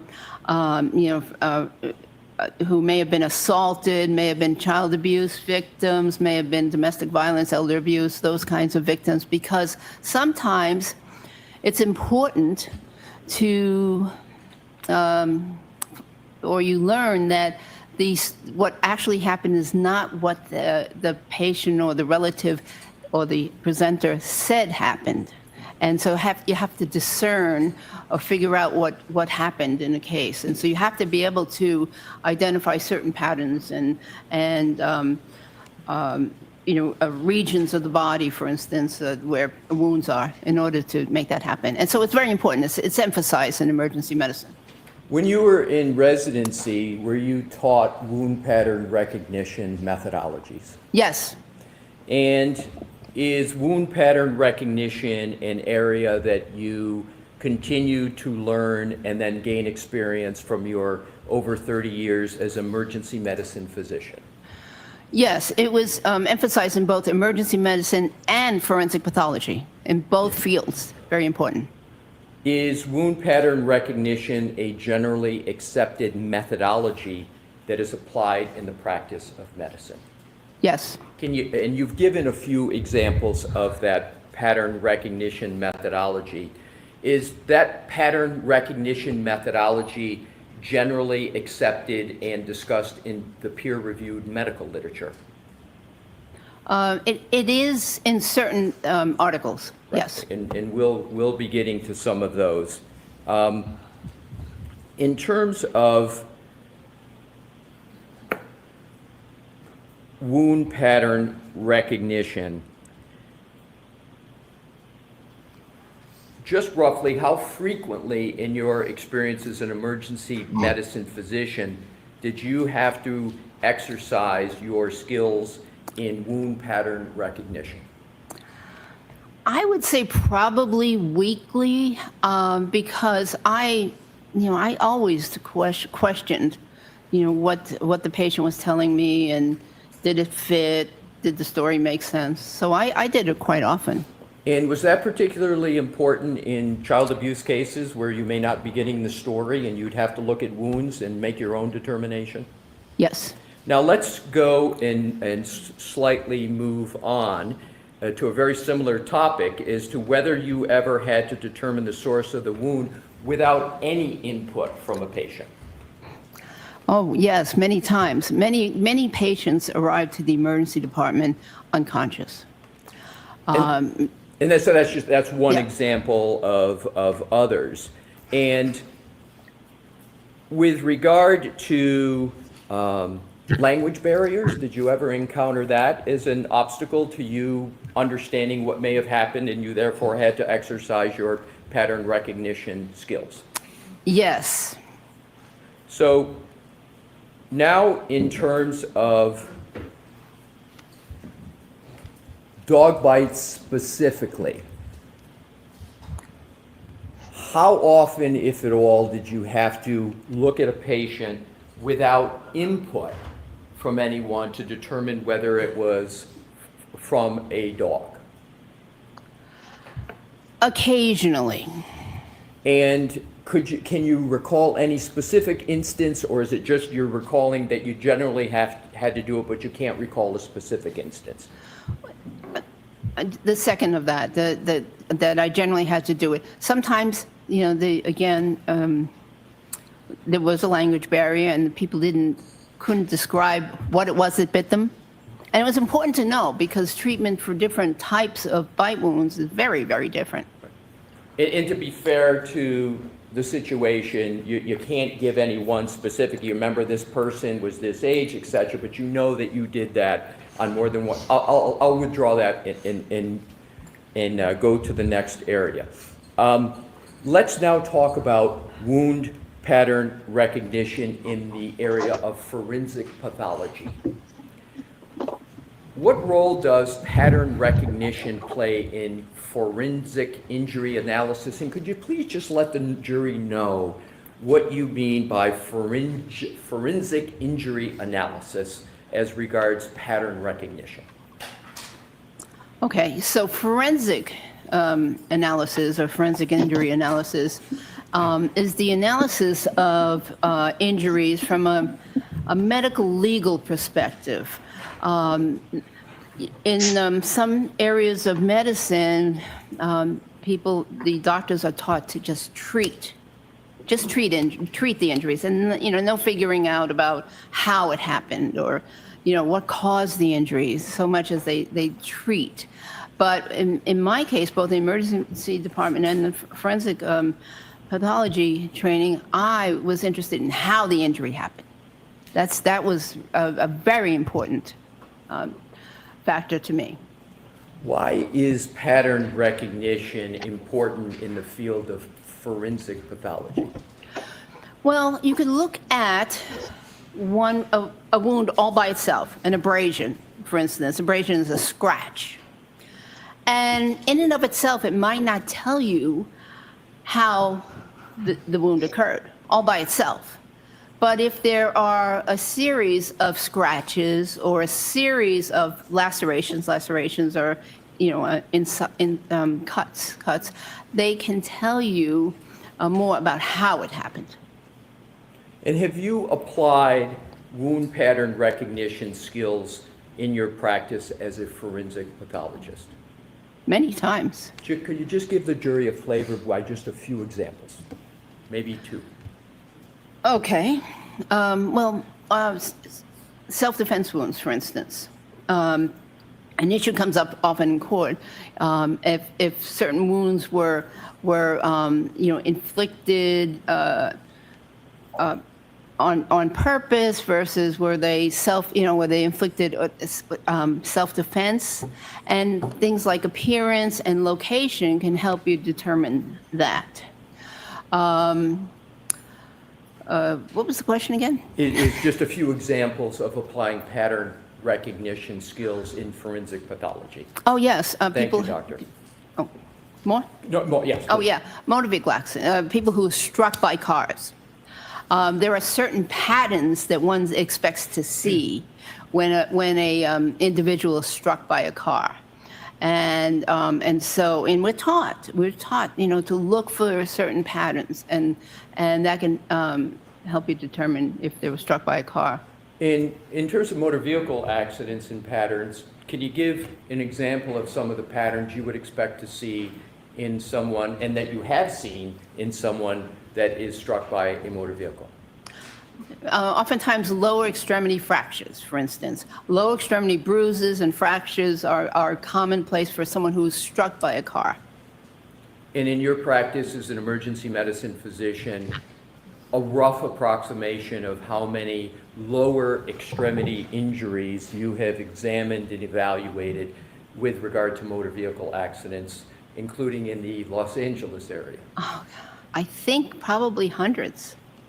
Alrighty, so now let's continue with the topic that you were talking about. You called it defense injuries and wounds. I want to cover that topic. Are you familiar with the term posterior surface? Yes, in terms of anatomy? In terms of human anatomy, and with Your Honor's permission, could Dr. Russell point to her arm to show what she's referring to with regard to posterior surface for a defense injury? Sure, go right ahead. So let me explain just in general. Sure. Anterior is the front of the body. And Excuse me, Dr. Russell, I'm sorry, if you want to stand up so the Yeah, jury, with Your Honor's yeah. permission? Yes, are you Okay. comfortable standing up and doing this? Yes. Okay. So many years ago, anatomists decided on a nomenclature for describing parts of the body. And so the way the body, the descriptions go is that you take a person in what they call the standard anatomic position, which is upright with their arms, their palms facing forward. Palms facing forward. So that is the standard anatomic position. So anything in the front is anterior, anything in the back is posterior. Could you point to the arm when you talk about anterior and posterior, please? Yes. So with regard to the arm, if the palm is facing forward, that's the anterior. So the posterior part of the arm would be the back part that I'm touching right now, this back part of the arm and the back part of the forearm would be right here. So that's the posterior of the arm. In what relation does the posterior of the arm have in determining whether or not a wound is a defensive wound? Well, oftentimes, when someone is being attacked, they will put their arm up to defend or protect their face, their neck, their chest, their vital organs, their vital parts of their body. So they put their arms up. And in doing so, the posterior part of the arm becomes presented to whoever is attacking them or whatever is attacking them. So this is the part of the arm that oftentimes gets injured when someone is defending themselves. Thank you, doctor. How often have you observed and concluded regarding defensive wounds to the forearm? Many times. I don't know. I don't have a number. 20, 30, I don't know, in terms of decedents. And then in terms of live people, many, many more. And if we just start with the posterior part of the forearm that you've described and you encounter wounds there, are those wounds indicative or highly indicative of anything? Well, they're indicative of defensive wounds being caused in during a defensive action.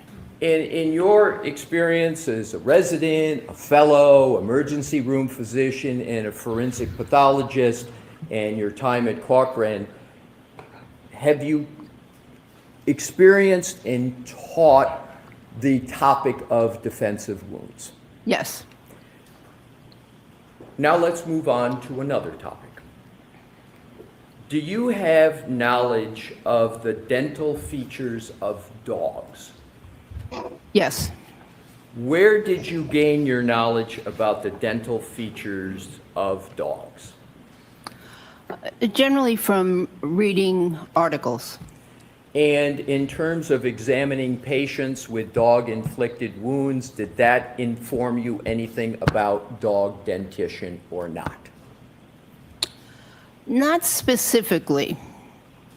In terms of dog dentition, Your Honor, may I approach? Okay. Thank you.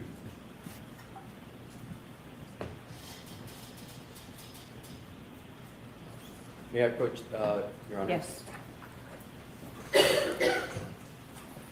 Your Honor, may I have this depiction marked as an exhibit for identification? Okay. So for ID? For ID only, yes.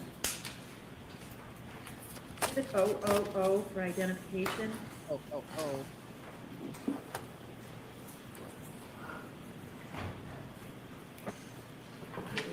Thank you, Madam Court Reporter. Your Honor, may I hand it to the witness? I'm handing you Dr. Russell, what has been marked for identification as OOO, as in orange. You caught that beach bum. I saw that. Dr. Russell, do you recognize that depiction? Yes. What is it? This is a diagram of canine dental anatomy. And could you please, just for the jury, briefly describe dog dentition and what we mean by the term dentition? I think most know, but just for the record. So I believe dentition just means the teeth and the shape of the teeth and of the mouth of the animal or a person. And what this diagram shows is that in general, dogs tend to have a triangular mouth, meaning, it comes, to a narrowing towards the front of the mouth. It shows how many teeth a normal dog will have, and what they look like. There are different kinds of teeth, just like humans have different kinds of teeth. In Your Honor, to assist the jury in the understanding of what Dr. Russell is speaking about, with Your Honor's permission, could we publish this as a chalk for the jury? Is there any objection? None, thank you. Okay. Sure, go right ahead. Thank Mr. you, Your Russell. Honor. And will enlarge, Mr. Woke, the Dr. Russell, where would you like to start with regard to this, just to give the jury a brief discussion of dog dentition? Which part of this should we zoom in on? I think the lower half around the triangular upper and lower jaws, right there. Right there? Very Yeah. good. And Mr. Woke, if you could just, to start with, pull it down just so we can see the headings, and more importantly, the jury can see the headings of those two diagrams that Dr. Russell has pointed out. Yes, and just enlarge that. Can you read what's on the left and what's on the right? It's slightly blurry. It's slightly blurry. Mandible, lower jaw, maxilla, upper jaw? Yes, I got can that read it. right. Alrighty. So if we could then just reduce it back down so it's a little bit so that it's not distorted. And then Dr. Russell, if you could just talk about it. And before we do that, I think it would be helpful, Dr. Russell, we can go to the depiction up above just to get the overall picture up above there of the dog. All right. Is that, that's an overall picture, correct? Do you want to point out anything generally on that picture? I don't have a pointer, but generally it's a side view, and it shows the and it's a skeletal view, so there's no skin, and it shows that there are some prominent teeth. They're called the canine teeth, and then there are some smaller teeth in front of that. Or excuse me if I couldn't interrupt. Pardon my interruption. Yes. I'm just going to try to locate in the courtroom a pointer, Your Honor. If There's nothing on that. Stand off to us. I've got one right on the approach. If there's one on the No. Yeah, I didn't see it. May I approach it on? Thank you. Here, Dr. Russell. Hopefully that will work for you. Thank you. Excuse me. Okay, so this is a side view, and it shows many teeth, and and this is a skeletal view, obviously, and it shows these prominent teeth, which are called the canine teeth. Humans also have canine teeth, and ours are not quite as prominent. And then there are some teeth in front of that, which are called incisors. So that's the overview. Right. And just to put this in context, we are looking at this and talking about dogs. Have you had the opportunity to review any photos of the right arm of the decedent in this case? Yes. Is one of the topics you're going to address whether those wounds are from a dog? Yes. And so this background in terms of dog dentition part of what you're going to cover for the jury later on? Yes, and I want to make one more comment, if I may. Please. Just when a dog bites, they usually don't bite with all of the teeth. They usually don't get all the teeth impacted on the individual.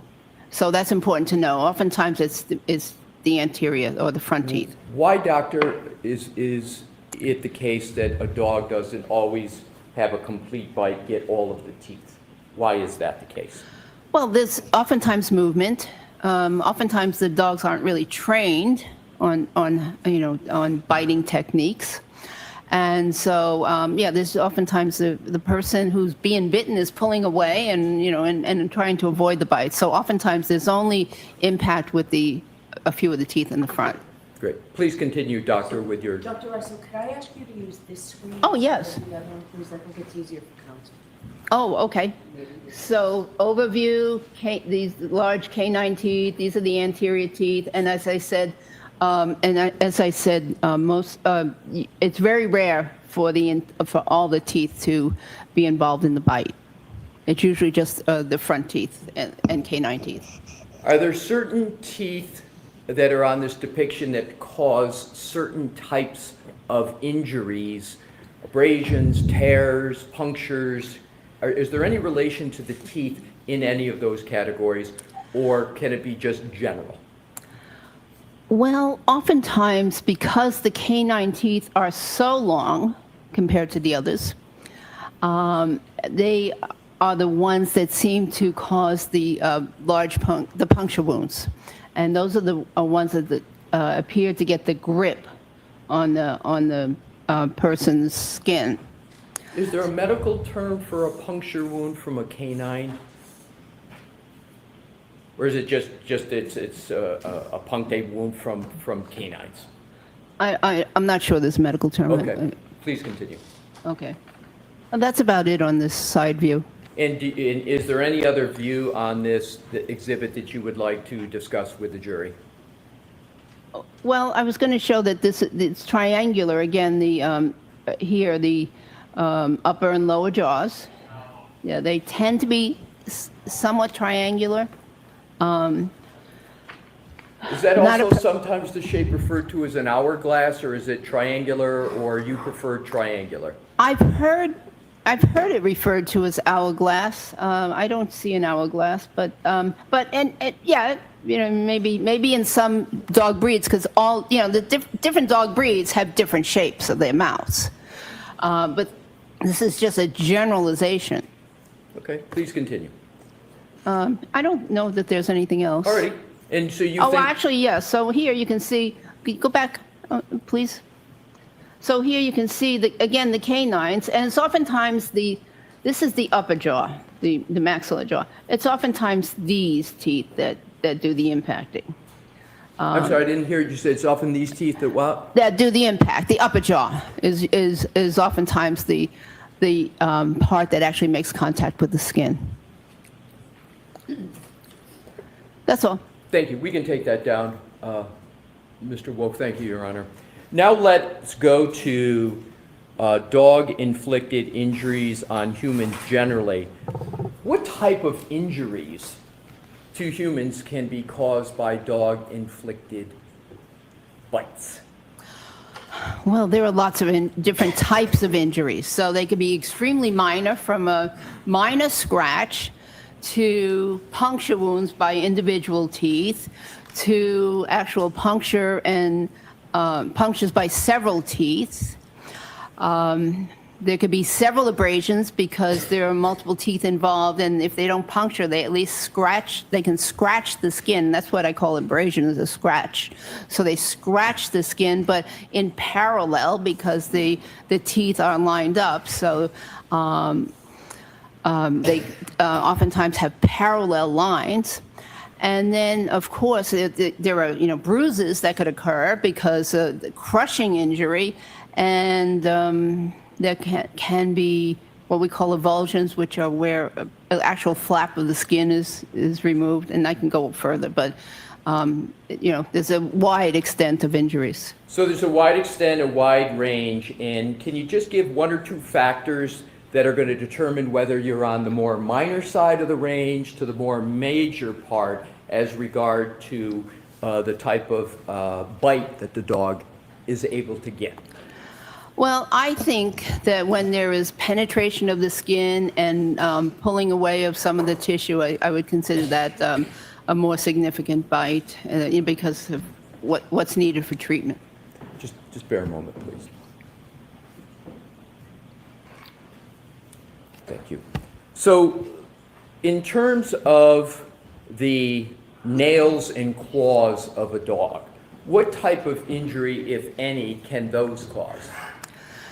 So the nails they're also somewhat pointy or triangular in configuration or shape, and so they can cause scratches, and actually they can cause even deeper wounds if the nail catches the victim's skin a certain way. But most of the time, just scratches. From your experience, what type of medical experience, peer-reviewed article experience, your whole professional experience with dog-inflicted wounds on humans, do you have experience with just a part of the range or the whole range of injuries that a dog can inflict? Well, I think I have a very wide range of experiences because those very serious ones we talked about in the very beginning, where there were crushing and ripping injuries, or those were the trained canine dog bites. Most emergency physicians don't even get to see those. They're so so uncommon. But I was but because I was assigned to jail ward, that's how I got to see them. But in the majority, in the main ER, most ERs in our main ER, we saw the more minor type of injuries. So in terms of if someone is bitten by a dog, where are they? Again, I think most people understand this, but just to be clear for the record, when someone gets a dog-inflicted wound, where do they usually go? Well, Sustained. Ask it differently. Doctor, are you aware of the medical facility from your experience where people go who have dog-inflicted wounds? Well, if they feel like they need medical care, they will either go to a family doctor or most likely the emergency department, because the emergency department is where the resources are, the people that with the experience. They go to the emergency department in general. From your experience for people in your literature review and authoring of documents, do people with dog-inflicted wounds go to a veterinarian for treatment? I'll let you answer it. Not from my experience. All righty, now let's move to another category and to keep this moving along. How did you initially become involved in this case? Well, very interesting. I live in Los Angeles, and I saw something in the Boston Globe about this case, but I really didn't pay much attention to it. And then eventually I saw or heard something, because I'm not from this part of the Massachusetts. I'm from a different part of Massachusetts. So anyways, eventually I heard or saw something about there being an issue with some possible dog-inflicted injuries versus maybe car-inflicted injuries. So that got my attention. I thought, that's interesting. And so that's how I initially became aware of the case. Let's talk about the Boston Globe. How is a person from Los Angeles reading the Boston Globe? And why? Is it like a one-time thing, or why is it you're reading the Boston Globe? 6 months I had a subscription. I would, not always read it. I lived in Massachusetts. I went to school in Massachusetts. I worked in Massachusetts as a police officer. So I have some interest in Massachusetts, but none of that was in this geographic area. It was all north of Boston. So that was the area I mostly paid attention to.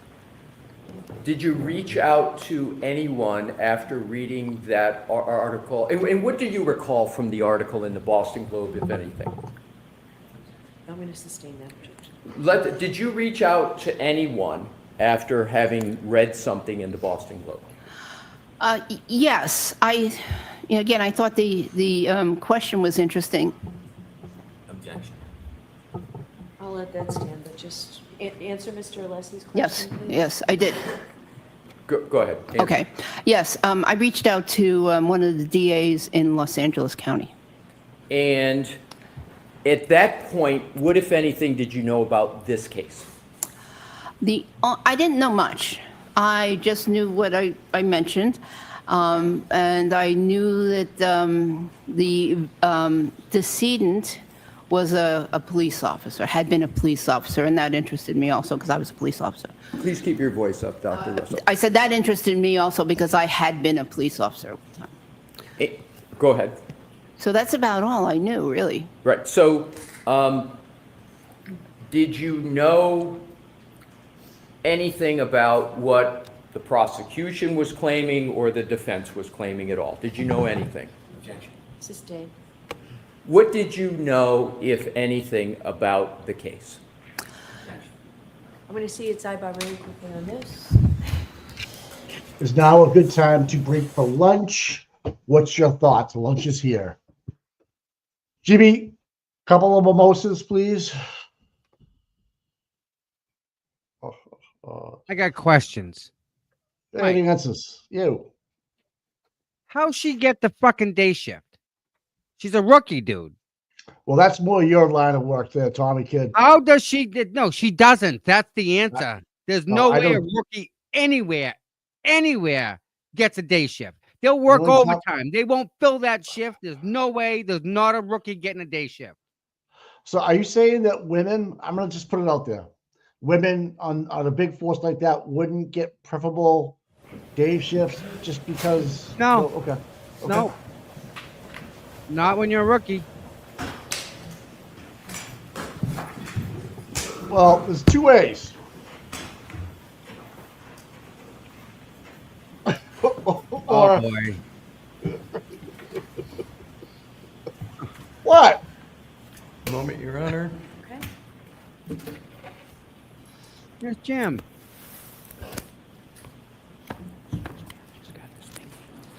It's all the favors she does, right? You had the picture with the blue around. Yeah. I didn't do that. Listen, I'm more leaning possibly that she was being babysat. Here you go.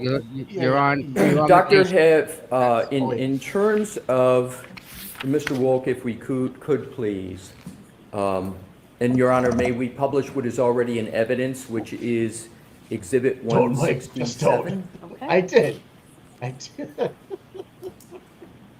You guys are. Dr. Russell, do you recognize Exhibit 167? Yes. And how do you recognize that? Well, first let's start, what is it, and then how do you recognize The it? picture clearly states. It is a picture of the decedent's right arm and forearm. Now, without stating what it is, have you been able to form an opinion as to the source and nature of the wounds that are depicted in that exhibit? Yes. Now, in terms of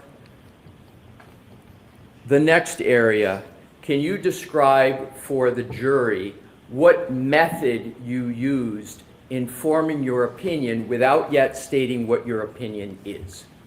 Comma, yes. Well, I used pattern recognition and differential diagnosis. So let's start with wound pattern recognition. Is that the wound pattern recognition you've been discussing up to this point in your testimony? Yes. And did I hear you use the phrase differential diagnosis? Yes. Please tell the jury what you mean by the term differential diagnosis as a physician, emergency medicine physician and forensic pathologist. So when a patient, when a physician sees a patient and, or, an Imogen's case, and is attempting to make a diagnosis, it's very important that not only do they consider what they believe is the obvious, but also in their mind go through other possible diagnoses and determine if they can rule them out, so to speak. If they can rule them in, rule them out, so that they are not just focused on one thing, but they've actually given consideration to other conditions that may be causing whatever it is that they see. So, Mr. Wolk, if you could take that, we're going to come back to this back and forth, but I'd like to have it taken down until we do have the need to, and if we could have the lights go back on, Your Honor. Thank you. So, does applying a differential diagnosis Well, let me start out. Do you understand what confirmation bias is? I believe so. Yes. And does differential diagnosis assist or not assist in avoiding confirmation bias? I believe it assists in avoiding confirmation bias. So in terms of differential diagnosis, did you apply that concept in the beginning of your analysis of this case? Yes. How did you apply differential diagnosis to, among other things, avoid confirmation bias in this case? Well, in my mind, I went through other possible things or causes of wounds on an arm, and what they would look like, and the configuration, the patterns, etc.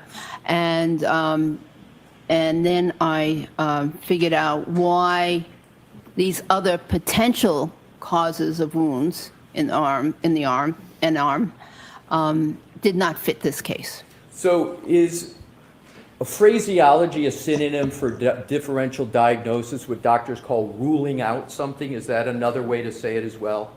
Yes.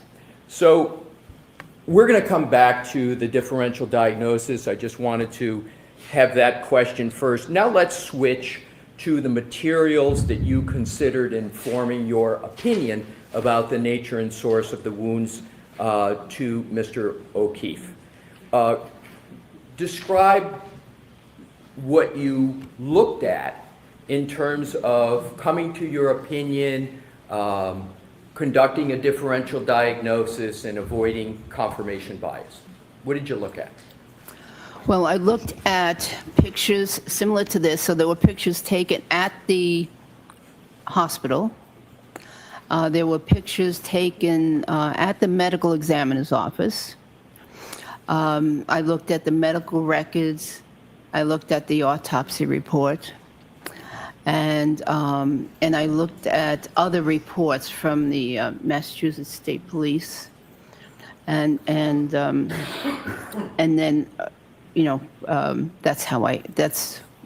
those are some of the things I looked at. Did you look at any photographs, including of clothing?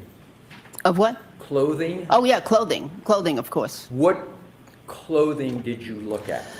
So there was a shirt, like a hoodie shirt that I looked at that had many defects in it. And when you say defects, what do you mean by defects? Is there a more layperson's term? Holes? Thank you. Did you look at any history of any dogs with regard to any municipalities and dog incidents? I'm going to sustain that, Mr. Leslie. Did you look at any municipal records with regard to your review in this case? So that's sustained. With regard to other documents, if any, could you describe any other documents that you looked at? Well, I also... I'm going to see you at Cyber. Uh-oh. Lunch. She's got to eat. Her watch is telling her it's lunchtime. Come on She's now. got a little... Whop her at one. Jim just looks back at her and goes, 2 ice cubes. Wapner at 1, Mike. Wapner at 1. You know what happens at 101. Look out. Hey, do you think the O'Keefes have been told not to look at any cameras? Because they just keep looking down, rolling their ankles around.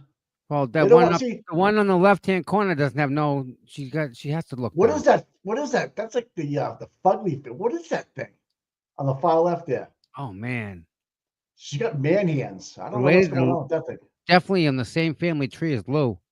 Oh my God. Do you think? And I love Dr. Mary Russell. Oh yes. Right now. Okay. Do you think Lou and her might hang out? No. Miss Russell would smack that girl around, then tell her to go grow up. I'm not saying she wouldn't smack her around. Mike. I think it would be. Would it be? would it be on the same team? People are losing the fact he was a police officer. Yeah. She been through the shit already. She knows how nasty these people can be. She's been through that. She'd rather be a doctor. She's never been married. She knows the shit they could put you through. Think about that. Even somebody like her who's got nothing, like she got no F's to give, right? They still, I'm just telling. There's a rumor going around that Lou O'Donnell picked her up at the airport. I'm just saying. No. And I think Lou O'Donnell and her driving the same car. Krusty must have flown in or something. See, no. Heather, I This think Russell definitely kick some ass. I got 50 on Russell. Okay, she's never been PKO. married. She's been a cop. Yep. Let's go. She dresses like she might be a man. Let's just call it what it is. I don't know. I don't know about that. I saw her today. She looked nice. She was in a nice suit.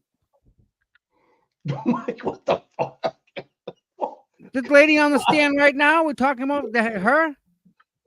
Yeah. She's fine. She's good. Her and Sue O'Donnell. I think her and Sue O'Donnell might share a meal of food together. I'm just saying. Dude, they no Slurpee, no nothing. They ain't sharing nothing. Mike, shut the fuck up, leave Dr. Russell. All right. And besides, what would Tully be doing if he didn't get to pick her up? That's right. Or pick anybody up. I mean, he's the chauffeur. Right. I'm still kind of confused how that girl got the day shift. There's no way, Mike. And if she did get the day shift, everyone now is all looking at her. How'd she get the day shift? Right? Oh my God. Well, no, that's big, Mike. That's a lot of guys work their life, and it's always like one person trying to screw the other person just to do that, just to get on the day shift. Mrs. O'Keefe's going to the hopper right now. Watch out, folks. She's bailing on everybody. Oh, that's gonna be ugly. Mike, can you believe that they still think Karen did this with a car? The jury, no. The O'Keefes. And they guess what? I think they have more knowledge than most people. They thought about it. They're definitely thinking about it. There's no doubt about it. Hey, sometimes it takes a second bite 1 of the o'clock, apple and then today we'll give you an hour for lunch, okay?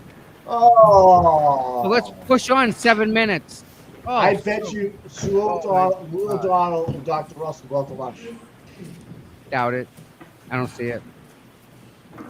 No, I saw him, Aiden had a chair, but he gave it up to Jess Machado. As he should. Gretchen Voss does not work for the Boston. Gretchen Voss does not work for Boston. May I continue, Your Honor? Yes. Thank you. Funny how that works, huh? Dr. Russell. Yeah. This guy right here looks pissed. We had broke off where you had described the materials that you had reviewed. He works as FBI guy. Based on your, and Mr. Woke, if we could please put the exhibit that we just had, and with Your Honor's permission, republish it. Thank you. Based on your review of all the materials that you had described and your experience, no way. Described, That's a without rip stating it, or were one you way able and to the other come to way. any conclusions or That opinions didn't happen about the from source Dr. and nature of the injuries Vultures. that you see depicted on that exhibit? No. Yes. And what is your opinion and conclusion concerning those injuries? What? Those wounds were inflicted as the result of a dog attack. Yes. I'm sorry, I didn't hear you. Can you speak a little louder? They were inflicted as the result of a dog attack. Yes. And how did you form that opinion? Just describe your thought process to the jury. Well, there are multiple groupings of wounds. Do you have the pointer? I do. He's going to do it. And if you could use the screen that Her Honor has requested. Put the arm. So there are multiple groupings of wounds right here. Here's one on the what I'll consider the upper arm, which is above the elbow. Here's another grouping. Here's an interesting, complex grouping at the elbow. These are all at the posterior surface of the arm. and there's another grouping down here on the forearm. These multiple groupings are patterns, and they are, in my opinion, were inflicted by the teeth and claws of a dog. We've discussed previously pattern recognition skills and methodology, and you just mentioned the word pattern here. Can you elaborate on what you mean by pattern with regard to this exhibit? So there are groupings, and one can see that these wounds are going essentially in the same direction. They are oriented in the same way on the almost from the inner, close to the inner surface of the arm or the anterior surface towards the posterior surface. What is the arm. significance, if any, of that orientation you just described? So what that gives me direction, and that tells me that the dog's teeth were over here, over here. The dog is over on this side of the arm, and the teeth started their punctures or their injuries over here, and through either the action of the dog or a combination of the action of the dog and the action of the decedent pulling away, or the victim pulling away, the teeth made these abrasions in this direction, from here down to here. And then here it's very complex because of the bending of the elbow.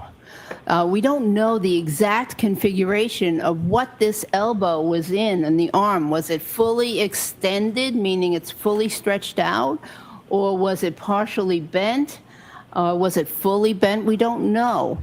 But in addition to the pulling away movement, there's also the bending movement. So that one is even a little bit more complex.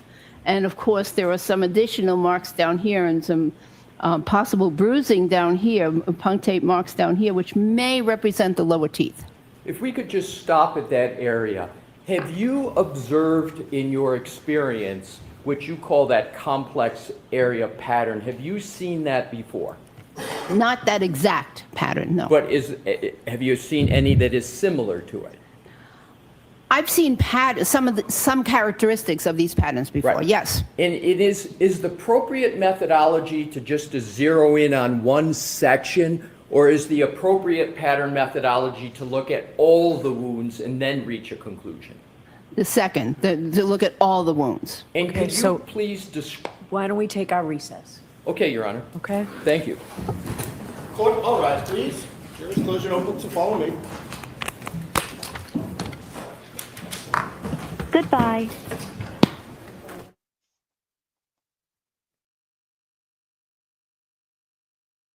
Huh. Huh. Huh. Well, That girl was a She just- fucking disaster, Mike. all right, let's focus on the positives. Let's talk about Dr. Maria. Dr. Russell, overly qualified. She says it happened, it happened. What else is wrong? Oh, that's all we got. Okay, so that's Girl's a all. fucking Let's go back. disaster. Let's go back to Kelly Deber. Oh. Higgins never tried to hit that? Of course he did. Come on. Dude, He would never. Another She did police the lot. officer. She did the lineup. Come on. I don't want to talk about it. I don't want to. I don't know why he didn't like. Now batting fourth Yeah. for Kenton PD. Oh my goodness. Do I dare open Twitter? Higgins. Do I dare even open Twitter to some of these people that are like, they don't know? There are people that Olivia- don't know anything about it. Well, Commissioner Cox committed witness intimidation. Tell her to fucking do the right thing. That's the same thing Aiden said. So do you hear what I heard? What? Cox didn't hit it. No.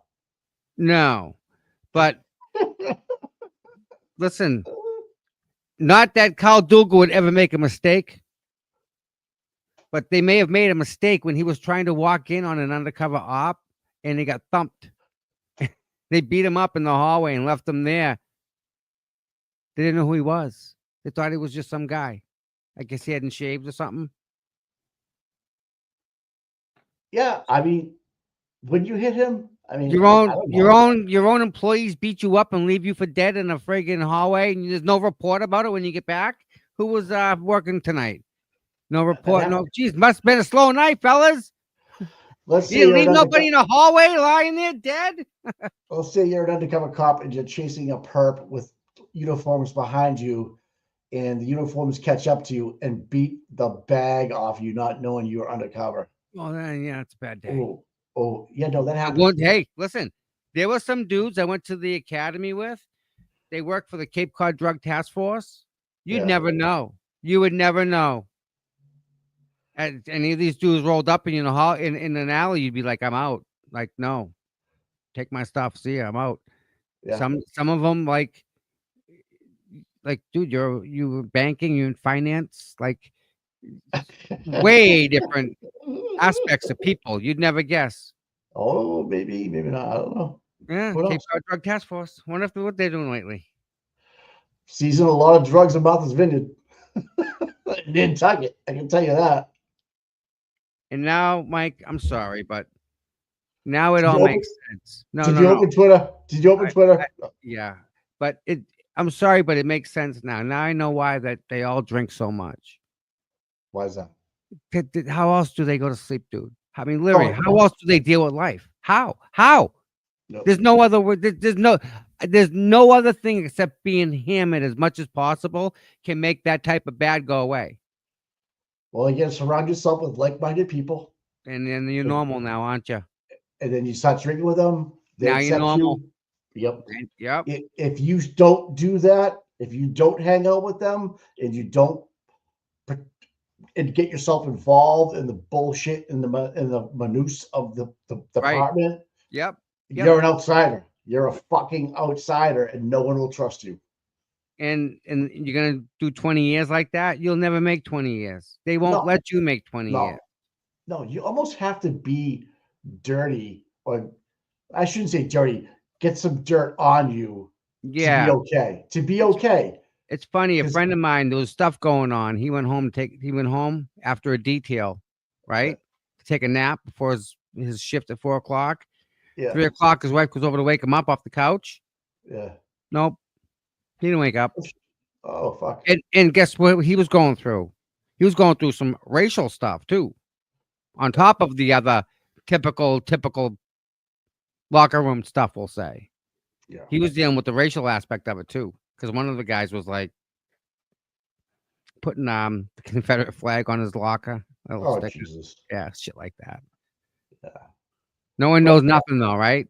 No one knows nothing. Most secure place in the world. Who can break into a locker room inside of a police headquarters? Who breaks in there? Nobody. But yet no one knows nothing. Oh yeah, that looks pretty bad, doesn't it? Oh yeah, huh? It's just Everybody knows. no respect for people. Everybody knows something along the line to protect themselves. From the people from the police department and from cops. No, you don't expect that. You're supposed to be better than that. Supposed to be a lot, and then to have it from your people you work with. Oh, come on! There's no way in any world that's okay. That's a hostile environment. Yep. And you know what? He went home to take a nap in between doing a detail on a shift, and he never woke up. Did someone give him something that he was allergic to? I don't know. Oh, yeah. I mean, I don't know how deep it rolls. Bottle of water. Take the water, you drink it. You don't think nothing of it. I mean, you just look back at that movie Trial 4, where the cop was shot out in front of the Walgreens. Yes. He was in with the bookies. Yeah. Now think about this. Now you guys are all now getting a taste of all this, right? Does it make sense now when we say that the cops don't have to protect you in any way, shape, manner, or form? They're not there to protect you. They're only there to get paid. And then when I say get paid, their salary. That's it. DPW does probably more important work than some of the police departments that are not to be named. Seriously, DPW. If you take the DPW out of town, you have 3 days and you're all dead. The amount of contamination from just the water, you wouldn't be able to control the contamination out of it. I think the federal level is a little different from the local levels. Oh, I don't know, 'Cause man. they're Hey, smaller. no, left Smaller, wing, more. right wing, same fucking bird. I Don't understand. matter. I just don't know. It depends what town, city. I guess. Okay, let me They're rephrase. making OT too, dude. They're making some good No, money overtime too. but my point being is that if you have a certain beliefs, as long as you go to the right city and they're in line with what Democratic, Republican, Sure, whatever you want to be, sure. you'll be fine. But you can't do that at the local level. You kind of have to. I get to work where I work and live. Feds will ship you to Houston. They'll Mike, ship you to California. the minute any of that is like deemed like okay because of what, where, how you're lost. It's just no. All this corruption, Mike. It's either all or nothing, because you can't just say, "Well, Yeah. they, out of 50 cops, 10 of them are good." You're telling me that the 40 are bad? Really now? Because that's a Okay. whole argument that the 10 cops will have against the 40 cops, and vice versa, right? How come these cops now haven't made any arrests of their fellow police officers of doing Look at shit that. wrong? Stolen Kelly state. Deeb, she went from 85,000 to 142. Oof. All right. I think we saw everybody that was involved in this case making a little bit more money. I'd like to know the percentage that is, because Canton's one of the higher paying towns, my friend. Well, that's in Boston, bro. Canton's one of the higher paying towns. Boston I is know. you paid good, but it shouldn't be more than that for the time she wasn't a cop that long, dude. No way. Again, do the right No thing. way, dude. Do the right No thing. way. 100 starting salary. Boston. RVA, thanks for the update of my chime clock up here. I forget. I think that was a wedding present. I'm not sure. Hey, starting salary, 30,000 a year. In Boston? Boston Police Department starting salary, Wait, $30,575 come on. per year. No. Yo, present. No, yeah. No. Present. Someone else. Share. No. Share. What's this? Read this. Mike, what's that number? Metro area patrol officers 70. Boston Metro's outside, no? You mean like Jamaica Plain and Newton and Cambridge? Right down there's the chart. Boston. See the chart? See the chart right down there? You just This one or this one? down below. Right here, yeah. Right. The search is related to Boston Police Department starting salary.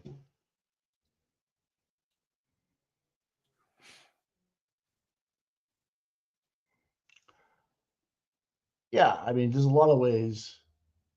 There's a lot of ways to make some money in the Western PA. Per year. What? 0.5 time. Why is there 5 there? Highest Half paid police or officer. half 0.5 the average annual salary of a Boston Metro. Yeah, okay, so it's half of so they're saying it's about maybe 0.5 the average annual salary of a metro area patrol officer. Did you get it? I think that's what they're saying, Mike. Am I wrong? I love you, fucktards. Shelby. Oh, all right. All right, so do I have to get on the Google machine to figure it out for us? Try it, because my Google thing here is telling me different stuff. There's no cop, in my opinion, unless you live in Duxbury, making 30 grand because you got nothing to do. Oh, I would God, not get my. I wouldn't get. I wouldn't get. Here's my thing. I wouldn't even get out of bed for 100 unless it was 100K on the line. That's how much it was just when I was working. That was a good job back then. Yeah, I'm going back 20 years. I wouldn't even fucking get. I wouldn't even look at it. No. Lieutenant. 426,000. That's 426,000 for a lieutenant. Yeah, oh yeah, dude, that guy killed. He made like 18K and other almost 170,000 in overtime than his regular pay. Oh yeah, just on the street, lieutenant, just walking around. Hell yeah. No, it's yeah, 58K 1 year. This is bringing me to their data sheet, like the Excel sheet that. Oh, Canton well, doesn't tell provide us. how did let's ask Stacy Q, who's a member. Where'd you get that in? Where'd you get the data, Stacy? Because we're just taking your word for it right now, honestly. I need a receipt. If someone can give me a receipt. I'm here. Let me show you. Yeah, but you're on Yahoo. No. I'm Yahoo. here. Stop this. Share this. I'm at this one right here, Mikey. Employee earnings report. Oh, all right. This is where I'm at.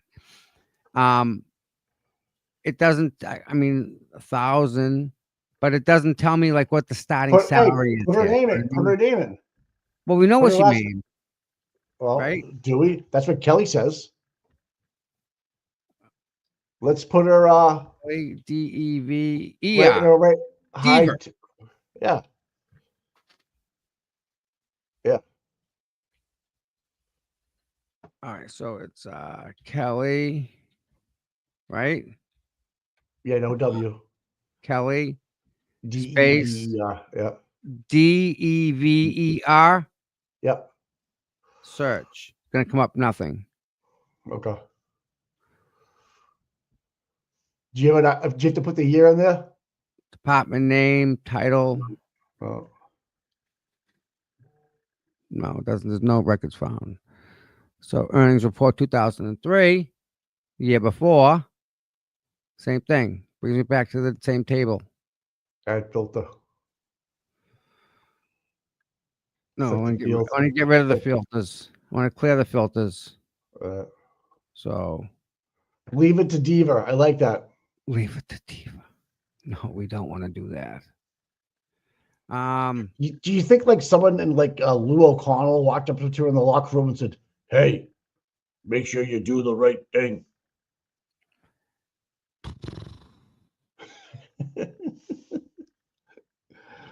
Oh, here we go. What's this one say? City of Boston. Here's some information. Government side. Let me share this one. Stop. Share. Lou O'Donnell. Go away. The average city of Boston police officer salary was $189,000. Average. 29% higher than the average salary for his job in Massachusetts and 74% higher than the average nationwide. Okay. Police officer salary in the city of Boston is usually between $145. All right. See the filter on the left-hand side? Put patrolman in there. Says job titles. Nope. Over to your left. My left. Yep. It's right there. Oh, yeah. They have all right. Yep. I had a little drop-down table if you want to back it up. No, just click on. Oh, never mind. You're over there. I'm not going to fuck with you. Jeffrey Driscoll. Oh, there you go. Kelly Dever. I'll put Dever in the last name. Fred, it's spelled. No, just go back up top. Okay, right. Put in the name, put Dever. Back, last name. First, but okay. Go ahead. Found it. There she is. Okay. 2003. View salary details. Let's go, you cock. Right here. $85,000. All right. What's salary? But wait a minute. What? She was employed and had an annual salary of $85,000. That's yeah, her we have salary. that. Not detail. I know. Not details, right? All right. Hey, click on her name. How come it's green? Can we click on it? Kakaruski.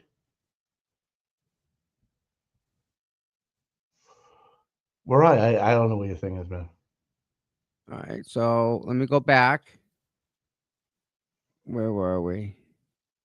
Here we go. You back at the screen? Yes. I can't see him. Where's your mouse? I don't see it. But anyways, I don't care. All right, so back at the screen. I'm going to do 2004. Yeah. Yeah, Okay? 24. View salary details. All right, let's look at her. Now I gotta share this screen, so stop that. Now I gotta share this. It doesn't carry over. Tom, I don't care how the clock works. Just tell me what time it is. Kelly Deber was employed in 2004 with her annual 24. salary of $143,562. Yeah. Her salary went from Wow, 51% higher. a lot. A lot. Kelly held a job police officer 23. Kelly Dever's salary was 7% higher than the average police officer in the state of Massachusetts. View public records. Oh yeah, let's go. There's nothing there. All right. Can we scroll Wait a down? minute. I'm gonna do this. That's an ad. I You know, see but it, wait a right? minute. I'm All gonna right, bye-bye. show you guys this. So everyone, let me start. That's 2004. No, 24. 24. Yeah, 2024. It's not plus overtime, Mary Jo. It's her annual salary. It says it right here, and I'm going to show you why. Stop this. This Oh, is God. the prior year. This is 23. Okay. So make sure I pull the right one up. Share. What's this read here? 85,773. 733. Yep. And the other one was what? 143,562. And it said annual salary, correct? Yes, Thomas.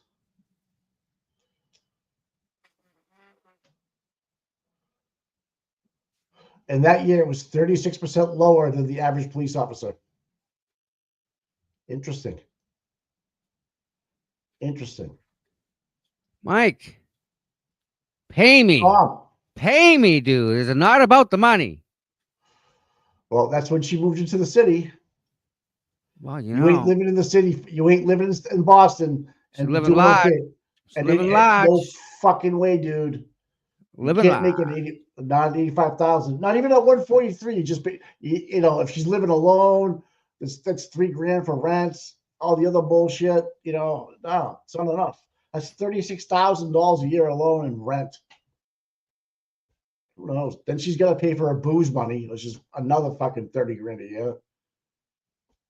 Right? I'm in just awe here. I'm not. What else does it say about the key data about her in 2023? Can't see it. Can you get rid of Stacy Q's comment? Oh no. I can. There you go. Can you scroll down and kill key data stuff? Oh no. Yeah. On the right hand side. Yep. There you go. This one here. Yeah. Employer, city of 2003. Boston. Yeah. Okay. Information may include where available salary, bonus, and benefits. Okay. May not. How much you want to bet they say, though? She moved her 401k over. That's her wage. That is her salary. View personal details. Oh yeah, let's go. I don't want to know nothing about this one. Oh, I already know that. 2023. 25,000 people work for Boston. Yeah. All right, let's see. Oof, yeah. Same job title. That's a lot of working, dude. At what point does safety become an issue when you're working that much? Co-workers. What the hell's that all about? Compliance monitor. Oh boy, let's see what we can find here. Teacher.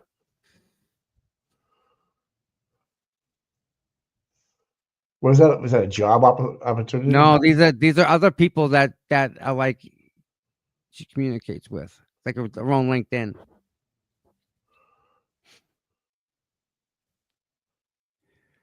So if that is co-workers, huh? Compliance monitor, City of Boston. I wonder if compliance monitor works with anybody in the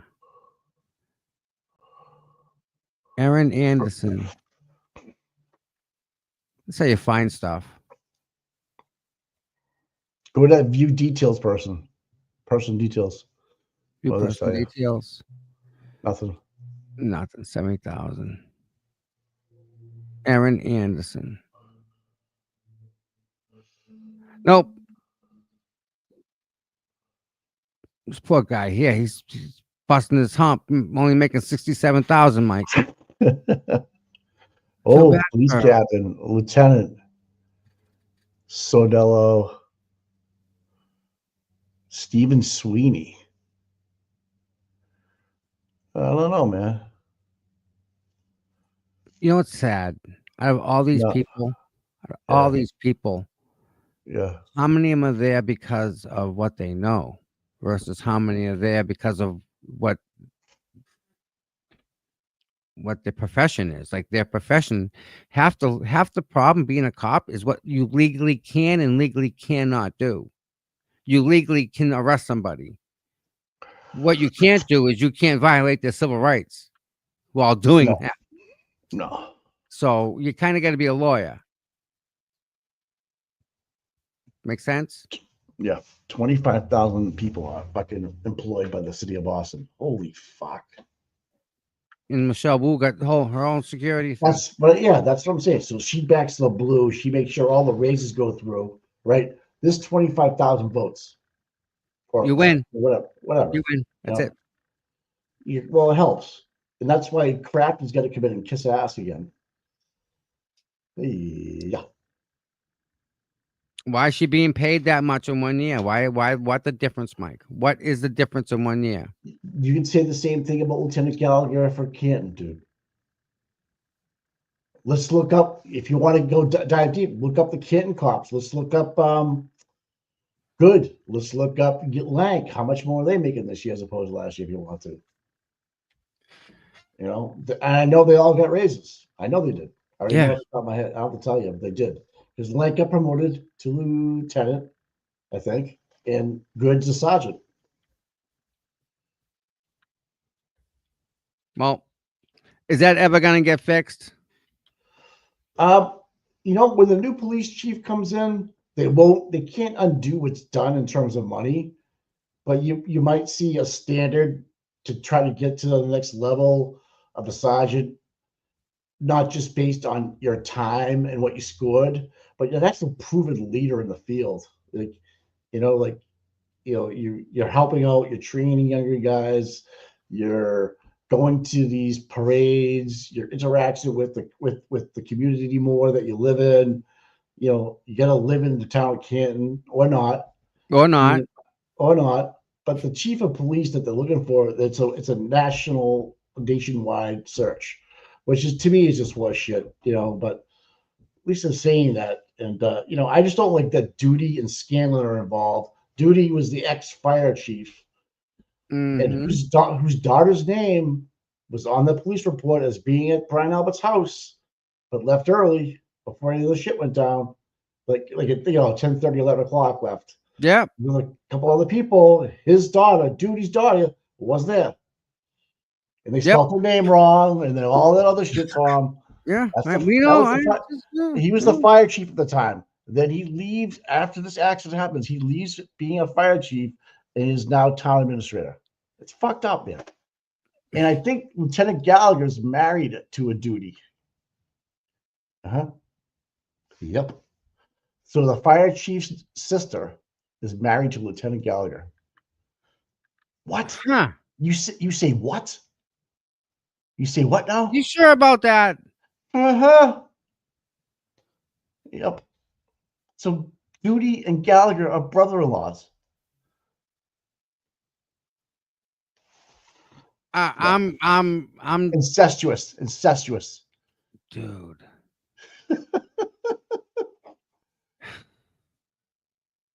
Oh, so remember Jessica Fritz spelling the names wrong.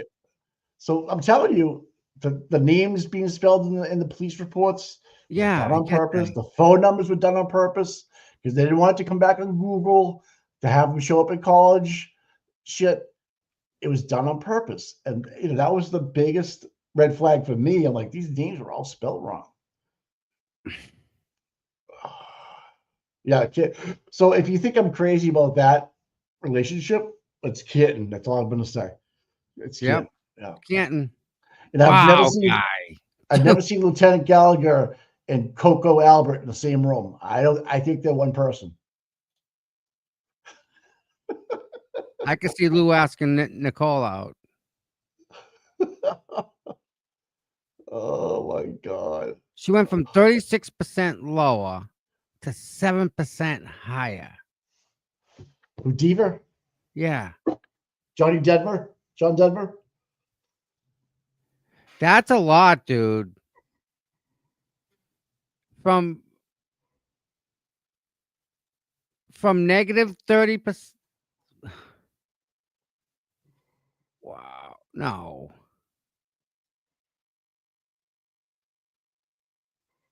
Turtle Boy's got 130,000 subscribers. Does he really? Yep, on fucking Twitter. Good for him. Yeah, That's awesome. yeah. Boston.com tweet. They did not want me to tell the truth. Kelly Dever. Now a Boston police officer testifies referring to the defense. She's saying the defense didn't want her to tell the truth. What? How did Furbish die? A heart attack. Yep. Yeah. Well, I heard other things, but yeah, heart attack. Something induced the heart attack. But I'm not that guy. I can't be that guy. But yes, it was induced by something. It was not good. It wasn't a clogged artery. Wasn't a White Claw either. All right. Yes. No. It wasn't any of those. Okay. I would say look at the toxicology report if there was one done. You can't do that though, because then you won't get the benefits. You won't exactly tell me when you get the insurance money. So someone did a solid on that one. Mm-hmm. I think Sean Good was one of the officers that responded to that call. Reporting I'm just officer. saying. Imagine that. His name always pops up, dude. He's a fixer. God. And a couple of the police firefighters do Kerry Roberts, who lived right down the street from the Furbushes. You just can't make this stuff up anymore, man. Who had this on their bingo card? Really? I mean, seriously, who? Who? I know the people. I wouldn't have put them down though. Yeah. So, and now I hear that Kelly Dever was in one of Higgins's trucks when the night he was getting. No. The snow wasn't the only thing getting plowed that night. Yeah. All blown. Wrong snowblower. Wrong snowblower. She ran out in the parking lot thinking. Oh God. Wrong snowblower. So if Higgy and Berkowitz buy the tailgate for a wildly long time, and she likes to say it, and then Higgy drives by 34th Fairview and through those Coke bottle glasses, and then she actually sprinkling it out, sees the glass on the ground. That's just shit luck, right? Real, yeah. And then that's some. just shit luck. I still feel bad. I think they were gonna set Lucky up hard. Oh no, I agree. Pisses me off, man. I agree. Lucky's the nicest guy in the world, and I agree with you 1,000%, dude. So not right. All right, listen, I got to bounce for 1 second. Hold on. What's up? Oh, he's got company. Yeah, man, maybe we could have an off the record talk about that if you really want to know what I know about that Furbush name, which I don't, I'm not passing judgment or whatever. You got a busy schedule tonight, man. You got Justice Served, and then what are you doing? Another show tonight too? You're just getting out there, huh? You're out there. You're flying around. You're a butterfly out there. Yeah, if Higgy gets called to the stand, Mary Jo, oh fuck. Most recent tweet no. I get her. I get her. I did see you in I think it was a Bentley, the stick sports car. I don't know if it was an Audi or a Bentley. I'm not sure what you're driving. But I'm kind of cool that you're it's kind of cool that your son's making a video of how it's going for you in your trial. That's kind of cool. You know.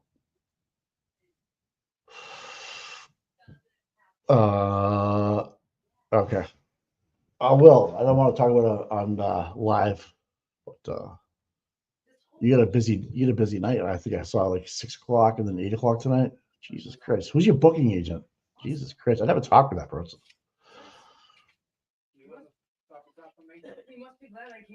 See, I don't know why Tom doesn't put people on. I drive a few because that one's a Beamer. Okay, yeah.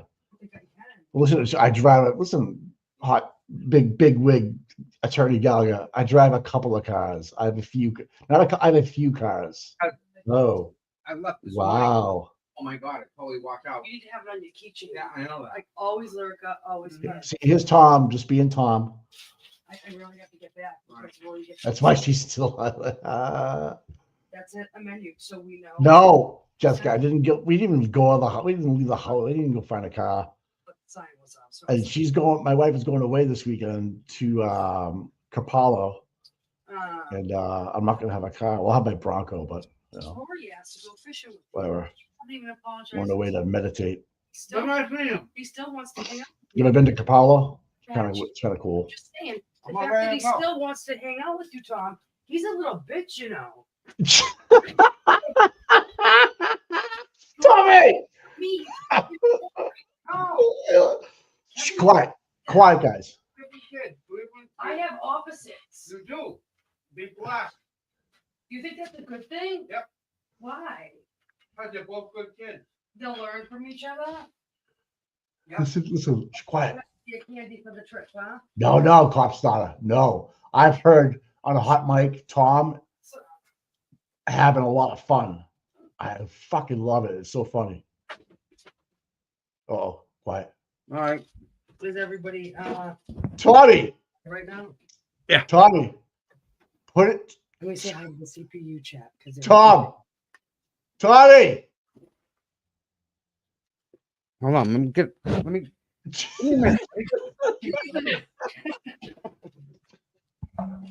Hi, family.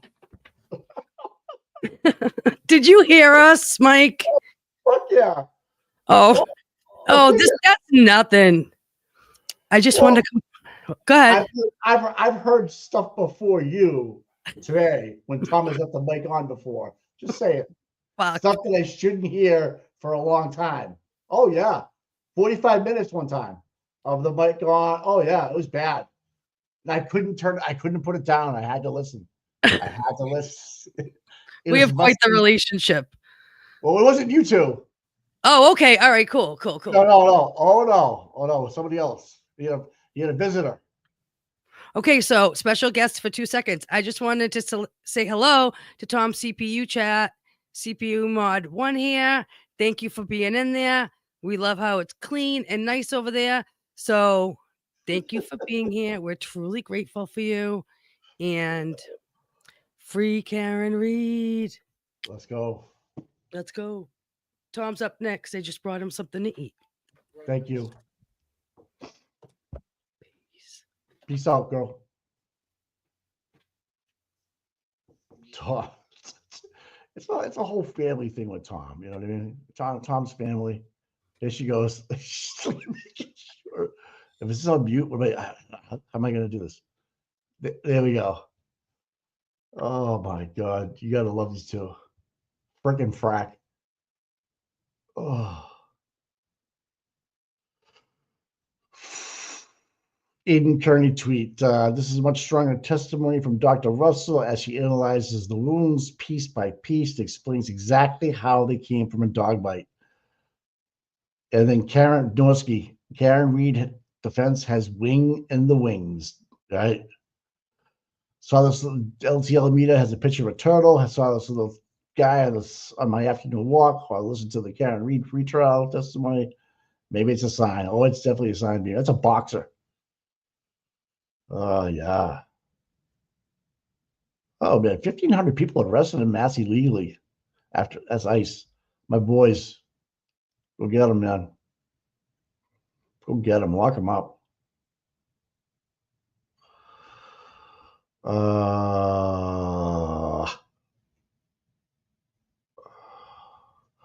I think Deber looks like that chick Wednesday. You know, the one with the. Is that giving her too much? Is that giving her too much cred? Oh yeah, so Boston Herald, just immigration's official in Boston confirmed the Colorado firebomber terror suspect was in the country illegal. Yep, it was. Would you guys be friends with Kelly Dever? Yeah, ice is cold as ice, man. In case of an emergency, just so you know. Right? And if you have it in your phone, in case of emergency, kind of funny.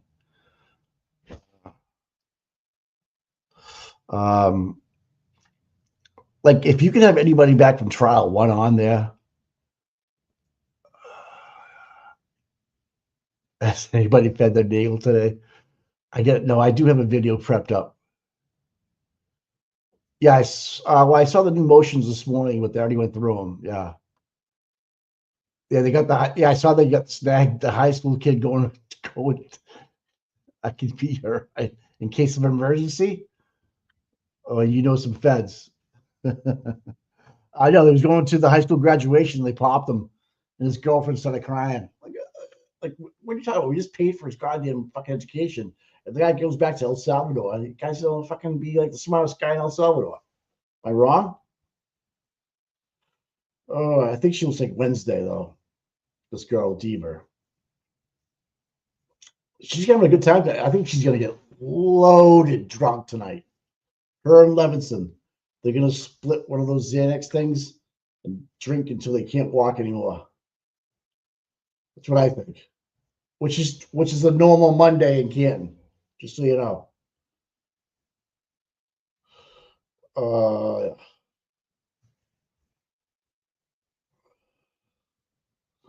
Hold on, I gotta answer somebody.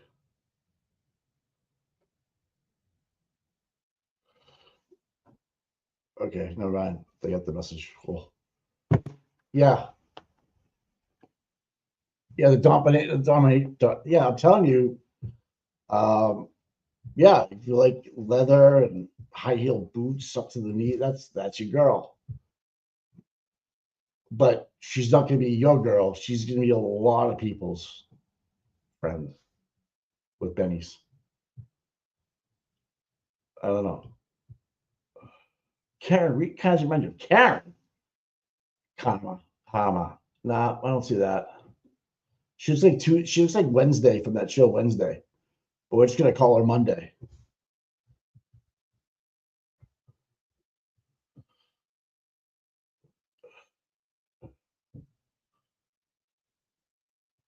Man, not yeah, you might, Dan, during the day, but not at 11 o'clock at night in some strange apartment. Well, maybe. I don't know, man. I don't know.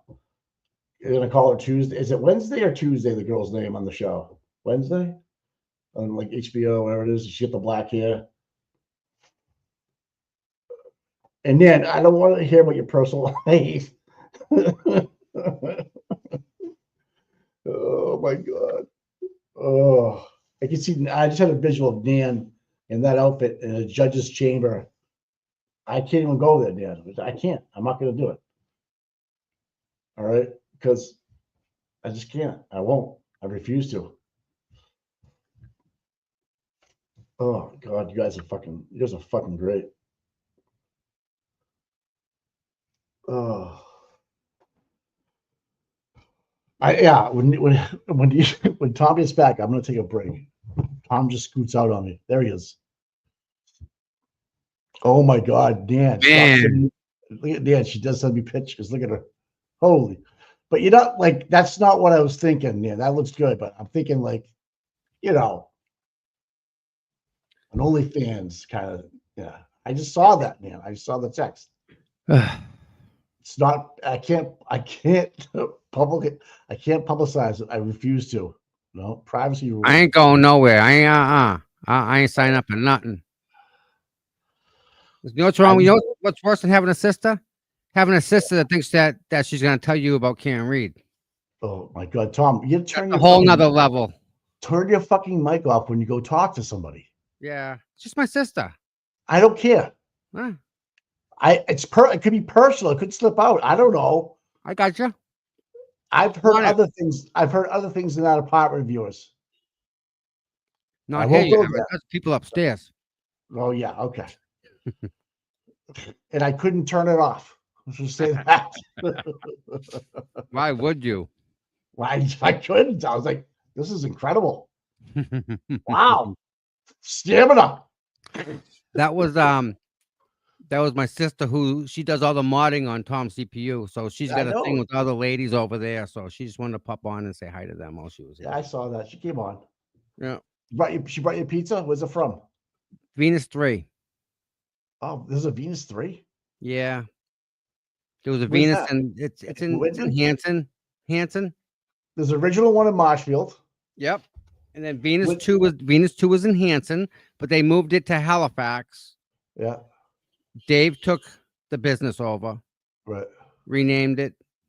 His father got rid of Venus 3 and made it back Venus. Got rid of Venus 2, made it Venus 3. Dave's channel? Different Dave.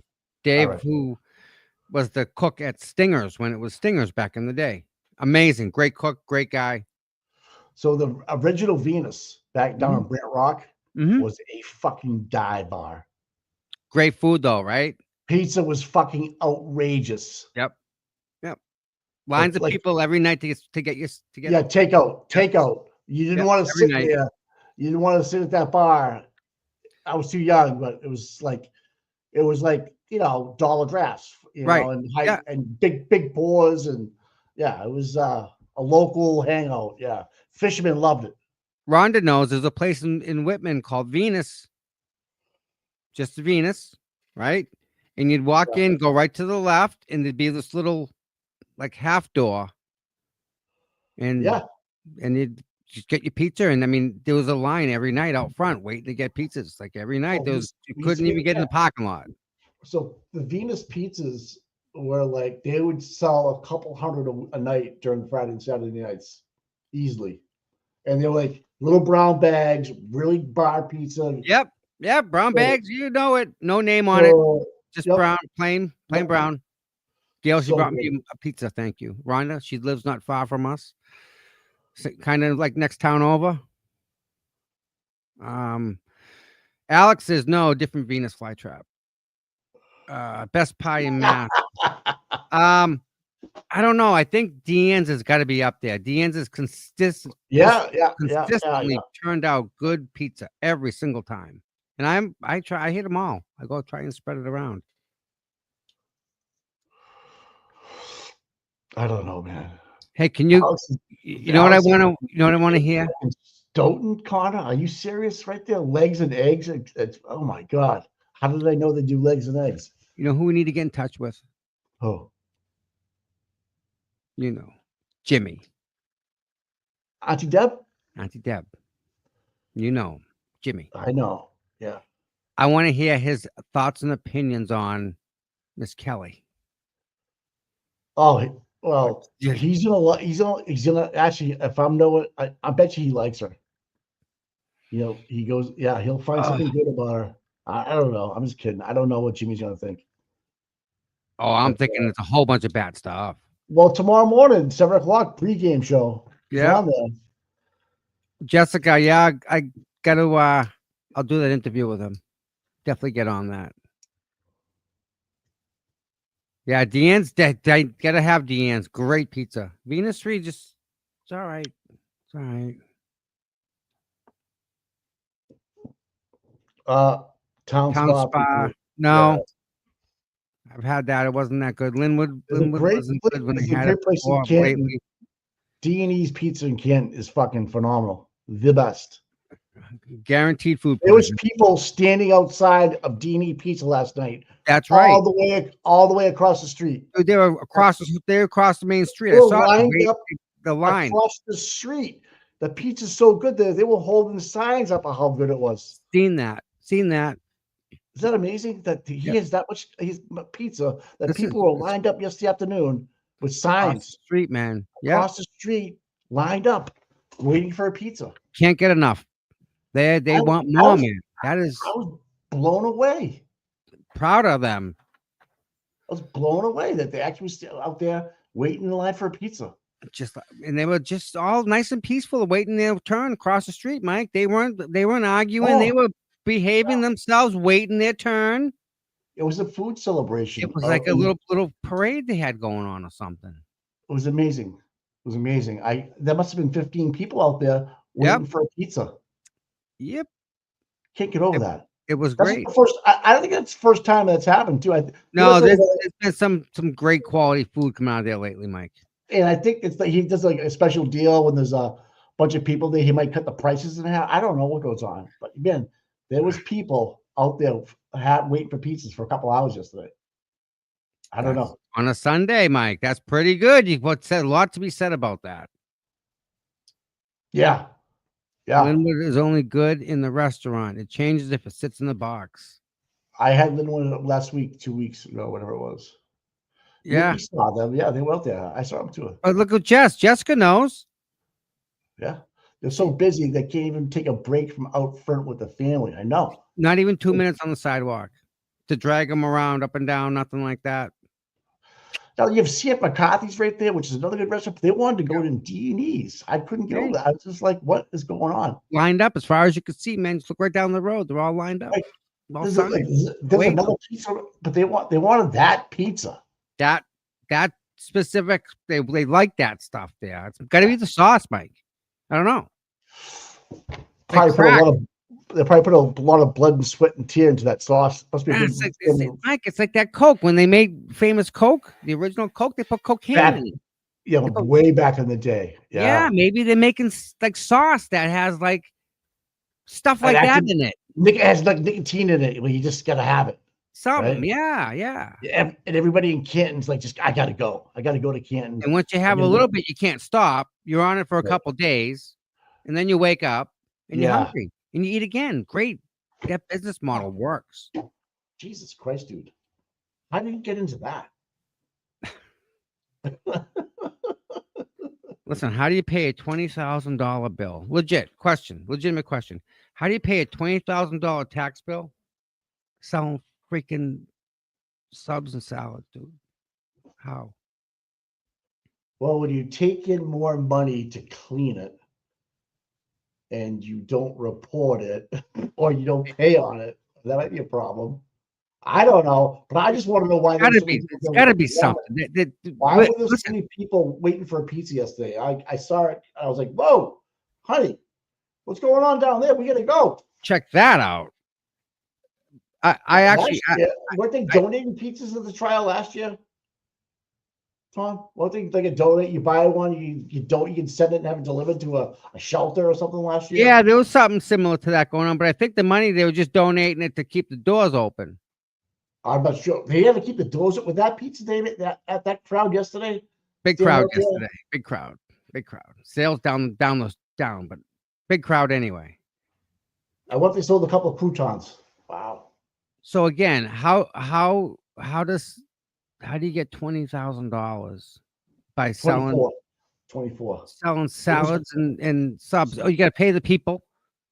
You have to pay the electricity. You got to pay the rent.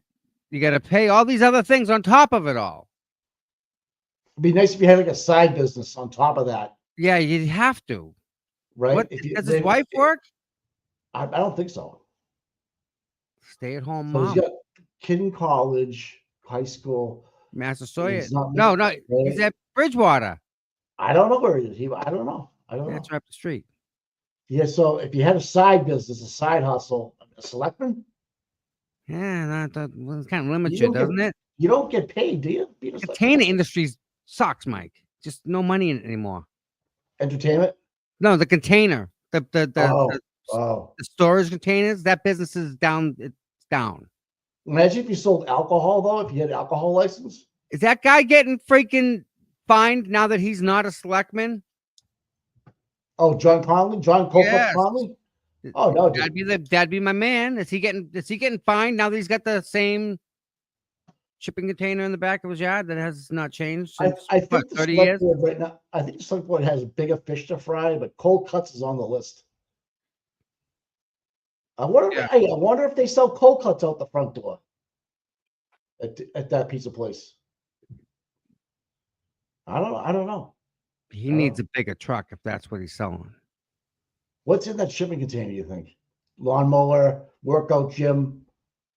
Definitely the workout gym. That's been in storage from day one, man. That he ain't touched that in years. A couple of people held hostage. Yeah. People hanging, just swinging in the wind. Yeah, I'm hanging here for a couple of years. Yeah. Hey, how about Berkowitz is in there living large? Berkey's in there. taking inventory. Right. Oh my God. Imagine if you had like a nice little. I bet you Cold Cuts has dug a hole all the way to Cassie's, and then up underneath Cassie gets free food all the time, and brings it back to underneath there. You know, because you can walk from Cassie's to his. Yeah. You know, so it's like a glass little stair. He's got a little roller cart, goes down there, goes shopping, grabs his Cold Cuts, heads back to the thing. Yeah, that's a great comment. They don't sell beer and liquor in that establishment, do they? Dini? Yes. I'm not sure if it's upstairs or downstairs. Yeah, because I'm not sure. I think this Oh, would they're downstairs. preclude him from having one. But if the company, I mean, DUI would, anyways. yeah. But if you just did it anyways because you know people, and I guess it wouldn't matter, would it? Because who's gonna bust you? Who's gonna bust you? Yeah, out? you know your brother's a detective, and yeah, the other big bad brother's a Boston cop, and you could get away with murder if you wanted, I'm sure, right? Yeah, they all need a place to drink after hours. You know, they make pizza. They make pizza after hours. You know, when they're hungry. Just be careful. That bridge is a bitch when you had a couple. That's all I'm saying. There's one way in the back door. That's a nice little setup, Tommy, isn't it? If you want to get out, hey, I'd build it that way. You shitting me? That's perfectly right, no doubt. Yep. Lock the bridge. Yeah. you see it not going up. You're fucked. Reminds me of Porky's for some reason. I don't know why. Remember the day we were gonna let Rubber Duckies run down the river and videotape it? Oh my God, that was We're fun. still thinking about that. The lady, she's out in Michigan. She got a bunch of ducks, and she's gonna come up here, and she says we're gonna find somewhere to run and do the ducks. Oh, we know exactly where to put them. That's what we'll bring it. We'll stop writing everyone's name on it or number, and we'll do the drawing again, right? So everyone gets a thing on the wheel, right? And then we'll drop the ducks, and we'll see who's the first. We'll drop them, and then we'll go down to where we find wherever it ends up, and we'll wait. First duck wins. Oh my God, that's good, Tom. Yep, that's good. There's a back parking lot at D&D's Pizza. If you go past D&D Pizza, take your first left at the lights, and then take your first left, you go by this huge like welfare condominium place, and it's right there on your left. You got to go over a fucking gated bridge. So one car over, one car in. There's water underneath that bridge. Yes. But does it flow? Yes. Flow a lot? Yes, it goes right down to like the dog park down the street, and it goes into the bigger river.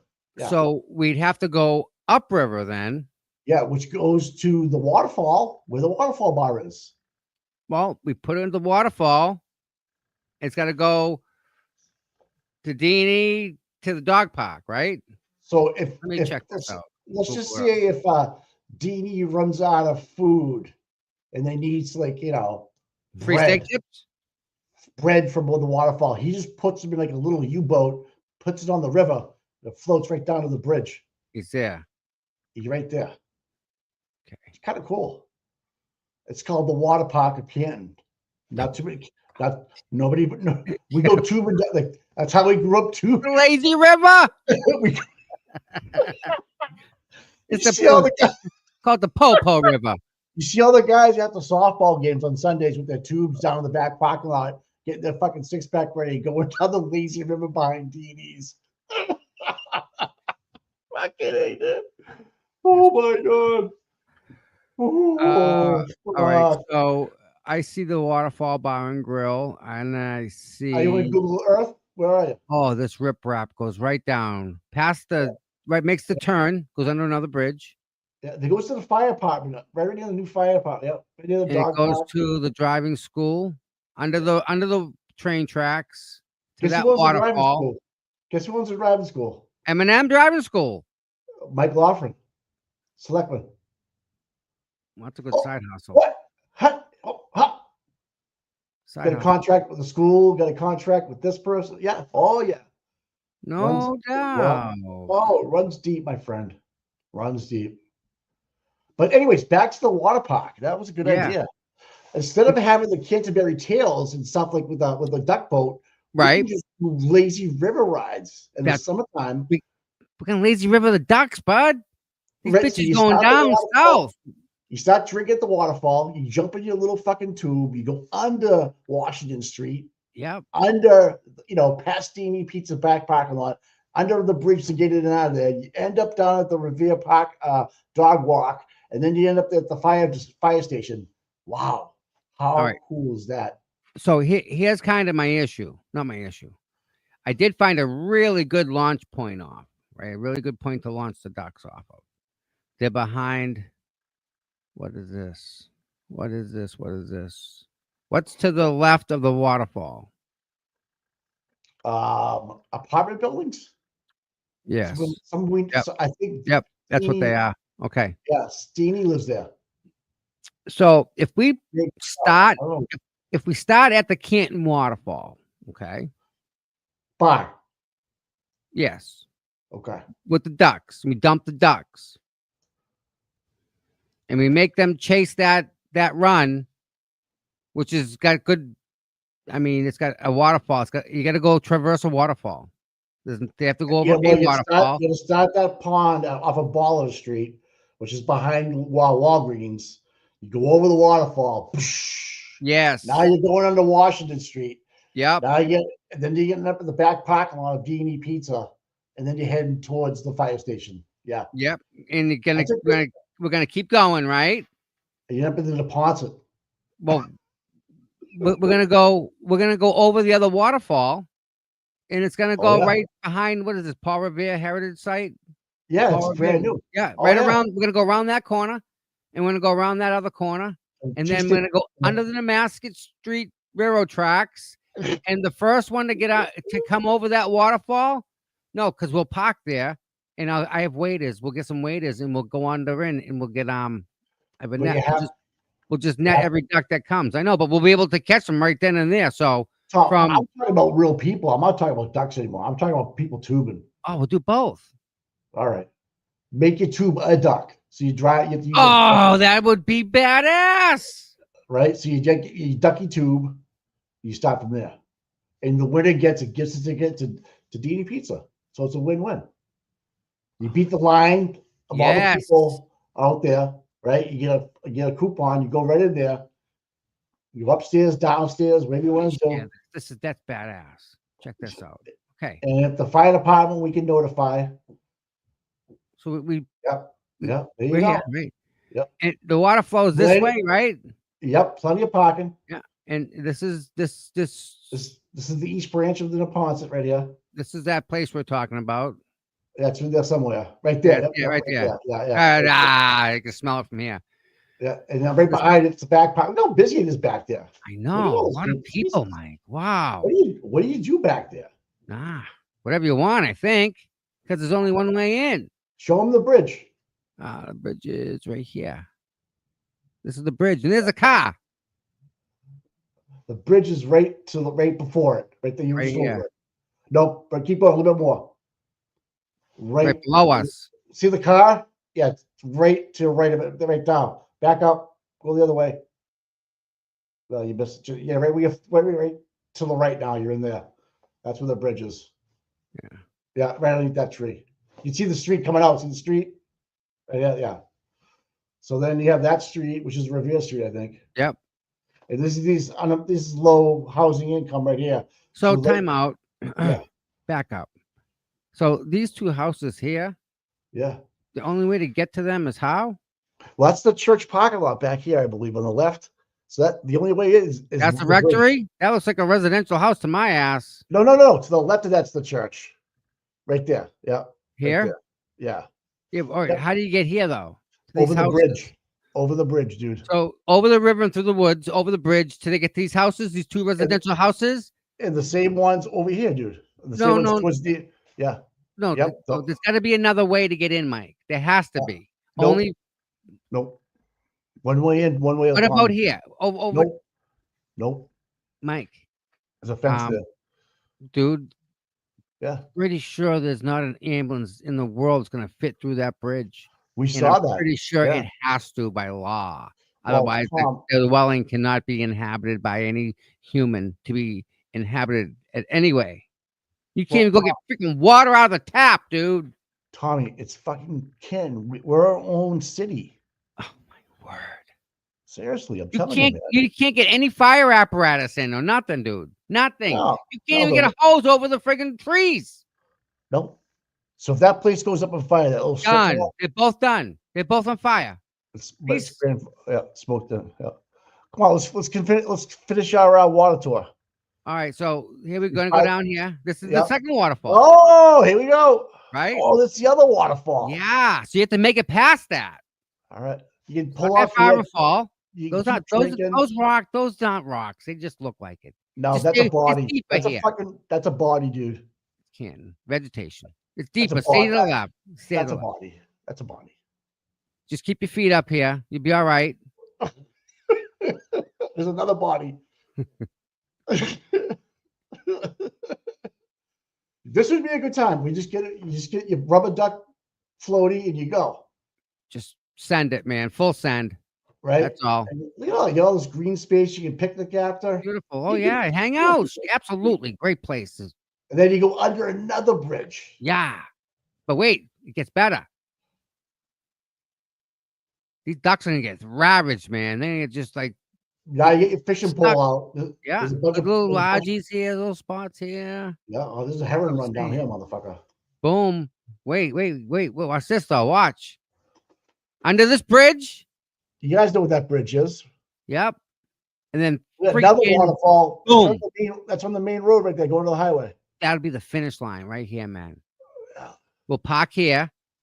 Yeah. We'll load this guy's place up, and this will be the finish line. We'll start as they come over. This is the finish line. Hey, if you keep going this way, we can go right to F&F Power Equipment. If you keep going down the branch, keep going. You're going the right way. There's F&F right there on your left. We can all park right here. We can walk right down to the river. Yep, we can all go down the river. We can get off that way right there. So now again, you can probably see the pothole Colleen's talking about. I don't know how old this picture is. Probably right here.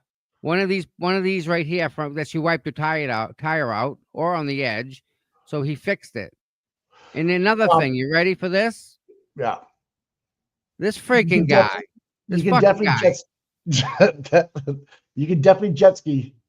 Not a big deal. You can definitely do it. Yep. Yeah. This freaking guy here. Illegal house. Illegal. Because there's no frontage. There's no post office back there. There's nothing. It was a shed at one point. You have to drive through F&F Power Equipment to get there. So to the right of this is an apartment complex that they're going to turn into migrant housing because it's got the and across the street. Jill Daniels is across the street. Do you know that right there? Yeah. Those condos in there somewhere. Really? Yeah. Huh. So all she has to do is stumble down that road. She's right at the bar. That kennel place was over here. She puts her floaties on, stumbles down. She's good, man. Substation. Yeah, that's train tracks. Yeah. Wait a minute. What's up? There's a house here though, right? That's her house. They own that one. They rent that one out. Yes, it's the one you were just on. That Officer Ray owned at one time. Okay, that one's fine. It's however, the other one behind it. That's illegal. The one back behind it. Jeff has every right to put up a gate here at his place of business and lock it up for the night. He does. And that would absolutely screw the person in the back. They'd have to find a way to get their car. Look what's land's behind them, dude. All that can't land back there. Yeah. Look at that. It's all wetlands, it's all within the buffer zone. That's the problem. This is all. This is in the buffer zone. Buffer zone, legitimate. It's really a thing. Oh my God. Canton, obviously. See how they're close to getting to the river and stuff. Yes, literally, her property is. It's like literally, that's Brook Meadow over there. I think on the whatever that golf course. Maybe it's Dedham or no. But anyways, she's literally her back of her property. There's a river running behind it. so that east that so we could get there a couple of ways. You can start from F&F Power Equipment if you don't want to do the full ride. Yeah.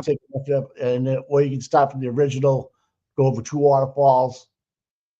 Yeah. Bolivia. That pond is disgusting. You don't ever want to go in there. Really? Oh my god, dude. Oh no. Nope. Nope. Why they don't have... I paddleboard them all, bud. I paddleboard Yeah. them. This is bad. Bad. Really? Bad. Right. Kill that one. It smells. You don't want to. Oh, that's bad. No, we don't like them. That's bad. They're all Bad. stagnant. The only one you want to fish is the Exactly resident. why. Yep. Yep. Exactly why. And the water doesn't get turned over enough, and it just people don't know that smell, Mike. Oh, it's even tough. Can you believe it's been an hour? We just talked for a whole hour. Oh shit, 2:06. All right, let me put court up. Thanks, Oh, guys. that's the fan. Holy shit, that was quick. I felt that kind of flew by. Poof.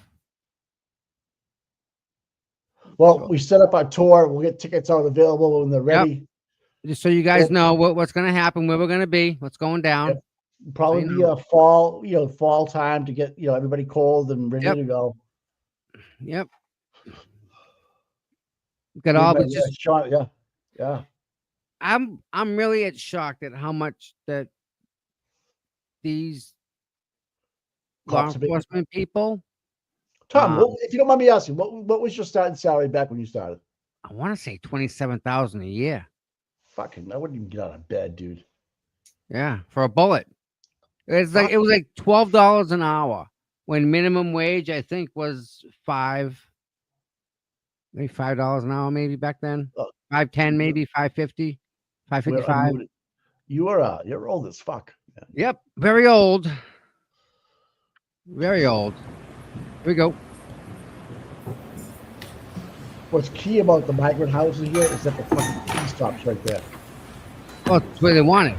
They need it. They have no transportation. But John Conley wants to put a pawn shop up in Canton. Oh, Mara Haley, no more barber poles in Massachusetts. Know those barber poles? The red and white? No more. Why? Mara Haley. She wants the rainbow instead of the white and blue? Mara Haley. What's back in session in ABC?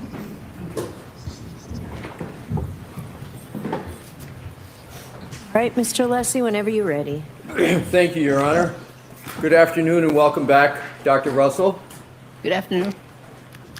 Your Honor, if we could please publish Exhibit 1 in evidence. Okay. Mr. Wolk. Dr. Russell, do you recognize Exhibit 1 from your review of the documents in this case? Yes. And what is it that Exhibit 1 represents? It's a picture of the forearm of the decedent. And we left off at lunch, and I'm not going to cover too much old ground, just to reorient ourselves back to where we were. You were discussing the basis of your opinion and conclusion that you said that these wounds were caused by, excuse me, why don't you restate, well, let's continue on in the basis of your opinion. Let's just continue on. Can you go through what is in Exhibit 1 and describe how it is that you came to your opinion? Well, I observed multiple patterns of striations or linear abrasions. I'm sorry to interrupt you so soon. Do you have the pointer in case you want to use that available? Thank you. Thank you. So there's multiple groupings of linear abrasions, and linear means like a line, linear. So there's multiple of those, and here's one. Here's another one closer to the elbow. Here's another one closer to the wrist. And here's another array of linear abrasions near the elbow. In terms of these wounds, in assessing their source, do you look at them individually, collectively, or both? Both. I look at them individually, and then I put them in context of how they relate to one another. And how they relate to one another, is there a name of that methodology that you use in terms of how they relate to each other? Well, I think it's a pattern methodology, pattern recognition. And what pattern is it that you see here with regard to all of these wounds on the right arm? Well, I see multiple linear groupings together in a area from the mid-arm to the mid-forearm. Is there any analysis of direction that is involved in your analysis? Yes. What is it?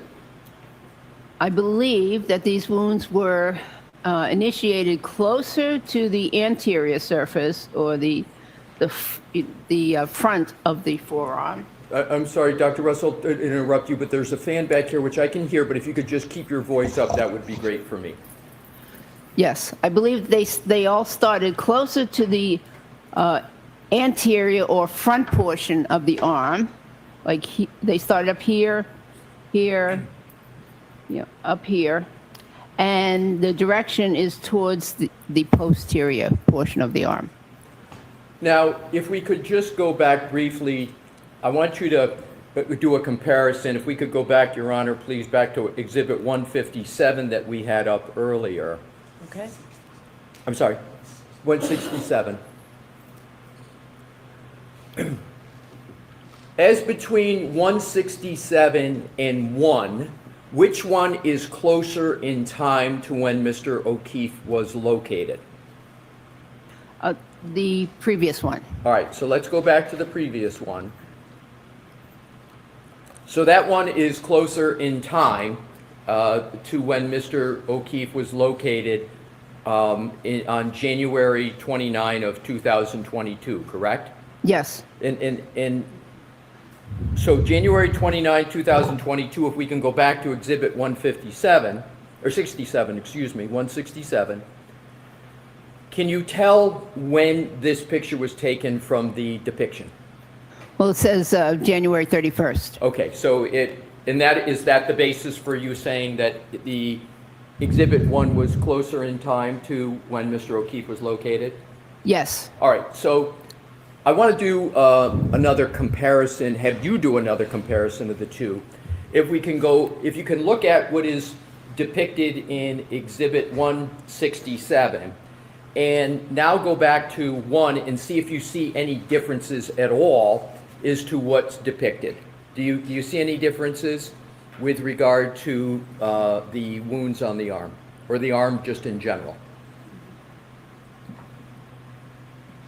Let's go back to, see that now, let's go back to 167. Well, the coloration of the photograph is slightly different. And what do you mean the coloration? Well, the skin tones here are more yellow than they are in the previous photograph. And I'm sorry, what is, do you have a conclusion as to why there is a difference in skin tone in this exhibit compared to Exhibit 1? Well, it could just be technique, lighting technique. I do see some lividity on the chest, postmortem lividity, and that's what that means is pooling of the blood, which happens after death. Can you explain to the jury what lividity is? Yes. So, blood follows the laws of gravity, and the blood will settle to the dependent parts of the body. In this case, the body, the body of Mr. O'Keefe is horizontal, and so the blood is going to settle from the top of the chest, which would probably be up here somewhere, down towards the towards the back, which would be the inferior portion of the chest in that position. And likewise, it would happen on the extremities too. So you just mentioned the extremities. Do you see any lividity on the extremity here, the right arm? You know, actually, there is discoloration over here in the elbow area. I do see some lividity. Okay, so there's several areas of lividity on the arm. I'm sorry. There's some right here. This redness right here in the near the wrist. I believe that that's postmortem lividity. I believe that this redness in here near the elbow is also postmortem lividity. And yeah, that's what I believe. Okay. That's postmortem lividity. And again, lividity is that you said something that sets in after time, after death? Yes, it's the pooling of blood. Is there, with regard to this depiction, do you see any bruising with regard to that elbow? You know, I think that initially, earlier this morning, with the lighting, I may have said that this was bruising, but now as I think about it, and I see all this other lividity here, lividity over here, I believe that's postmortem lividity. And if we could go back to Exhibit 1, and you said this is the one that's closer in time to when Mr. O'Keefe was located, do you see any lividity or bruising with regard to that photo? I don't see any definite bruising. I do see some discoloration up here near the shoulder. I'm not sure if that's postmortem lividity or not. It could be early postmortem lividity. Okay. So if we could, thank you, Mr. Woe, can we take that depiction down for the moment? What I'd like to do is to, and we'll come back to that. If we could have the lights back on, please. Thank you.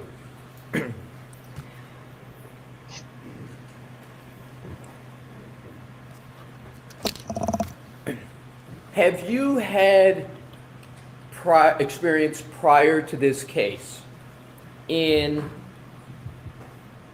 performing your pattern recognition methodology skills with regard to dog-inflicted wounds on humans? In other words, have you seen dog-inflicted wounds that have a pattern on humans? I've seen dog wounds that have had a pattern. I didn't need to do it, utilize that skill because I also had other information about the case. You know, for instance, police officer or the victim himself said, you know, I was attacked by a dog. Right. And for those that can you give an example, like in the ER, just as to how you would come to have that knowledge or otherwise? How would you generally come to have the knowledge as to a potential source of the wound? Oftentimes it's the victim that tells me, or in the case of the law enforcement dog bites, I had both victim and police officers tell me that the police dog, inflicted these wounds. And so and how many times generally in your career, we discussed it this morning, how many times generally did someone present with dog-inflicted wounds and you were told that these wounds were from a dog? Roughly how many in your career?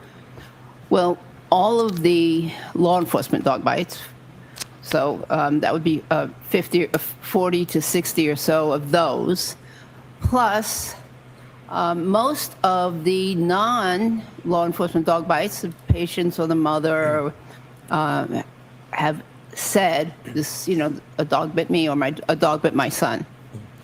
And for those where someone said something, the dog bit my son, were the wounds that you saw similar to or different from the wounds that are depicted in Exhibit 1 that we've had up on the screen?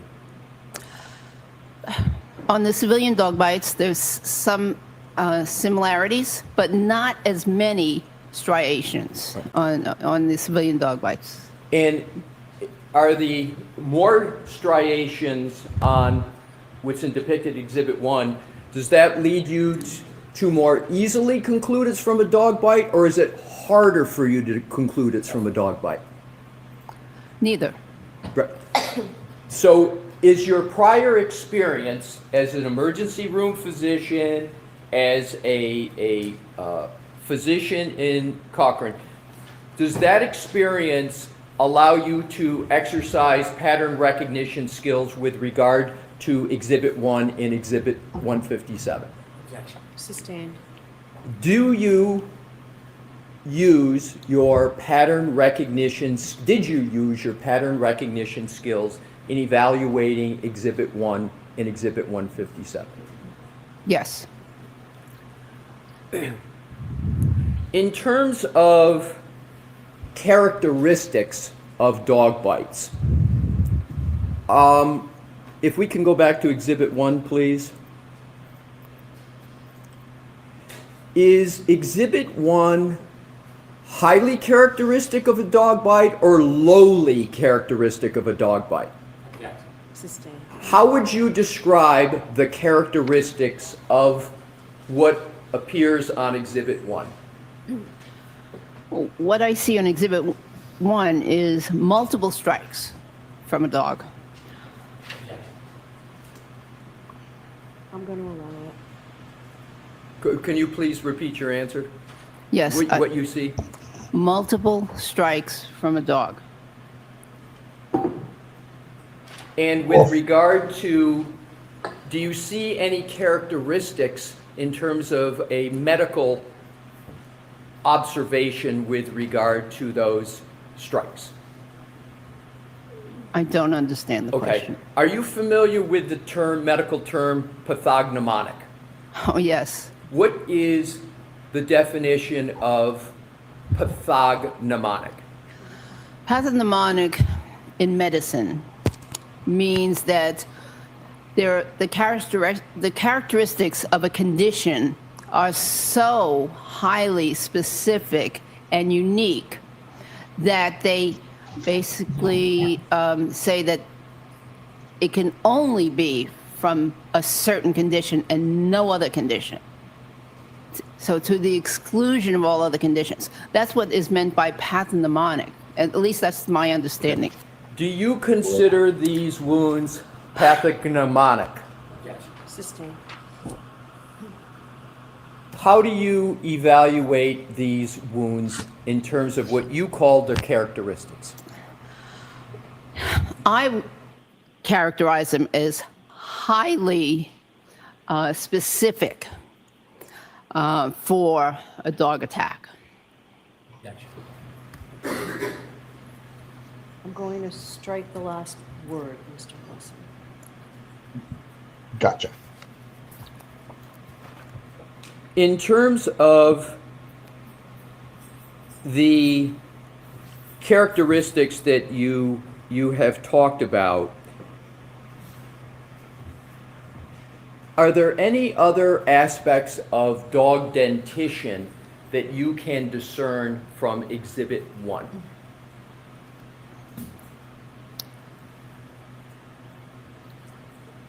I don't understand the question. You mentioned earlier when we had the dog dentition exhibit up, you mentioned an arch.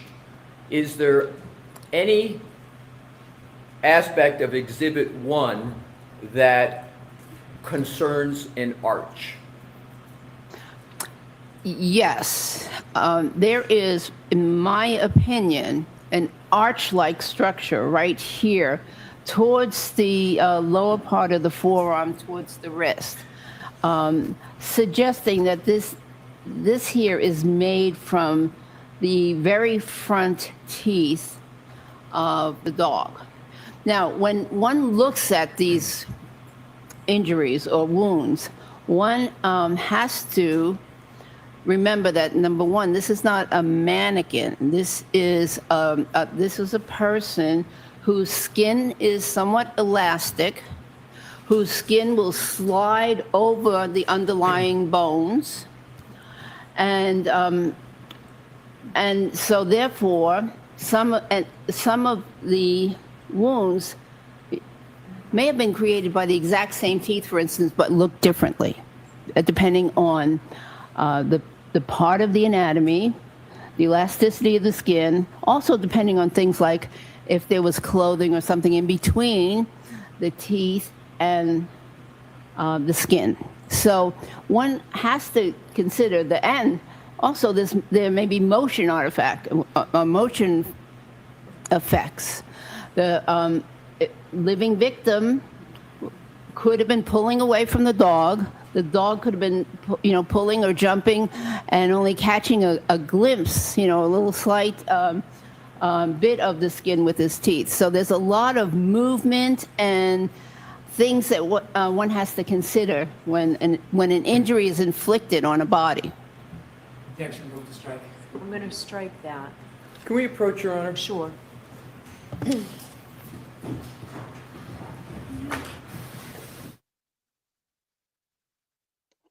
What's the problem? That's another sidebar. Hey. Of course, it doesn't make. Who's that? What's that? I'm just checking it. Yeah. What are you doing? I'm looking at something. I could, yeah. Still, I didn't Okay. see it. Oh, I love it. One can only imagine. Tommy, 2 phones. Yeah, put that down. Hold on. Number 9.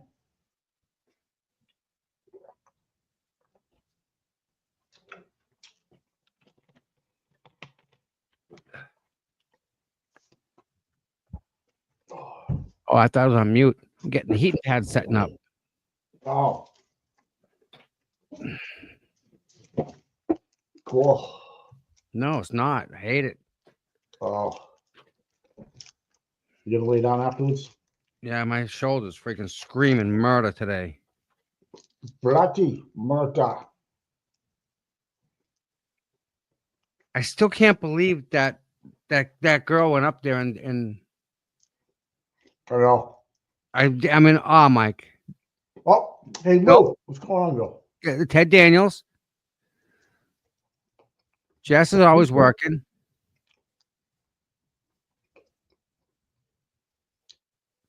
Thank God we got her in the courtroom. Yep. Gail. All right, Gail's at 8. Who had 8? Lou's got 3 phones going. Look at her.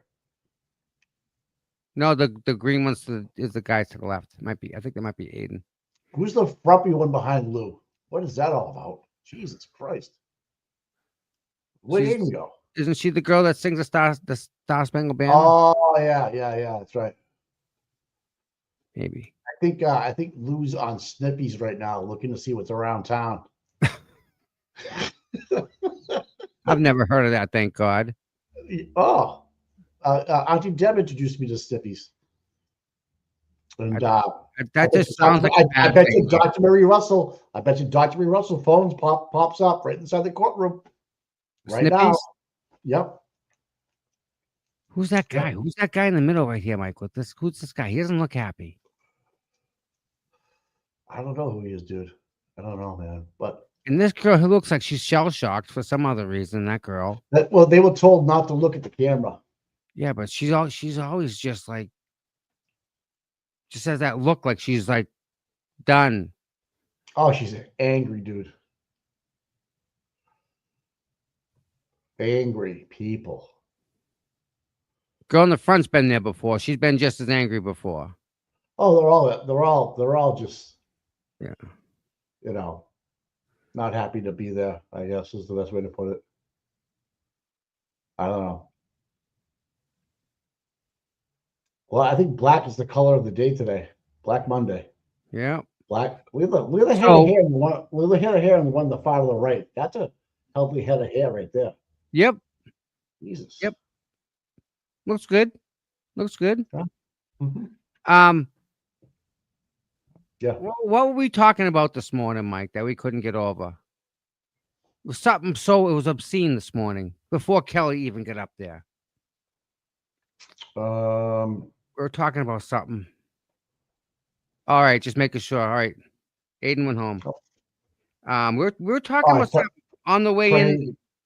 Kids up the bus. I don't know. I forget. We talked a little lot this morning. I know. Yeah, how you are still in the closet? Maybe that has something to do with it. No. Okay. It was yesterday's conversation. Okay. I forgot. Must have been not that important. Dude, come on now. You're not that old. No, I'm not. No. We all I'm spoke older, about it. Like I'm older than you. I'm older than you. I know. That's what I'm saying. You're not that old. Because I don't remember either. Were you down at Dedham or no? I want to say it was before then. The traffic wreck on 495. Right? It was something unbelievable. Karen showed up late. Dr. Russell showed up. Lucky Lockford? Yes. Lucky? Yes. Okay. Can we talk about that? How maybe they put him in the garage, knowing that it would kind of keep him somewhat, right? What's that say? What? And then they were gonna make it look like Lucky hit him and tack this on. Oh, yeah. We had all that. We Yeah. knew about that. We knew about that, Tom, from jump. I know, but by adding the garage into the mix now, it's so much. They was ready to pull the trigger and they were setting Lucky up from the scratch. They were gonna do it to make it. They knew they could get away with it. Is what I'm saying. Here's the like thing. That's so much like premeditation. It ain't even funny. You know where that information lies or did lie? The Brian's phones that got destroyed. That's where all that data was. How are we going to do this? How do you want to do it? Yeah. Serious. I'm dead serious. And then I believe it. But it had to be planned, guy. Had to. Oh yeah. It wasn't just thought up, and there was text messages going on between some people about what the plan was going to be. Yep. Wow.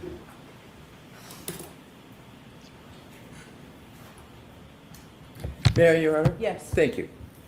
If we could put the Exhibit 1 back up on the screen, please, Mr. Wolt. Dr. Russell, is what's depicted on the screen one dog bite or more than one dog bite? Ask it differently, Mr. Wilson. Dr. dog Russell, clamp down? can you determine from this depiction, how do you evaluate this depiction with regard to dog bites?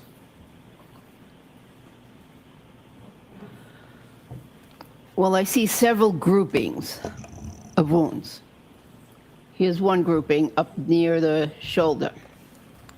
Here's another distinct grouping near the elbow, but above the elbow. Right there. Here is a third grouping around the back of the elbow and the upper forearm. Here's some additional marks. I think they're separate, but I don't know exactly if they are separate. Is that human? Dog bites or scratches. What's And your then name? there's another grouping around the No, the guy with posterior the fangs around forearm his fucking near the wrist. wrist. So 1, 2, 3, 4. There's at least 4 different types of either bites or combination bite and claw marks. You mentioned claw marks. Is there any evidence of claw marks in this exhibit? It's hard to say exactly what what these marks are. This one here, and even to a certain extent, this one here has some characteristics of both claw marks and bites. So, Even though you may not be able to determine whether it's a claw mark, can you determine, or the specific type of mark, can you determine that those are from a dog? I believe they are, yes. So now let's go. You mentioned we'll switch. We can leave that up for just a moment, because we're going to come right back to it. And Dr. Russell, earlier on, you used the phrase incomplete dental impression. Do you recall that? Something like that, yes. What phrase would you like to use? Because you were describing whether a dog or not had a complete bite. What phrase would you like to use? But that's okay. Incomplete bite, I Okay. might Do you consider. see any evidence of an incomplete bite on Exhibit 1? I believe all of the bites here are incomplete. Why do you come to that conclusion? Because in my opinion, they don't penetrate the skin, which I would consider more of a bite or more of a complete bite. So they're just scratches on the surface of the skin. When you say they don't penetrate the skin, we see the marks that are on there. What do you mean that they don't penetrate the skin? They don't penetrate the full thickness of the skin and extend into the soft tissue underneath. And what, in terms of incompleteness that you just described, have you observed incomplete dog bites in your career? Many. Roughly how many incomplete dog bites have you observed and treated in your career? Over 100. In our incomplete bites, the majority of bites from civilian dogs, or are they a minority of the bites from civilian dogs? I believe they're the majority of the bites of civilian dogs. Did you determine whether these wounds occurred at the same time? I believe they did. Why do you come to the conclusion that they occurred at the same time? Because of the wound characteristics, the coloration of the wounds, the tissue reaction to the wounds. So they all timing are at the same time, around the same time. Did you determine whether these wounds were sustained by Mr. O'Keefe before or after he died? Before he died. How do you reach the conclusion that these wounds were suffered by Mr. O'Keefe before he died?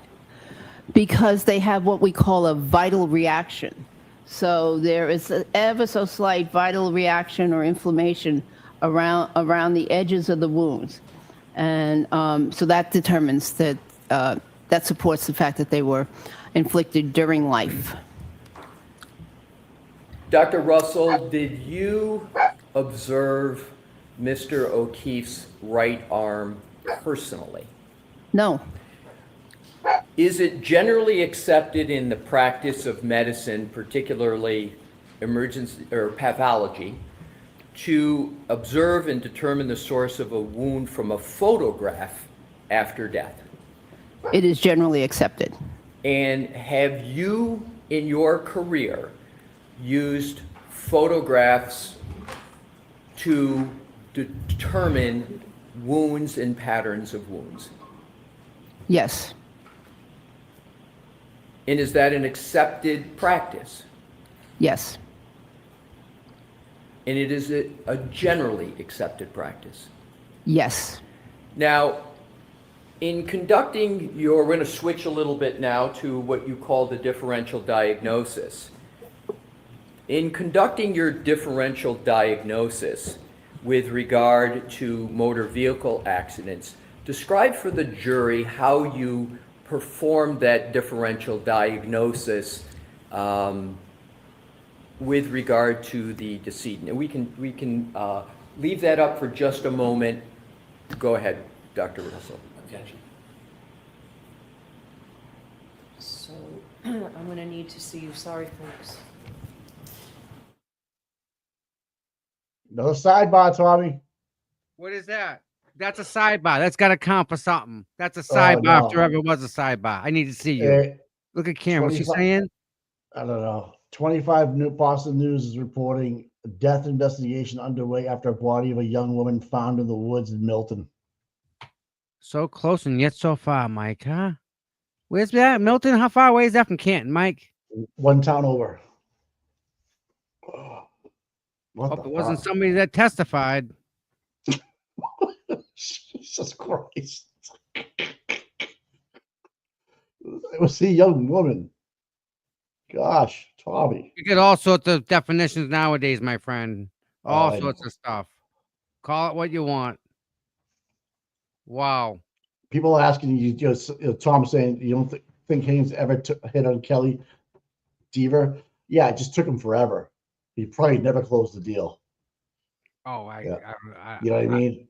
I don't even want to imagine how we would approach someone like that. She'd have him on his friggin' back so fast, he wouldn't know what to do. Right. You don't think she'd be the one in charge of that whole situation? Her and Higgins, who's in charge? She's in charge. Wow. I don't know, man.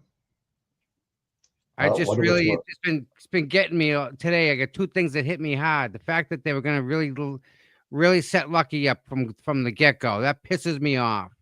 Lucky's a great guy. He doesn't deserve none of this, let alone be set up like that.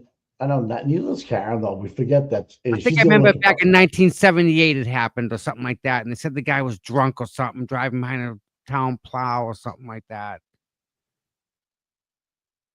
Long time ago.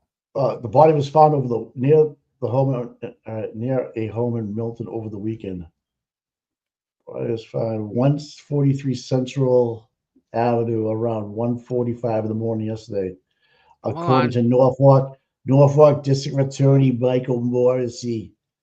It's a 21-year-old Adriana Sazo, knowing that passerbys were the first to discover a body. What the effing flying dog is that all about? Serial killer. Oh, here we go. God. There's been a lot of that going on, people. Been a lot of bodies just showing up. We don't even talk about them anymore. A 21-year-old female in Milton. Yeesh. I wonder if Yuri's on. Put Yuri on it. Put Detective Tully down there. You'll never figure it out. Oh, God. Wow. Don't forget, someone wrote this text. Don't forget on 6/9/22, June 9th, 2022, at 4:56 p.m., Michael Proctor said, we're gonna lock this whack job up. Without having any information.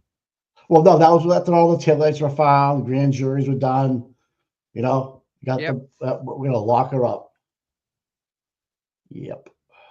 After they figured out she wasn't gonna take a plea. And you're in on it too, right? This is a big joke, right? What else? Yeah. What else was she? I don't see how she couldn't be thinking that. How can it? This is so much of a bizarro thing, right? They should play that tape. They should play that tape. Right. Does that all make sense to people now? How she could say that? Yeah, I would have. It makes sense. That's like when I got locked up for walking my dogs on my skateboard. Like, what are you kidding me? That's what I was like. I was like, is this a joke? Then he's asking me if I want to turn the music up in the car as he's driving. I'm like, no, I'm good, bro. That's crazy. Dr. Russell, right? Dr. Marie Russell. I'm glad she's here. I saw her get out of the car this morning, Mike. Yeah. Freaking A, man. Nice. It was real nice. Because, I know she's kind of dry, but she's all fact. She's more qualified than anyone that's been up on the stand. Well, I can't wait for the cross. They said to check your Twitter. You? Me? Yes. Oh, my. Okay.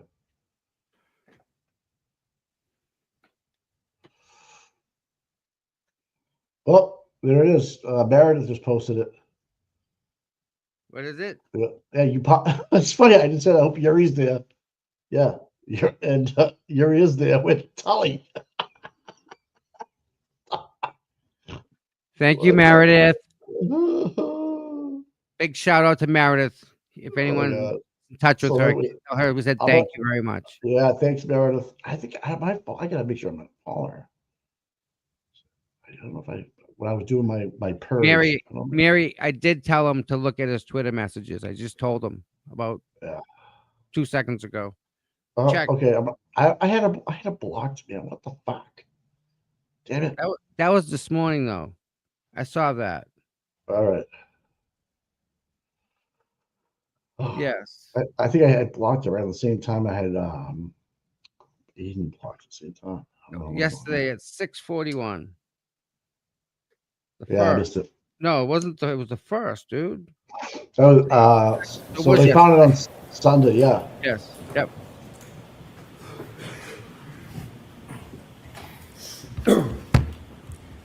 May I proceed, Your Honor? Yes. With Your Honor's permission to republish Exhibit 1.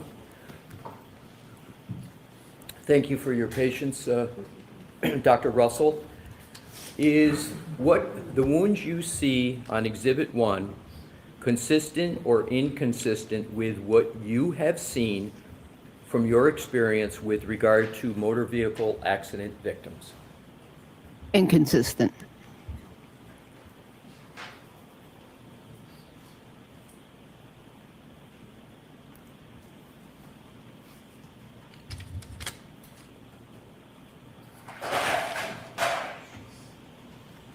If I could have published Exhibit 206, which is in evidence, Your Honor. Okay.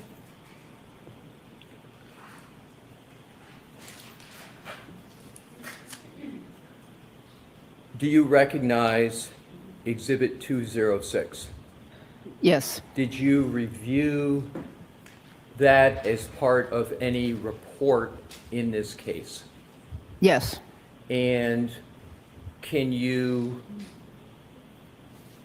describe how you reviewed this document as part of your evaluation of this case?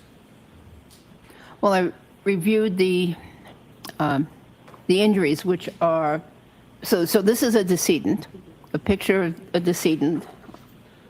A different case, not the decedent in this case, totally separate case. And is this from Dr. Welcher's report that you reviewed? Yes. All right, so continue, please.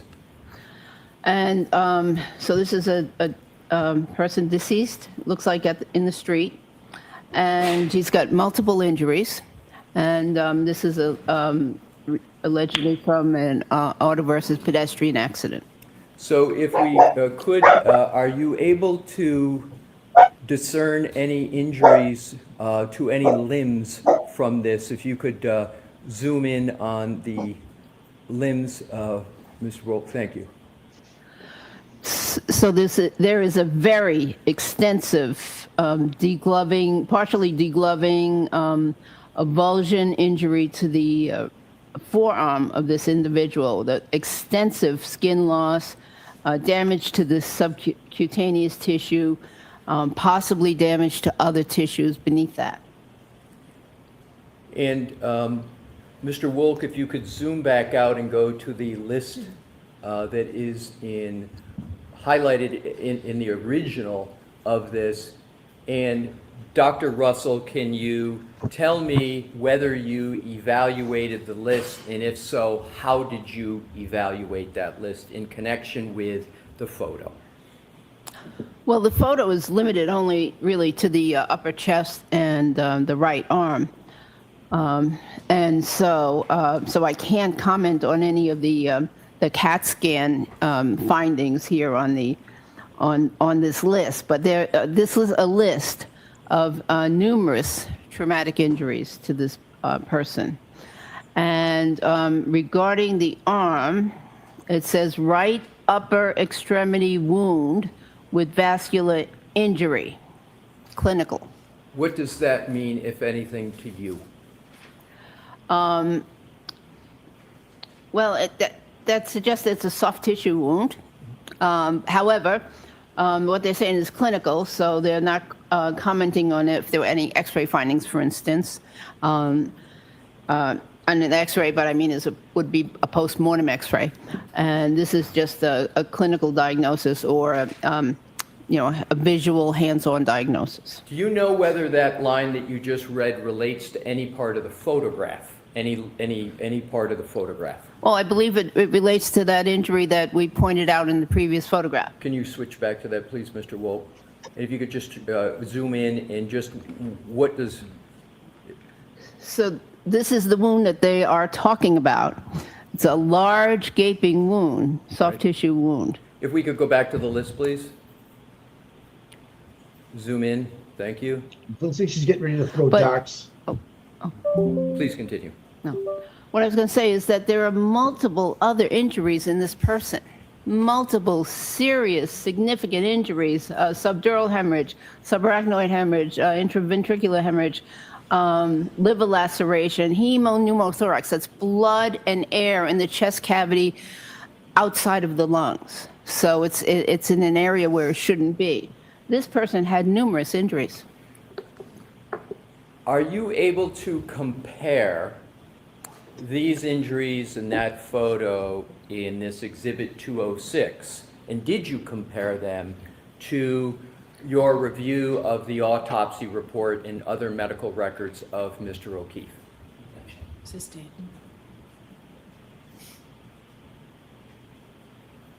Answer the question?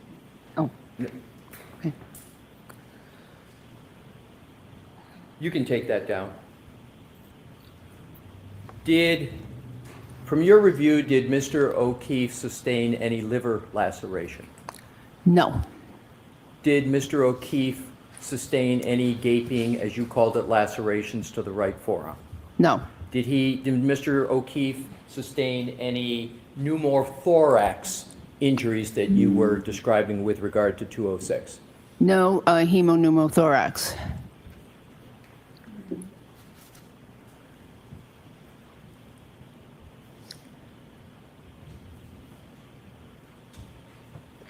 Get off Sniffies. Come on. Stop looking at your phone, Lou, and sending her messages. Do it after court.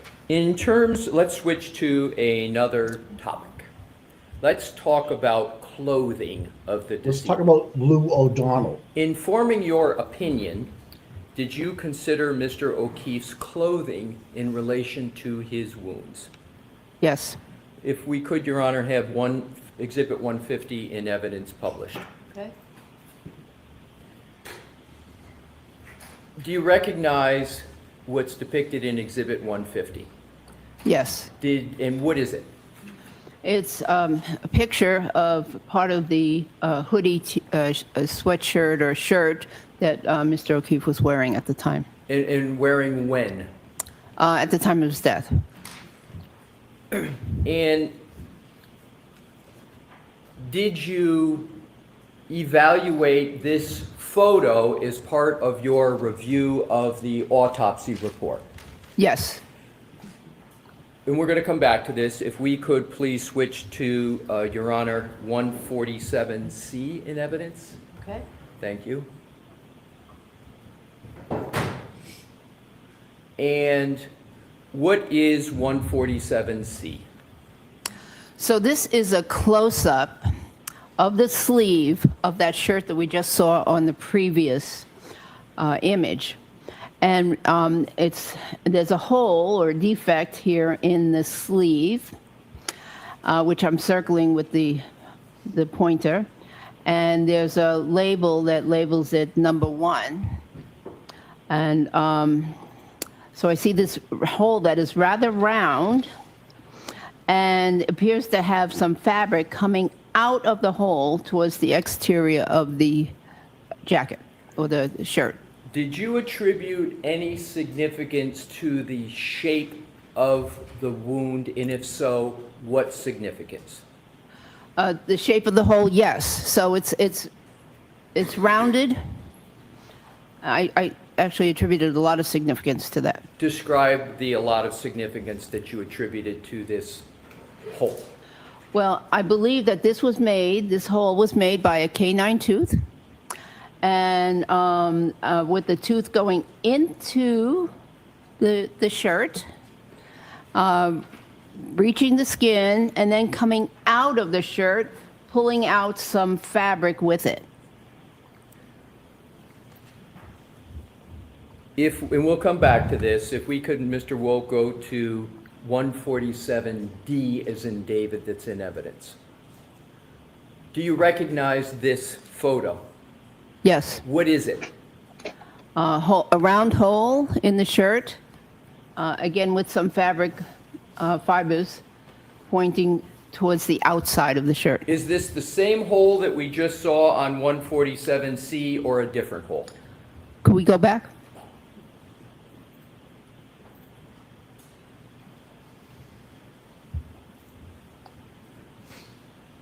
I don't know. Okay, so let's now go back to Exhibit 150.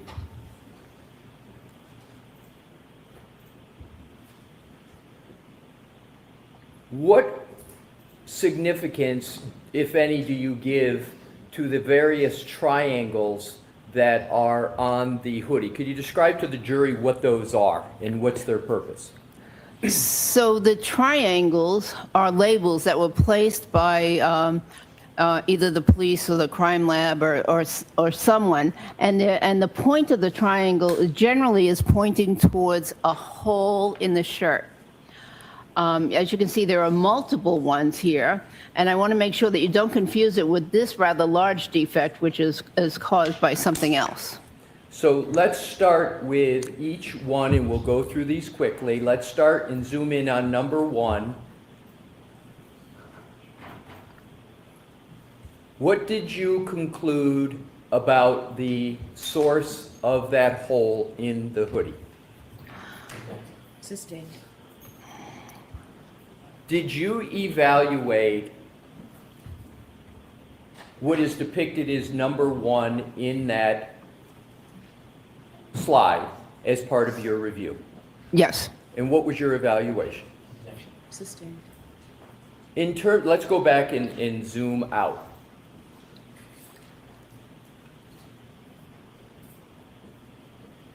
Have you in your career examined clothing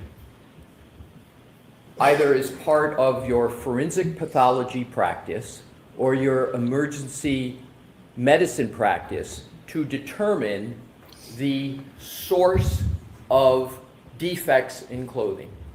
Yes. How many times have you done that approximately in your career? Several hundred. And have you, in those several hundred times, have you ever had to reach a conclusion as to whether there was any connection between defects in clothing and wounds to humans? Many times. Can you give some examples of the many times you've had to look at clothing and defects in clothing to assist you in determining wound recognition in a human? Yes, so let me clarify. It's mostly used in forensic pathology, not so much in emergency medicine. The clothing and the cause of the wound is as important as in emergency medicine as the treatment of the wound. But in forensic pathology, it's a key component to any examination where you think that it was an unnatural death. So, so I've done it in gunshot wounds, in stab wounds, multiple times, looking at the defects, looking at the direction of the, of what I think the bullet, bullet track was, determining entry and exit wounds. In stab wounds, I've utilized them to help determine offensive and defensive wounds or injuries. So yes, many times. Have you ever performed that analysis? You mentioned, testified earlier, 500 to 1,000 evaluations of dog-inflicted wounds on humans. Have you ever performed the analysis of defects in clothing and compared them to wounds on humans in the context of dog-inflicted wounds on humans? I don't think so. Perhaps. Well, yes. So in terms of, have there been any instances of doing that in your career? Have you done that at all in your career? Maybe that one child case. All right. So let's go now to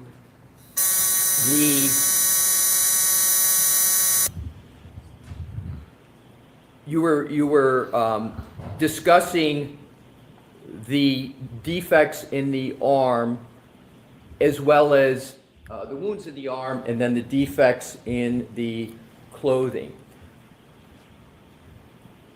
In terms of back to Exhibit 1.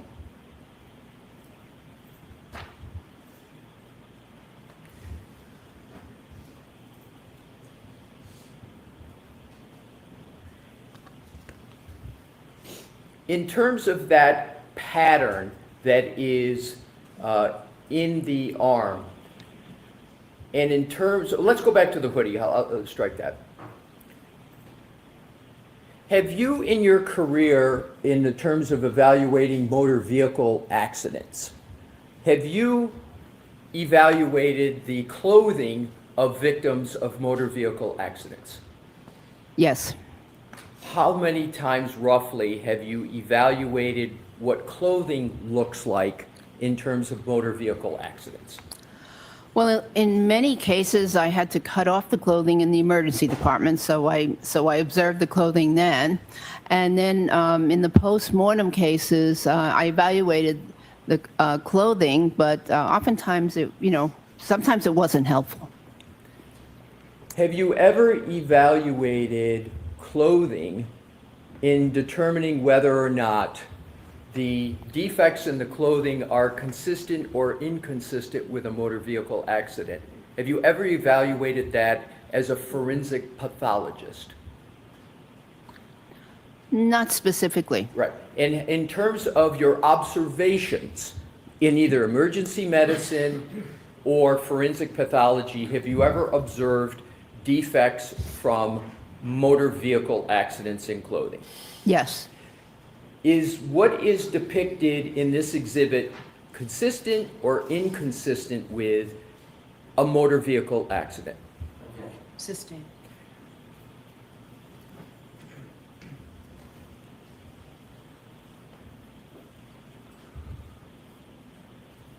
In determining, let's go back to Exhibit 1, please.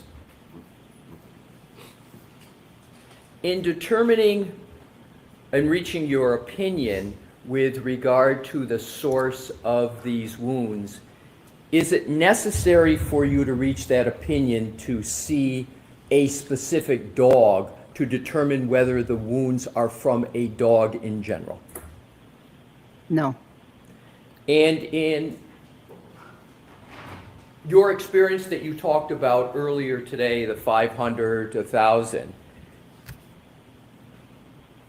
was it ever necessary in that experience to go locate the dog, to see the dog, to treat or evaluate the patient? No.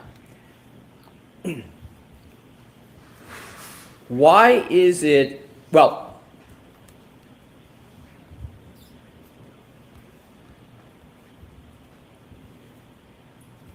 in terms of, we're going to move to another category. Studies. Did you review any studies informing your opinions in this case? Can we put the lights on and take this? Yes, thank you, Your Honor. Yes. Yes, many.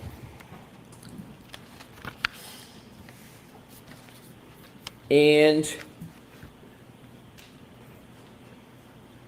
did those studies that you review support or not support your conclusions in this case? Sustained. Which studies did you rely upon? Well, I reviewed quite a few, 10 to 20 in depth, and I relied a lot on 2 of the articles. Do you recall the names of the lead authors in the studies that you said, that you just referenced? Yes, one of them was demeanor. Could you spell that, please? I wish. DEMUNNYCK, I believe. And was there... And then there was another one, Pollack, Pollack.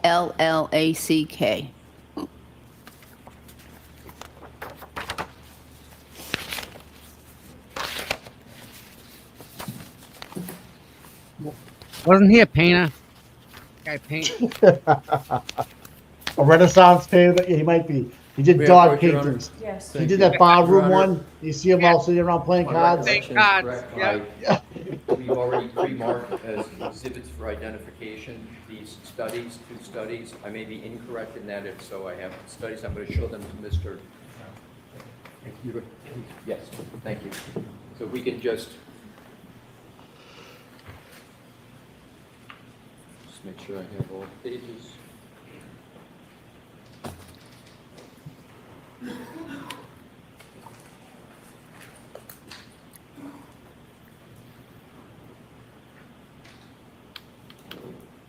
How honest is this woman, like, just coming across the jury as just like your grandmother, She's just hanging out. perfect person, Mike. Okay. It'll be crazy when they find her at the gay bar tonight in town. It'll be weird. If I could have marked for identification. I think Can we you're giving just- her a I don't- bad rap. As one document. No, it's Pride Month, dude. Who cares? I don't care. P for ID. I know that Auntie Deb's taking her out tonight. That's kind of odd. But whatever. I don't care. I'm just don't know enough about it, I guess.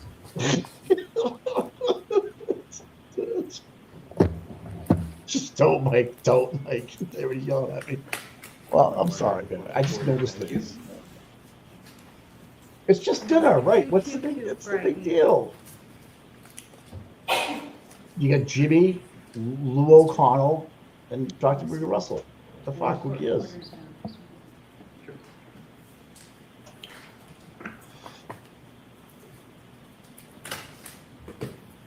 Yes, Your Honor. Which is what? Exhibit PPP is the demeanor, and exhibit QQQ is Pollock, and those are the lead author names. You're welcome. Yeah, I leave them with the witness, Your Honor. Oh, did Trump really cancel Pride? Oh my God. Thank you. What happened? Trump allegedly canceled Pride Month, which I don't get. Dr. anyways. Russell, Veterans I have Veterans only get one day, but provided Pride Month's a you month, with no those 2 exhibits. I would ask you to just briefly take a look at them and let me know whether you recognize those as the articles that you were referencing before. Yes, that is my Subaru. Yes. Now let's start out with the Demunic study. Is that exhibit PPP? PP. Right. So is this the study that you referenced earlier in your testimony?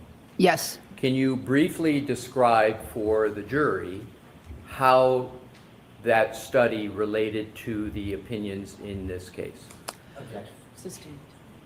Are All right, these Dr. Russell, we'll the do that studies tomorrow. that you cite to So, as a so- basis for support for your opinions in this case? Stop it. Yes. And is QQQ a study that also supports your opinion in this case? Yes. Now, Yes. in terms of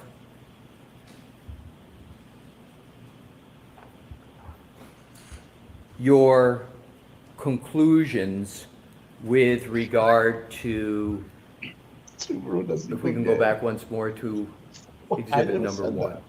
I don't know what you're talking about. Penny Barely, I don't know what you're talking about. With regard to your opinion on the cause of these injuries, can you once again state your opinion as to the cause of these injuries? I believe these injuries were caused by a dog attack. Yes. So I'm going to strike that word. Yeah, so Dr. You can't Russell, if you fucking could, with unhear regard it. to bite parlance, can you state what your opinion is with regard to bite? So do you have an opinion as to what caused these injuries? Yes. I believe that these injuries are the result of dog bites and/or claw marks. And do you hold that opinion to a reasonable degree of medical certainty? So, yes. Yes. Game, set, match. Next That case, is all the Walsh. questions I have for this witness. Thank you, at Mr. this Alessi. time. All right, thank you. Now we're gonna end with Snarky running. Okay.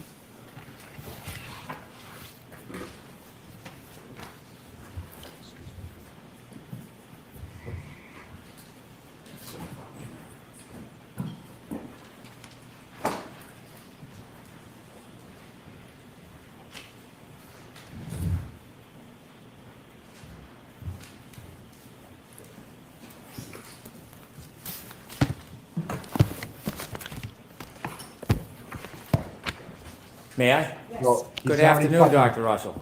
Good afternoon, Very Mr. tested. Brennan. Dr. Russell, we've met before. Yes. Yes, I've asked you questions before, Yes. yes. and you've testified before where I've had a chance to ask you about some of your statements and opinions, haven't I? Yes. Before this case, had you ever testified as an expert in dog bites in any federal court in the United States? No. Before this case, had you ever testified in any state court in anywhere in the country as an expert in dog bites? No. Other than this case, have you ever testified in a courtroom as an expert about dog bites? No. Last year, you learned that there was litigation regarding this case, Commonwealth versus Karen Reed, correct? Yes. You learned a little bit of information about it, and it piqued your interest, didn't it? Yes. Did you know that the case was receiving a lot of attention? No. Did you know that it was on television? I had no idea until I got here. You spoke to a colleague in Los Angeles, correct? I'm sorry, I spoke to who? A colleague? I spoke to a district attorney in Los Angeles. Colleen? And did Yeah, you just bring up the subject, or did that person bring it up to you? I brought it up. When you brought that up, is it because you knew of the relationship between that district attorney and somebody on the defense team? Yes. You wanted to get involved in this high-profile case, didn't you? No. Well, you weren't called Well, you by did. anybody on the defense and retained as an expert in the traditional sense, were you? That's correct. It was after you reached out yourself and interjected yourself into this case, true? I did so for a reason. And the reason being that I knew I was one of the only people in the United States board certified and residency trained in emergency medicine and also residency trained in forensic pathology.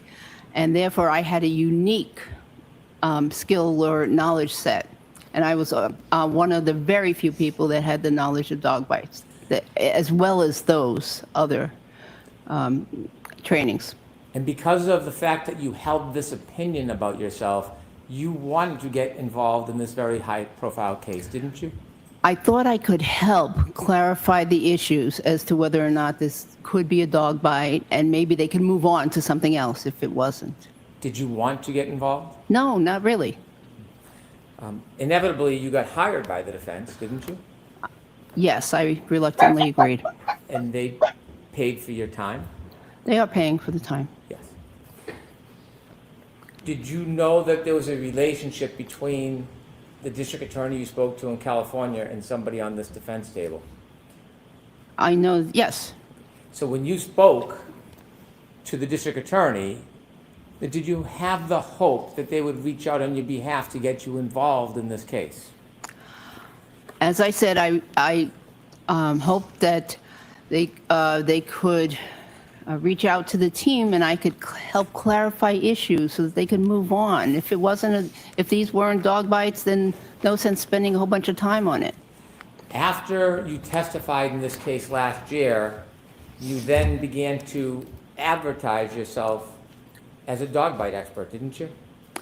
I had advertised myself many years ago as a dog bite expert, I think. I'm not sure, but yes, I did advertise myself as a emergency medicine and forensic pathology expert. Did you take with other, sub interests. Sure. Did you take a photograph of you testifying at trial and put it on a website to promote your accomplishments? It's a listing service for physicians, and yes, there is a photograph. So you took a photograph from your participation in this event, Yes, that's there. and you used that photograph in your participation at this event to try to procure future work, didn't you? I wouldn't say that that was the reason, no. When you listed a number of things that you have experience in after this case, you then added that you were an expert in dog bites, didn't you? I believe I am an expert in dog bites, yes. But after this case, and after you took the photograph from this case, and after you created this advertising, you then added the fact that you were an expert in dog bites, didn't you? It was all at the same time, and it was submitted at the same time. Right. After this case, after you participated Well- or volunteered to involve yourself in this case, you then used it as a marketing opportunity, didn't you? Well, I had retired from my full-time job, and I had time, and I wanted to get more involved in some forensic legal cases, and not specifically dog bite cases. I have much more experience with other cases. Undoubtedly, I respect that, but simply after you testified in this case, you did use your participation as a way to try to garner future interest in cases and income, didn't you? I did, but I did not mention this case. Have you testified in any other court since this case as a dog bite expert? No. You had written a few articles that were peer-reviewed on dog bites back in, is it the 1990s? Yes. And they involved law enforcement canines? Yes. And you describe in those articles how a law enforcement canine grabs and holds, is that the technique they call it? Yes. Where they lock their jaw and then they pull and hold on to the subject that they're attacking or holding? Yes, that's what they were trained to do back then. And you would agree that there's a difference between, generally, the way a domestic dog bites and a law enforcement dog bites? Generally, yes. Since those two articles in 1990, have you authored anything else regarding dog bites? No. You had mentioned that you had gone to seminars regarding identification. Now, I had a chance to ask you a number of months ago about some details about training and education you have on pattern recognition analysis as it specifically relates to dog bites. Remember I asked you those questions a number of months ago?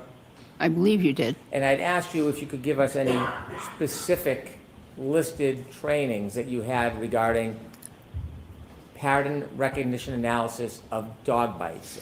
And at that time, you did not have any names of any classes or seminars or certificates that you have. You mentioned again today that you have attended seminars regarding dog identification analysis. Do you now know some of those trainings and seminars? And are any of those listed on your CV? The trainings that I went to on bite marks in general, they were bite marks in general, and included things like how to determine what was a human bite, how to differentiate a human bite from a dog bite. But no, I did not specifically attend seminars limited to dog bites only. However, actually, there was one this past February that I did attend at the American Academy of Forensic Science. Over your many, many decades, you did not attend any seminars on pattern recognition analysis of dog bites, did you? Of specifically dog bites? No. I only want to talk about dog bites. I know you're well trained and educated. I respect that, but I want to talk about dog bites. You didn't attain any certificates in pattern recognition analysis of dog bites, did you? I don't think there are any that exist, any training programs like that. In fact, forensically, have you ever been presented with a wound and been asked to determine whether or not the source of it was a dog bite, other than right here in this very case? Have you ever been asked to do that in your entire history? In my clinical career, perhaps once or twice, but not, not that I can give you a specific name. Well, the couple times, tell us what stands out. When were you asked ever over your entire career to do a forensic evaluation of a wound and identify whether it was a dog bite? When did that happen? A forensic evaluation? No, never, Never. never. Okay. It just doesn't come up. Okay. And so this is the first shot, the first crack you've had at looking at a photograph and trying to make a determination based just on a photograph whether or not the wound is generated from a particular mechanism, and in this case, your opinion, a dog bite. No, actually, I disagree. I've been taking photographs of dog bites since the 1990s. And when you took the photographs, you knew they were dog bites. I did know that there were dog bites, Have you yes. I have a collection. I'm sorry. I didn't mean to interrupt you, I'm sorry. That was it. Okay. So, not when you knew it was a dog bite and you took a photo. I know you have an interest. I'm asking, other than this case, there was never ever a time in your career where you were presented with a photo and asked to give an opinion whether the mechanism of injury was a dog bite, other than this case? That's correct. So this is not a pattern recognition analysis engagement that you have any experience in before this effort? I've recognized that pattern many times. I appreciate your opinion, but I want to ask my question. You do not have experience over your long, accomplished career in the effort of pattern recognition analysis of dog bite wounds. Isn't that fair to say? Okay. You mentioned before, and you just mentioned again, so I want to ask you some more questions. You believe that you are uniquely qualified to look at a photograph and give an opinion about the source of the injury. I'm not uniquely qualified. That's done all the time in forensic pathology. Many forensic pathologists do that. Did you just say you're one of the very few physicians in the United States who has both the forensic and the clinical experience to look at a photograph and make a determination, the mechanism of injury? No, I said, if I said that, then that was incorrect. I meant dog bites. But your question just now was not specific to dog bites. Right. Postmortem photographs are used all the time in forensic pathology for second opinions. You're right, my apologies. Did you say today and before, have you said that you believe you're one of only few physicians in the United States who could authoritatively distinguish between causes of wounds when it relates to dog bites? I did say that, and that's because of my unique training. I don't know of another doctor in the whole United States that did 2 residencies, one in emergency medicine and one in forensic pathology, and has a lifelong interest in dog bites. So, Dr. Russell, from your perspective, as far as you know, you were the only person in the entire United States of America who was qualified to look at a photograph and make a determination whether the wound was derived from a dog bite.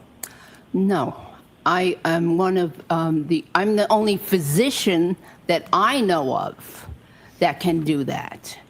There may be, a few others out there. There may be, but I don't know of any other physicians that can do that. Do you recognize anybody other than yourself who has this very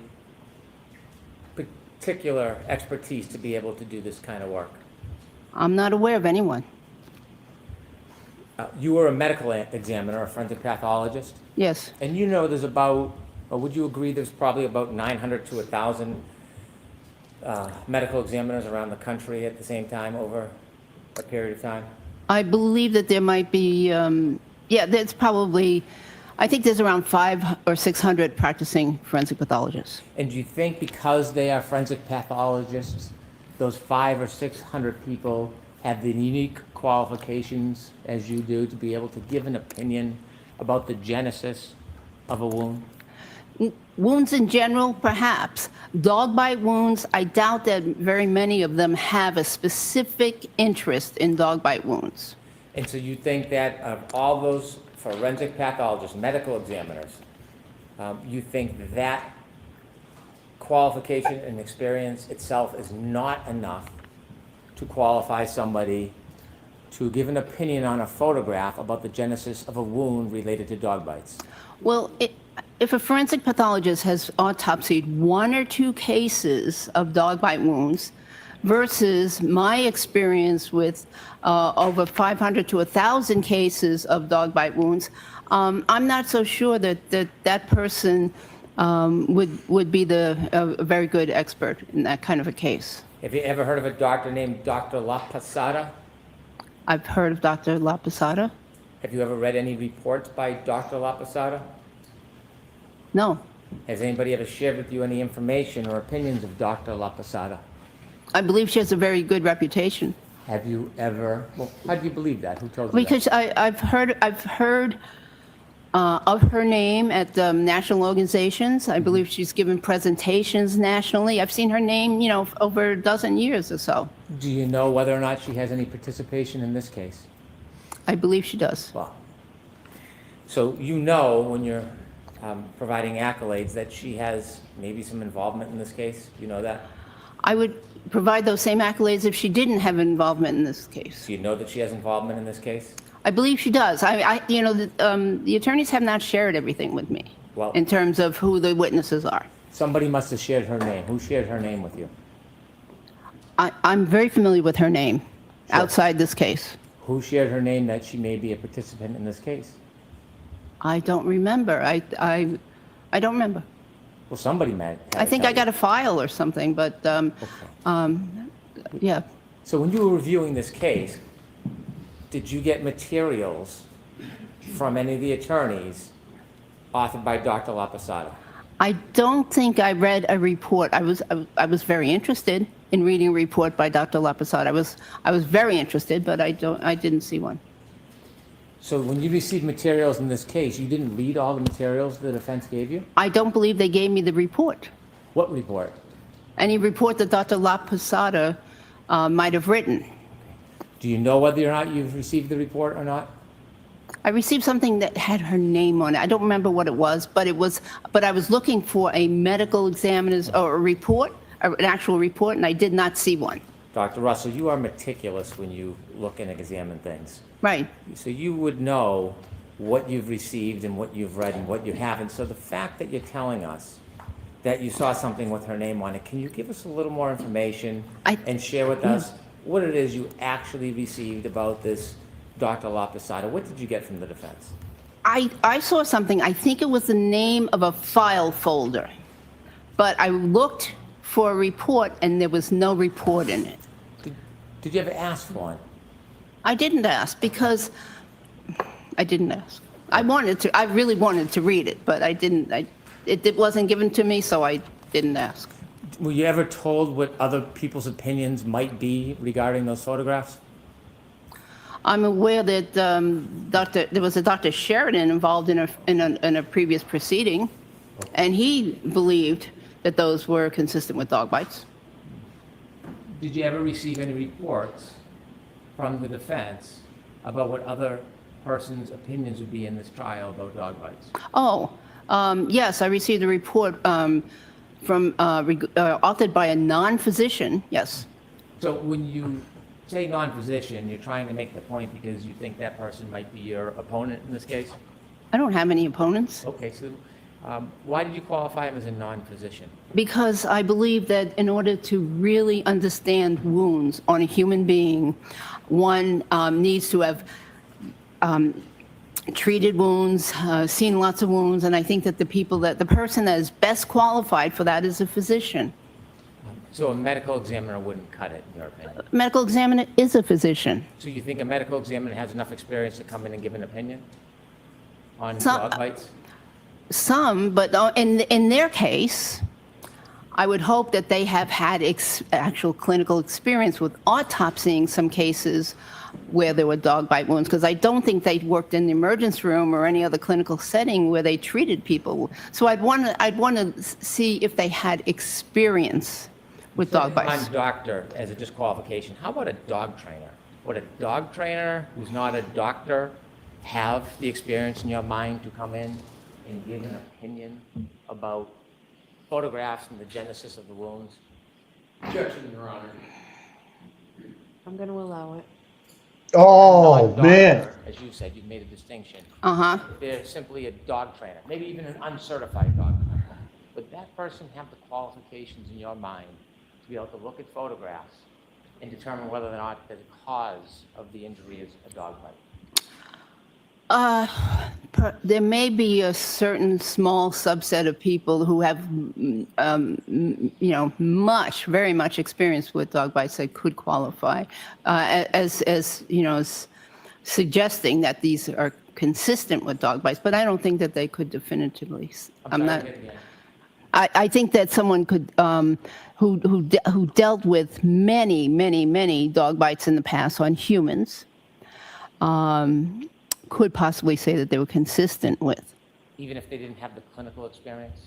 Well, I'd prefer that to hear that information from a physician, but I wouldn't rule out that only doctors, only a physician, MD, could say that something was a dog bite. It seems like the standard is now kind of changing a little bit. Because when I asked you, Objection, Your Honor. Sustain. You mentioned the other person, you disqualified the person because they weren't a doctor. It seems now in some instances, you're willing to accept a non-doctor into your very select group of expertise. I can explain. If someone had looked at perhaps hundreds and hundreds of wounds inflicted by a dog that they know was inflicted by a dog, and they saw the resulting photographs on a person, I think that particular person may be able to make some comment as to whether or not some wounds are consistent. However, if in terms of a medical examiner, if they've autopsied one case or two cases of dog bites and they're trying to testify based on some pictures, I would be a little concerned about that. Does qualification for this type of business, in your mind, depend on who hires you? Absolutely not. Suffice to say, you've never taken a class in the forensic analysis of dog bites. I don't think any class exists. But I'm asking about your experience. Well, that's correct. You haven't, have you? That's correct. I can't take a course that doesn't exist. You've never engaged in any type of opinion looking at photographs and then had that opinion peer reviewed by other dog bite experts, have you? No. Do you have any experience in veterinarian medicine? I'm aware of it. That's my experience. Do you have any accomplishments like degrees? No. Now, you've testified a number of times in this case, haven't you? Yes. And when you testify, you know there's a court reporter and there are transcripts, correct? Yes. You originally testified when you first came out and volunteered to testify last year, and there was a hearing before trial, wasn't there? Excuse me? Say again, When please. you volunteered to come out last year, there was a hearing before you testified at trial, wasn't there? Yes. Do you remember that was on June 18, 2022? Sounds right. And then you testified at trial on June 21st, 2022. Yes. I didn't have the privilege of meeting you on either of those events, did I? No. But since then, we have met. Yes. And we had a chance to speak at a subsequent hearing on December 12, 2024. Yes. And then after that, we again had an opportunity to discuss this on January 7, 2025. Yes. When you reviewed the case, when you first reviewed it before you testified last year, you had very limited information, didn't you? Yes. You had just an autopsy report, photographs from the coroner, photographs from the hospital, an emergency room report. Yes? Yes, I had more than that. The medical examiner file had a toxicology report. Yes, and there was more. Okay. I believe there was a dog bite, a town of Canton report. Okay. So when you had an opportunity to look at the medical examiner's report, you yourself had been a medical examiner, correct? Yes. And there was a unique advantage of actually conducting an autopsy as opposed to just looking at photographs, isn't there? Yes, there is. And if you were actually conducting the autopsy, you firsthand can make observations about injuries, make measurements, and see things that don't always appear in photographs. That's correct. And when you would do medical exams, you had a distinct advantage over people who would later see your work, a written report, or photographs, because you were there actually conducting the investigation. Yes. And it's for that reason that when you testified before, you have acknowledged that you relied on Dr. Scordi-Bello's report for information. Yes. Because you didn't have the benefit of doing measurements or looking at depths or anything else firsthand. Yes. Correct. And when you looked at that photograph that you discussed with the jury, you also had a chance to see Dr. Scordi-Bello's report regarding the abrasions on Mr. O'Keefe's arm. Yes. She described those abrasions as superficial, didn't she? Yes. She actually gave measurements, 3 centimeter superficial abrasion on the right medial upper arm. Right? Yes. You not only read that, you deferred to her ability to have a first-hand observation, and you accepted that as true, didn't you? Yes, but there's no interpretation of that abrasion. Multiple abrasions from 2 to 3 millimeters and up to 7 centimeters on the posterior right arm and forearm. Yes. Did you read that from I Dr. did. Scordi-Bello? Yes. Did you accept her finding and observation? Yes. And you would agree she was in a far superior position than you when she made these observations and notes, correct? They are not inconsistent with what I said. That's not what I asked, though. Okay. Sorry, I didn't mean to be sharp. Okay. I apologize. Did you rely on her ability and first-hand observation of those wounds? Hank. Yes. And did you appreciate or accept the fact she had a superior opportunity to evaluate those wounds firsthand that you did not have the benefit of? She made no interpretation of those ones. Well, did you know that Dr. Scordi-Bello had described them as superficial? They are. Did you know that she said there was no depth and no puncture? Not inconsistent with what I said. I understand, doctor, but I'm asking you, do you I- know that her position is that there was no puncture and no depth to those wounds? Objection, Your Honor. Can we have the witness see the report that he keeps referring to? Can you answer that question without seeing it, or do you need to see it? Well, I remember it, but there's no inconsistency here. I agree with that. Would you accept that Dr. Scordi-Bello's opinion is that there was no depth and no puncture to those wounds? May I see the report? It might not be in the report. I'm asking about any testimony, anything that she's ever said. Would you agree? Smile on or her accept face right now. Her position that there is no puncture or depth to those wounds. Objection, Your Honor. Like all the questions. that She were called his on- bluff. Yes, she did. He dude. folded. Okay. Oh, she loves it. She knows it. Show me. Show me Fucking the docs. do it. And then he goes, there is no such document. What a Look freaking at jerk. Yannetti's just laughing. Fucking right, dude. Wow. Is that not trial by ambush or is that trial by lying? He get caught with his hand in the cookie jar, dude. Oh. Oh. Big time. Big time. That's a problem, my friend. Wow. Do we just see that happen, Mike? Nan's That just like just that. happened? Yep. Nan's like, he's a piece of shit. He tried to get it by her by saying, oh, I don't need to read the report. And it was never in the report. Now, you know what? You ready for this, Mike? This is exactly the reason I don't want Mr. Reed on the fucking stand. This is it right here. Yeah. That man need this type of bullshit in his life? No. Yeah, but no one needs this type of bullshit in his life. This is dirty pool. I understand it is. But do you think he's gonna do that with the defendant's daughter? That's right. You know what I mean? Trust And lose him the jury. zero. Trust him Yeah. zero. Yeah, you're right. I don't trust him at all. Zero. I'll start with that. Lost Is it. it really sidebar 11, Stella? Woohoo! Holy shit. Who had 11? I get smoked today, man. Who had 11? I don't know. There's a lot of people in there 11. I think I have 8 or I have 11. I think I called 11. Wow. You did call some stupid number today. Did I call? I think I called 11. Oh no, I wrote it down. You fucktard. Hold Dude, on. tell me I called 11. Tell me I did. You had some stupid number. Don't make on me there. rewind this tape. I can't find Oh, Megan, Megan, my girl. What happened? Did Tommy have 11? I think he had 9, right? Tommy with 11. Ah, you son of a gun. 341. She may want to stretch it out. Another question, maybe. She'd love to spend another night in the town. Pride Month? Are you kidding me? Holy. Good time tonight. You gonna pay for her trip down there?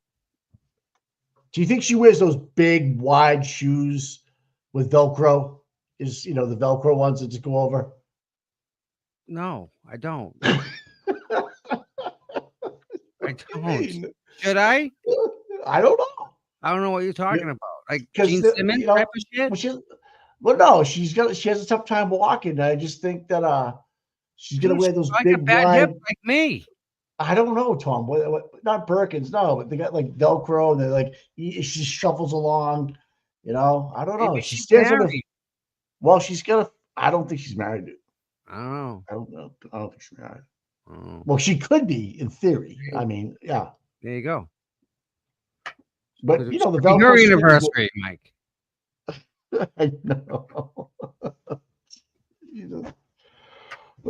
That's why I'm in a loving mood tonight. I think love is in the air. I'm just saying that. I think that would be a fun time for everybody tonight. Now, listen, with what we just saw happen in front of us with Hank, Mike, right? Everybody's, and I'm sure the jury right now is going, wow, right? Yep. What's the jury saying? That's what's important. Well, if they weren't perked up at the moment, they are not. When they heard that answer, because they were probably waiting for the report to come out, and then he goes, "I don't have it." And I tell you what, him saying, "I'm sorry, I'm being snarky," it's an admission right there. I'm an asshole because he tried to crush her in the voir dire. And let's what guy does that to a little old lady like dude, that? Listen, if this report doesn't even come up, what is that called? What is that? It's I think it's proprietary.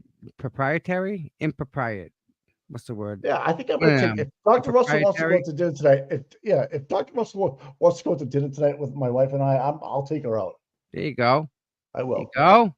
Nice glass of wine. Little fire in the background. You know who does that? I know there's a place I went to before. Yeah.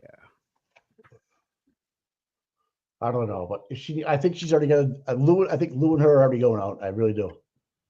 Just saying. I don't know. I don't care. I think they already made plans. Lou says if you got to spend another night here because it's going to get carried over to Tuesday, I got you. John DePietro's here still. Don't forget. He's buzzing around this place here, there, and everywhere. He's just kind of a different guy.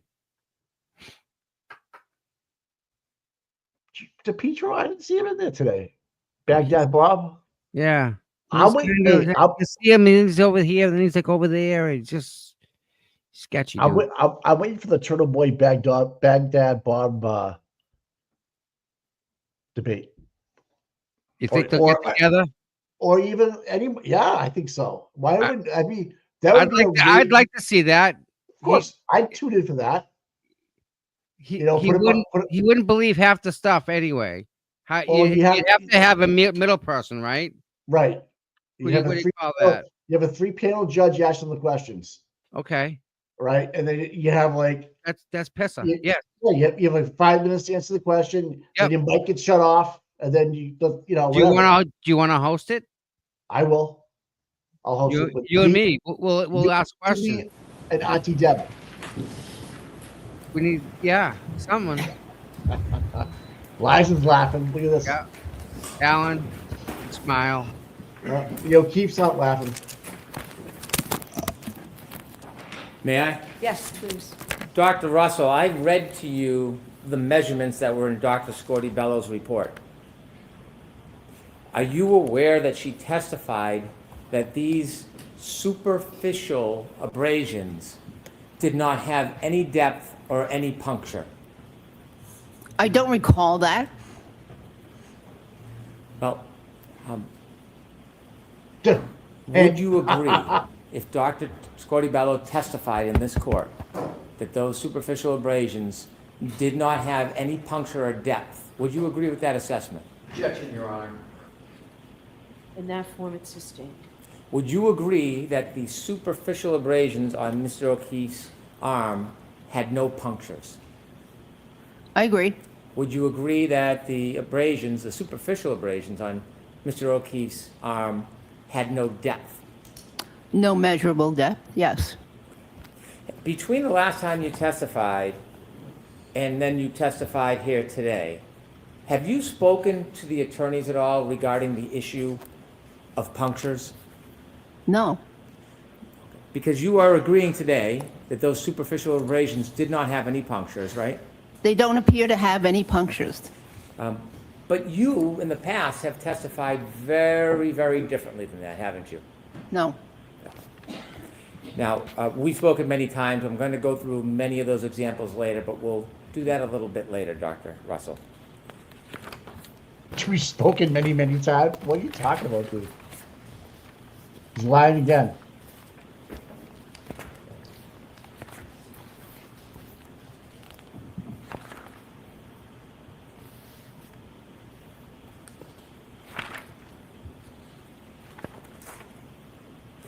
Over the course of your many testimonies under oath, would it be fair to say that you have changed your opinions about the superficial abrasions to John O'Keefe's arm many times? I don't believe that's fair to say. In the past, when you were describing Mr. O'Keefe's superficial abrasions on his arm, did you give varying and different opinions about the cause of each individual wound, area of wound? I don't believe so. When you first gave opinions, that was before the last proceeding. You came in and you were questioned before you testified in that initial proceeding, right? I'm trying to be as specific as I can. You testified last year? Yes. And Please. There was a hearing and then there was a proceeding. Okay. That prior hearing, can we call the first event the prior hearing and the next one the prior proceeding? I'm confused. I don't want to confuse you. I'm just trying to follow the rules. You testified twice last year, didn't you? 3 times. 3 times. Okay. The first time you testified was just before the judge? Yes. Okay. When you first testified before the judge, do you remember that you had uncertainty about how each and every one of those wounds was caused? I don't remember that. And do you remember when you then testified a couple days later at the proceeding that some of your opinions changed from the first time you testified? I don't believe that. And then when you later met me and we've had a chance to talk over the last 2 events, December and January, would it be fair to say that your opinions regarding the individual areas of wound changed? I don't believe so. Okay. At some point before or during our conversations in December and January, you wrote a report, didn't you? Yes. When you wrote that report, you hadn't written a report before the first time you came in and testified, had you? That's correct. And it was between those hearings in December and in January where you wrote your first report. Sounds correct. You dated that report December 9, 2024. Does that ring a bell? Yes. When you wrote that report, you did not write that report alone, did you? I did. You had some help, didn't you? Not in the content of the report.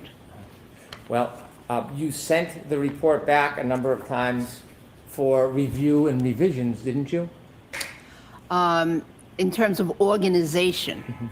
And some of the language in this report is really not your language, it's the language of somebody who helped you write some of this, isn't it? You know, if somebody helped me write it, it would have been much better written than that. Didn't you agree that you had some assistance with the report? Haven't you testified to that before? And no, and in terms of organization, there was some comments, though, this sentence belongs, you know, with this paragraph or the, you know, whatever. But in terms of content, that was my work. Well, it was your report, correct? It's my report. And when you write a report, it's your words, not somebody else's, isn't that true? That's correct. But nevertheless, you had somebody assisting you. True? In terms of organization, yes. Who was helping you with the report?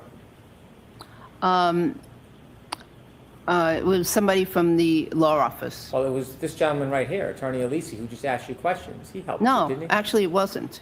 Was it from his law firm that somebody helped you? I believe so, but it was in terms of organization. Do you remember who was helping you with your report? I don't remember her name. Would you agree that after that report was written, many of your opinions changed? No. In your report, you provide your background. Yes? Yes. And you've been licensed to practice medicine since 1988 Yes. as a physician? Yes. And you've been licensed to practice medicine as a surgeon? It's called, in California, it's called physician and surgeon license. Do you have a physician and surgeon's license? I do. Okay. Have you ever practiced as a surgeon? Well, in the emergency department, we do surgery. We have to do some surgery sometimes. We have to open up people's chests and, you know, and compress the heart sometimes when they have gunshot wounds to the chest.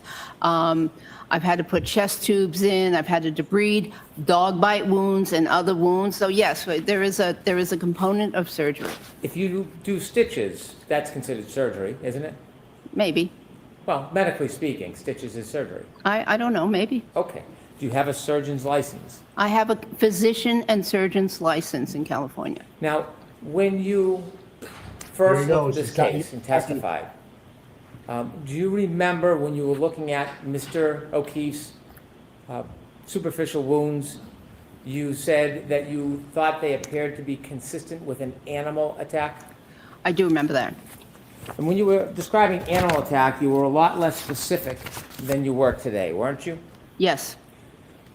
You were less sure about your opinion when you first testified about this case than you provided to this jury today. I was certain that it was a dog attack. However, as I mentioned before to you, in medicine, we're taught never, you know, nothing is 100%, and therefore never say, you know, anything's 100%. So that's why I gave that that generalization. However, I have reviewed the case, but I personally was certain that that was a dog, that those were dog marks. Now, I have reviewed this case over and over and over again. Plus, I've read additional articles more than once, and which substantiate, again, my findings. So, so my degree of certainty perhaps increased. So when you first testified in this case, back in June of 2022, are you agreeing that your testimony was less certain than today? I believed that it was a dog attack at that time. When you testified, you didn't say dog attack, you said animal attack at the beginning, didn't you? Yes. And when you were asked about the cause, you said that it could be bite or scratch wounds. Correct. So back in June, when you were looking at individual wounds, you, at that time anyways, were unable to differentiate between bite and scratch wounds. They are very similar. I understand, but today, you seem pretty unequivocal. So I want to go back to the beginning and see the evolution. I'm asking a question. All right. So the argumentative part is out. Ask the question, Mr. Wood. I want to go back to identify the evolution of your opinions. You see that? I'm So asking let's a start question. at the beginning. So, question, please. At the beginning, before your opinion evolved, you started with an opinion that this could have been either bite or scratch wounds, right? Yes. And if there was actually a methodology where you could identify superficial abrasions and make a determination whether it was from an animal or a dog, there would be something definitive, specific, where you could identify a scratch from a bite wound, wouldn't there be? Not unless there was a piece of tooth in the wound or a piece of nail. There would otherwise not be any specificity. Nice. You talked about patterns when you Yeah. first testified back in June of last year. Mm-hmm. And when you talked about the patterns, again, you had some uncertainty whether those patterns were caused by nails, claws, or could have been caused by teeth. Isn't that fair to say originally that was your position? Yes, there is some overlap in terms of the appearances. They can appear very similar, and they can be arranged very similar in terms of parallel lines.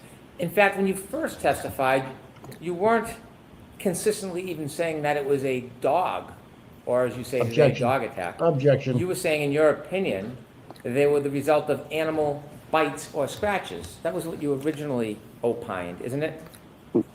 We just went through that, yes. And at some point, you said that it might most likely be a large dog. Do you remember that? Objection, Your Honor. Can we approach with regard to this line of questioning? So why don't we break for today? All right, so jurors, we're not going to finish this today in the next 5 minutes, so it seems like it's a good place to break. I do have to give you those same cautions. Please do not discuss this case with anyone. Don't do any independent research or investigation into the case. Bev, If you don't get happen banged to up see, tonight, hear, all or right? read Please, anything about the you need case, to- please disregard it and let us know. Please be very careful with your social media use. Tomorrow is also a full day. We'll see you tomorrow. Thank you very much. Dr. Russell, you can again just follow. Thank you. Close it open, follow me. Okay, thank you. And just Well, like looks like I'm that. taking- looks like I'm Can I taking see her out to counsel dinner while the tonight. jury's filing out, please? I'm gonna take her out to dinner tonight. There you go. I'm gonna order a pizza to a hotel room. I don't know where she's staying, but I'm sure she's staying close to. Come on. She's wearing a ring on the other hand. That's all I'm saying. On the Yeah, ring because finger. that's the one. So she gives her backhand, doesn't leave a mark. She's not dumb. She puts it on the other hand, so when she does this, it doesn't leave a mark. She's got this down. She ain't. Time out. We just ended with the sidebar at the end of the day, so I don't know what to tell you guys. I gotta show you guys this stuff. This has happened today. This is today at the Karen retrial. Pop this open. You guys can see this, right? Yeah. So this is Aiden with these. I think they came from Texas, right? Texas or Florida. Right. I yeah, think- Florida. Yeah. Yeah, but they were very nice ladies. It was just like a beautiful spring day, Mike. Yeah, I was there, Tom. I saw it happen. That was really nice. Nice Are you- ladies too. Are you getting Alzheimer's? You forgot that we were watching it with you. But Oh, this is you give me the link. You give me the link. Okay, I got you. zooming in here. I got you, buddy. Is that all you got? No, I got some more stuff here. Who's that? I think Marie Russell's kicking ass today, bro. Of course she is. And she's kept her composure. How many times she asked to see a report? Oh, I'm sorry. Only ones that don't exist? Come on, Hank. But I use this to zoom in. So What, Tom? What are you zooming in on, buddy? What are you doing? when Karen gets out of the truck, I can zoom in so we can still What? see her as she's walking down the street. I can't cross the street. Oh yeah. So I'm trying to see how the filming come out. Oh. Lally this morning. Like where? I don't see I'm able anything, to bro. zoom in. See, I'm able to zoom in. I can't No. otherwise, but I You got am nothing, here. Tom, there's nothing on the screen, bro. Oh, okay. So that's why. Duh. I don't know what you're talking. Like all you have is a small little picture. You file open. Yeah, no. Let's revisit this in the morning. How's that? Let's You just want to keep watch this talking. stuff in the morning? I got video, guys. We can do Yeah, that. we'll just do it in the morning. Yeah. We'll just do it in the morning. That works. It's been a long day. Man. That's why I love you, man. You're unpredictable. Tommy Two Phones is the most unpredictable guy on the internet. You No know how doubt it about is. You know how that works. Listen, you go enjoy yourself. Get out of here. I'll talk to you in the morning. All right, pal. All right. I got to go. Tell her we all said hello and happy anniversary. Wish you guys the I best of will. luck. Tell her we all Yeah. behind you guys. Yep. I will. And you guys, I'll see you in the morning. All right. Chit chat. Good night. That was badass. Sweet. Yeah. So listen, throw it out there. We'll host. We'll be the hosts. We'll get dressed up. Me and Mike will get dressed up, and we'll go to a location, and we'll actually host the debate between Aiden and DePietro. Me and Mike will do it. I'll pick someone, and Mike will pick someone, and each of us will have to do some research into each about whichever one we each one of us gets. We'll get the research behind them. Yeah, we could get into that. That would be get to the facts of each specific thing. And I know DePietro just doesn't know what he's in for. But if we could get that set up, I'm all in for hosting it. I know Mike's all in for hosting it. We have a platform we can use to help promote it. Speaking about promote, before we leave, we're gonna hit the like, thumbs up, subscribe button. Do love it. Well, if DePietro did show up, it would be a dynamite show. I think he would show up. You know, it's funny. I think it was last trial. He made a comment to me that one of his posts, he took a picture in the morning. One of his posts, he got like 1 million views on it. So that's his connection to me. The picture he took of me got massive, massive, massive traffic.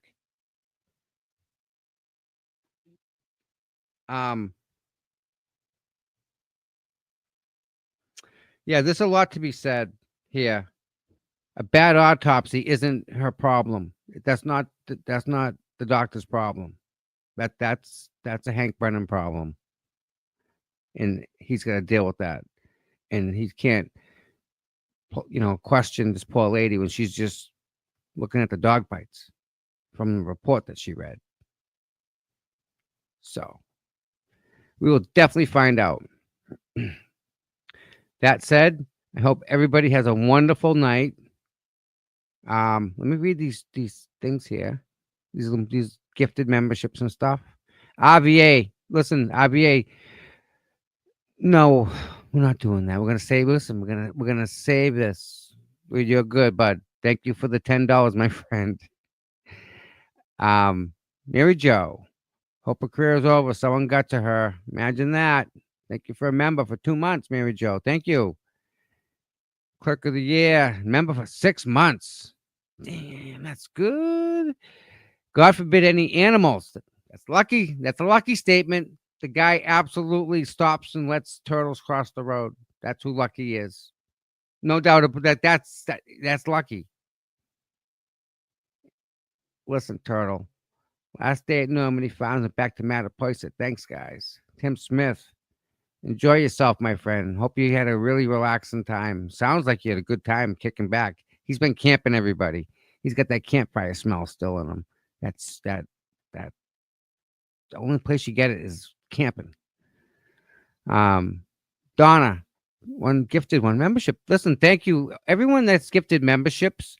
Thank you all very much. It means a lot to me, and it does to the people that get the memberships. So I tried to do a members only, but I screwed it all up, and it was a disaster. And then everything my mods did, I almost like crash and burned it all. All that work they did. So I gotta figure stuff out over here and get that going. So I have some homework to do. And with that said, I hope you all have a great night. Everyone that sent me a Venmo. Let me get to that. Okay. Peppa sent me Venmo the other day, and I gotta thank her again because she's just a very thoughtful person like that, and I appreciate everything she does. She does a lot. Pam Bonafoyle, win for Karen. Thank you, Tom. Erica Cullen, Erica Cullen. I had breakfast with her this morning, and I forget her friend's name. Man, killing me now. Oh my God. I can see her face. These were the two nicest ladies. My God. That they was our pleasure to sit down and have breakfast with these two ladies. Very smart. They're very, very nice. Erica, thank you for that, by the way. Peter Grand paid $5. Thank you, Peter. I appreciate it, my friend. Do my best. And today, don't know why, but somebody else who has premium, which I have, had ads on their channel. So for whatever it is, I got to figure that part out. I don't want that to happen again. So that's on me. So you'll be back in the Boston area later this month from San Diego. Hope to meet you. Maybe we'll hit a game. I'm looking to go to a Red Sox game. Yep. That would be fun. Get a bunch of bleacher seats. Yeah. Well, we got the ads figured out now. I'm pretty sure. Pretty sure. Is there anything you guys are want to talk about in the morning beforehand? Or you just want to call it like 8:30 like we've been doing and just carry on? Because we can talk, we can go on at 8 because there's a lot to talk about. I mean, Twitter's just on fire already with that poor lady. I don't know how she's going to become a cop, like long-term wise. She's got to go out of state, man. And even still, it's got to be a couple states away. I don't see how that not Boston. But 8 o'clock. 8 o'clock. 8 o'clock it is. Sounds like a plan. Please, everybody, thank all the mods for everything that they do. Sammy, Shelby, Cop's daughter, Mary Wickham, Jabberwocky, CPU Mod 1, Megan, Kristen,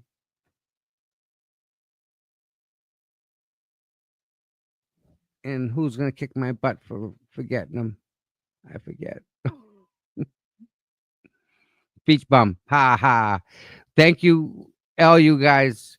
Cop's daughter, I think I mentioned you.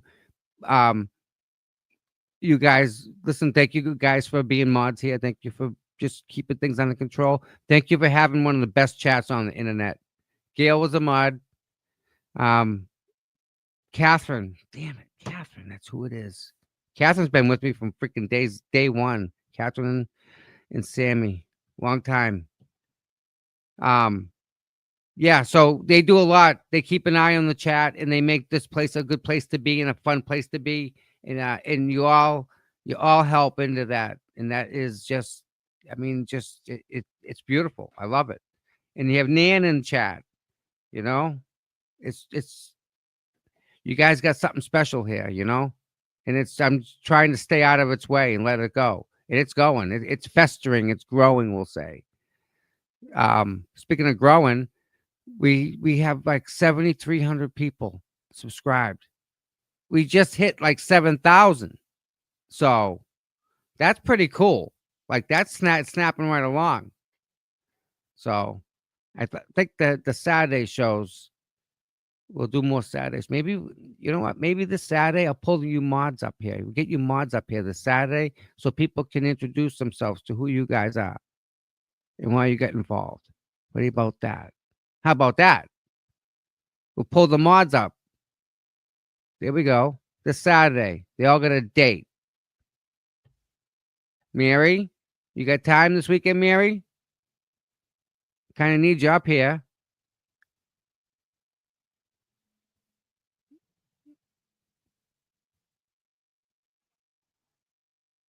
Yeah, Megan gets it. Peppa. What's this?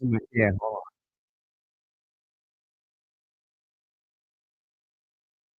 on. Oh my God. You guys want to see a stream real quick? Check this out. This just popped up. It's pretty cool. Just want to throw it. This is pretty clear too. So here we go. This is an innocent woman. She didn't do it. It's a controversial case that's divided a community. Karen Reed is accused of murdering her police officer boyfriend. Prosecutors say she ran him over on purpose and left him to die in the cold. But Reed claims that she's being framed. It smells suspicious. After years of legal fireworks, will the truth finally be revealed? The end game is to figure out who killed John O'Keefe and hold these people responsible. The Killer or Cover-Up Murder Trial. Live coverage today, only on Court TV. Not bad. Not bad. Good for Aiden. That works. Badass. Yeah. Sweet. Peppa's good Saturday. Saturday's the date. Mod takeover. All right. Solves that issue. It's already Monday. What else can we get into trouble with tomorrow? We got all sorts of time in the world. But my time right now is I got a heating pad with my name on it. I freaking love that thing lately. So I'll put that on my shoulder and I'll fall asleep again for a while, take a nap. All right, you guys, listen, I love you all. Thank you all for spending the day with me. And if you go out amongst the internet and you see another channel that you like, tell them we sent you over there, spend some time over there, get to know people. You know, there's other great people out there too, you know, other great channels. So, but for that reason, I mean, I'm not the best. I keep trying. You know, I'm not going to stop trying, but yeah, I'm trying to make this the best I can, and we'll figure it out. We'll figure it out. And with that said, I love you guys, and tomorrow we'll be here, and we'll see you all at 8 o'clock in the morning. So everyone get some dinner, get some rest, and say prayers. Have a good night, guy.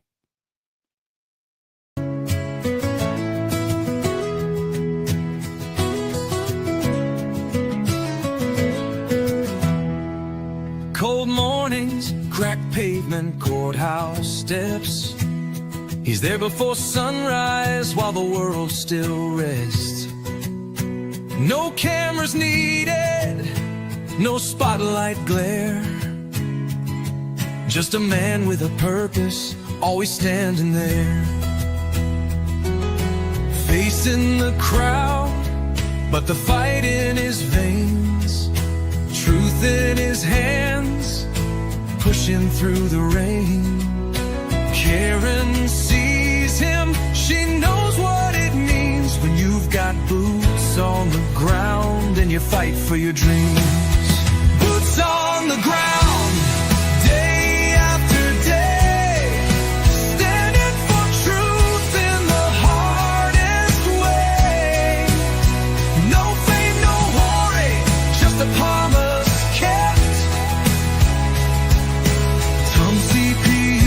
You never left. He don't ask for credit, don't ask for praise. Just fight in the good fight in 1,000 ways. When the cameras fade and the voices die, he's still right there, never asking why. He's got a handshake that you can trust, eyes that don't blink when it comes to us. Karen smiles because she knows it's true. She's got a soldier and his name's CPU. Boots on the ground, day after day, standing for truth.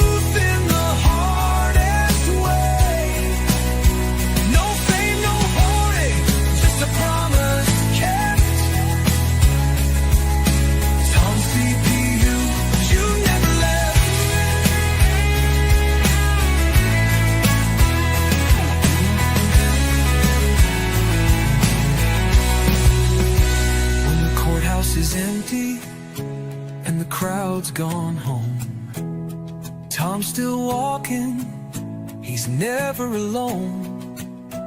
1,000 steps, a million prayers, because justice don't sleep and neither does he care.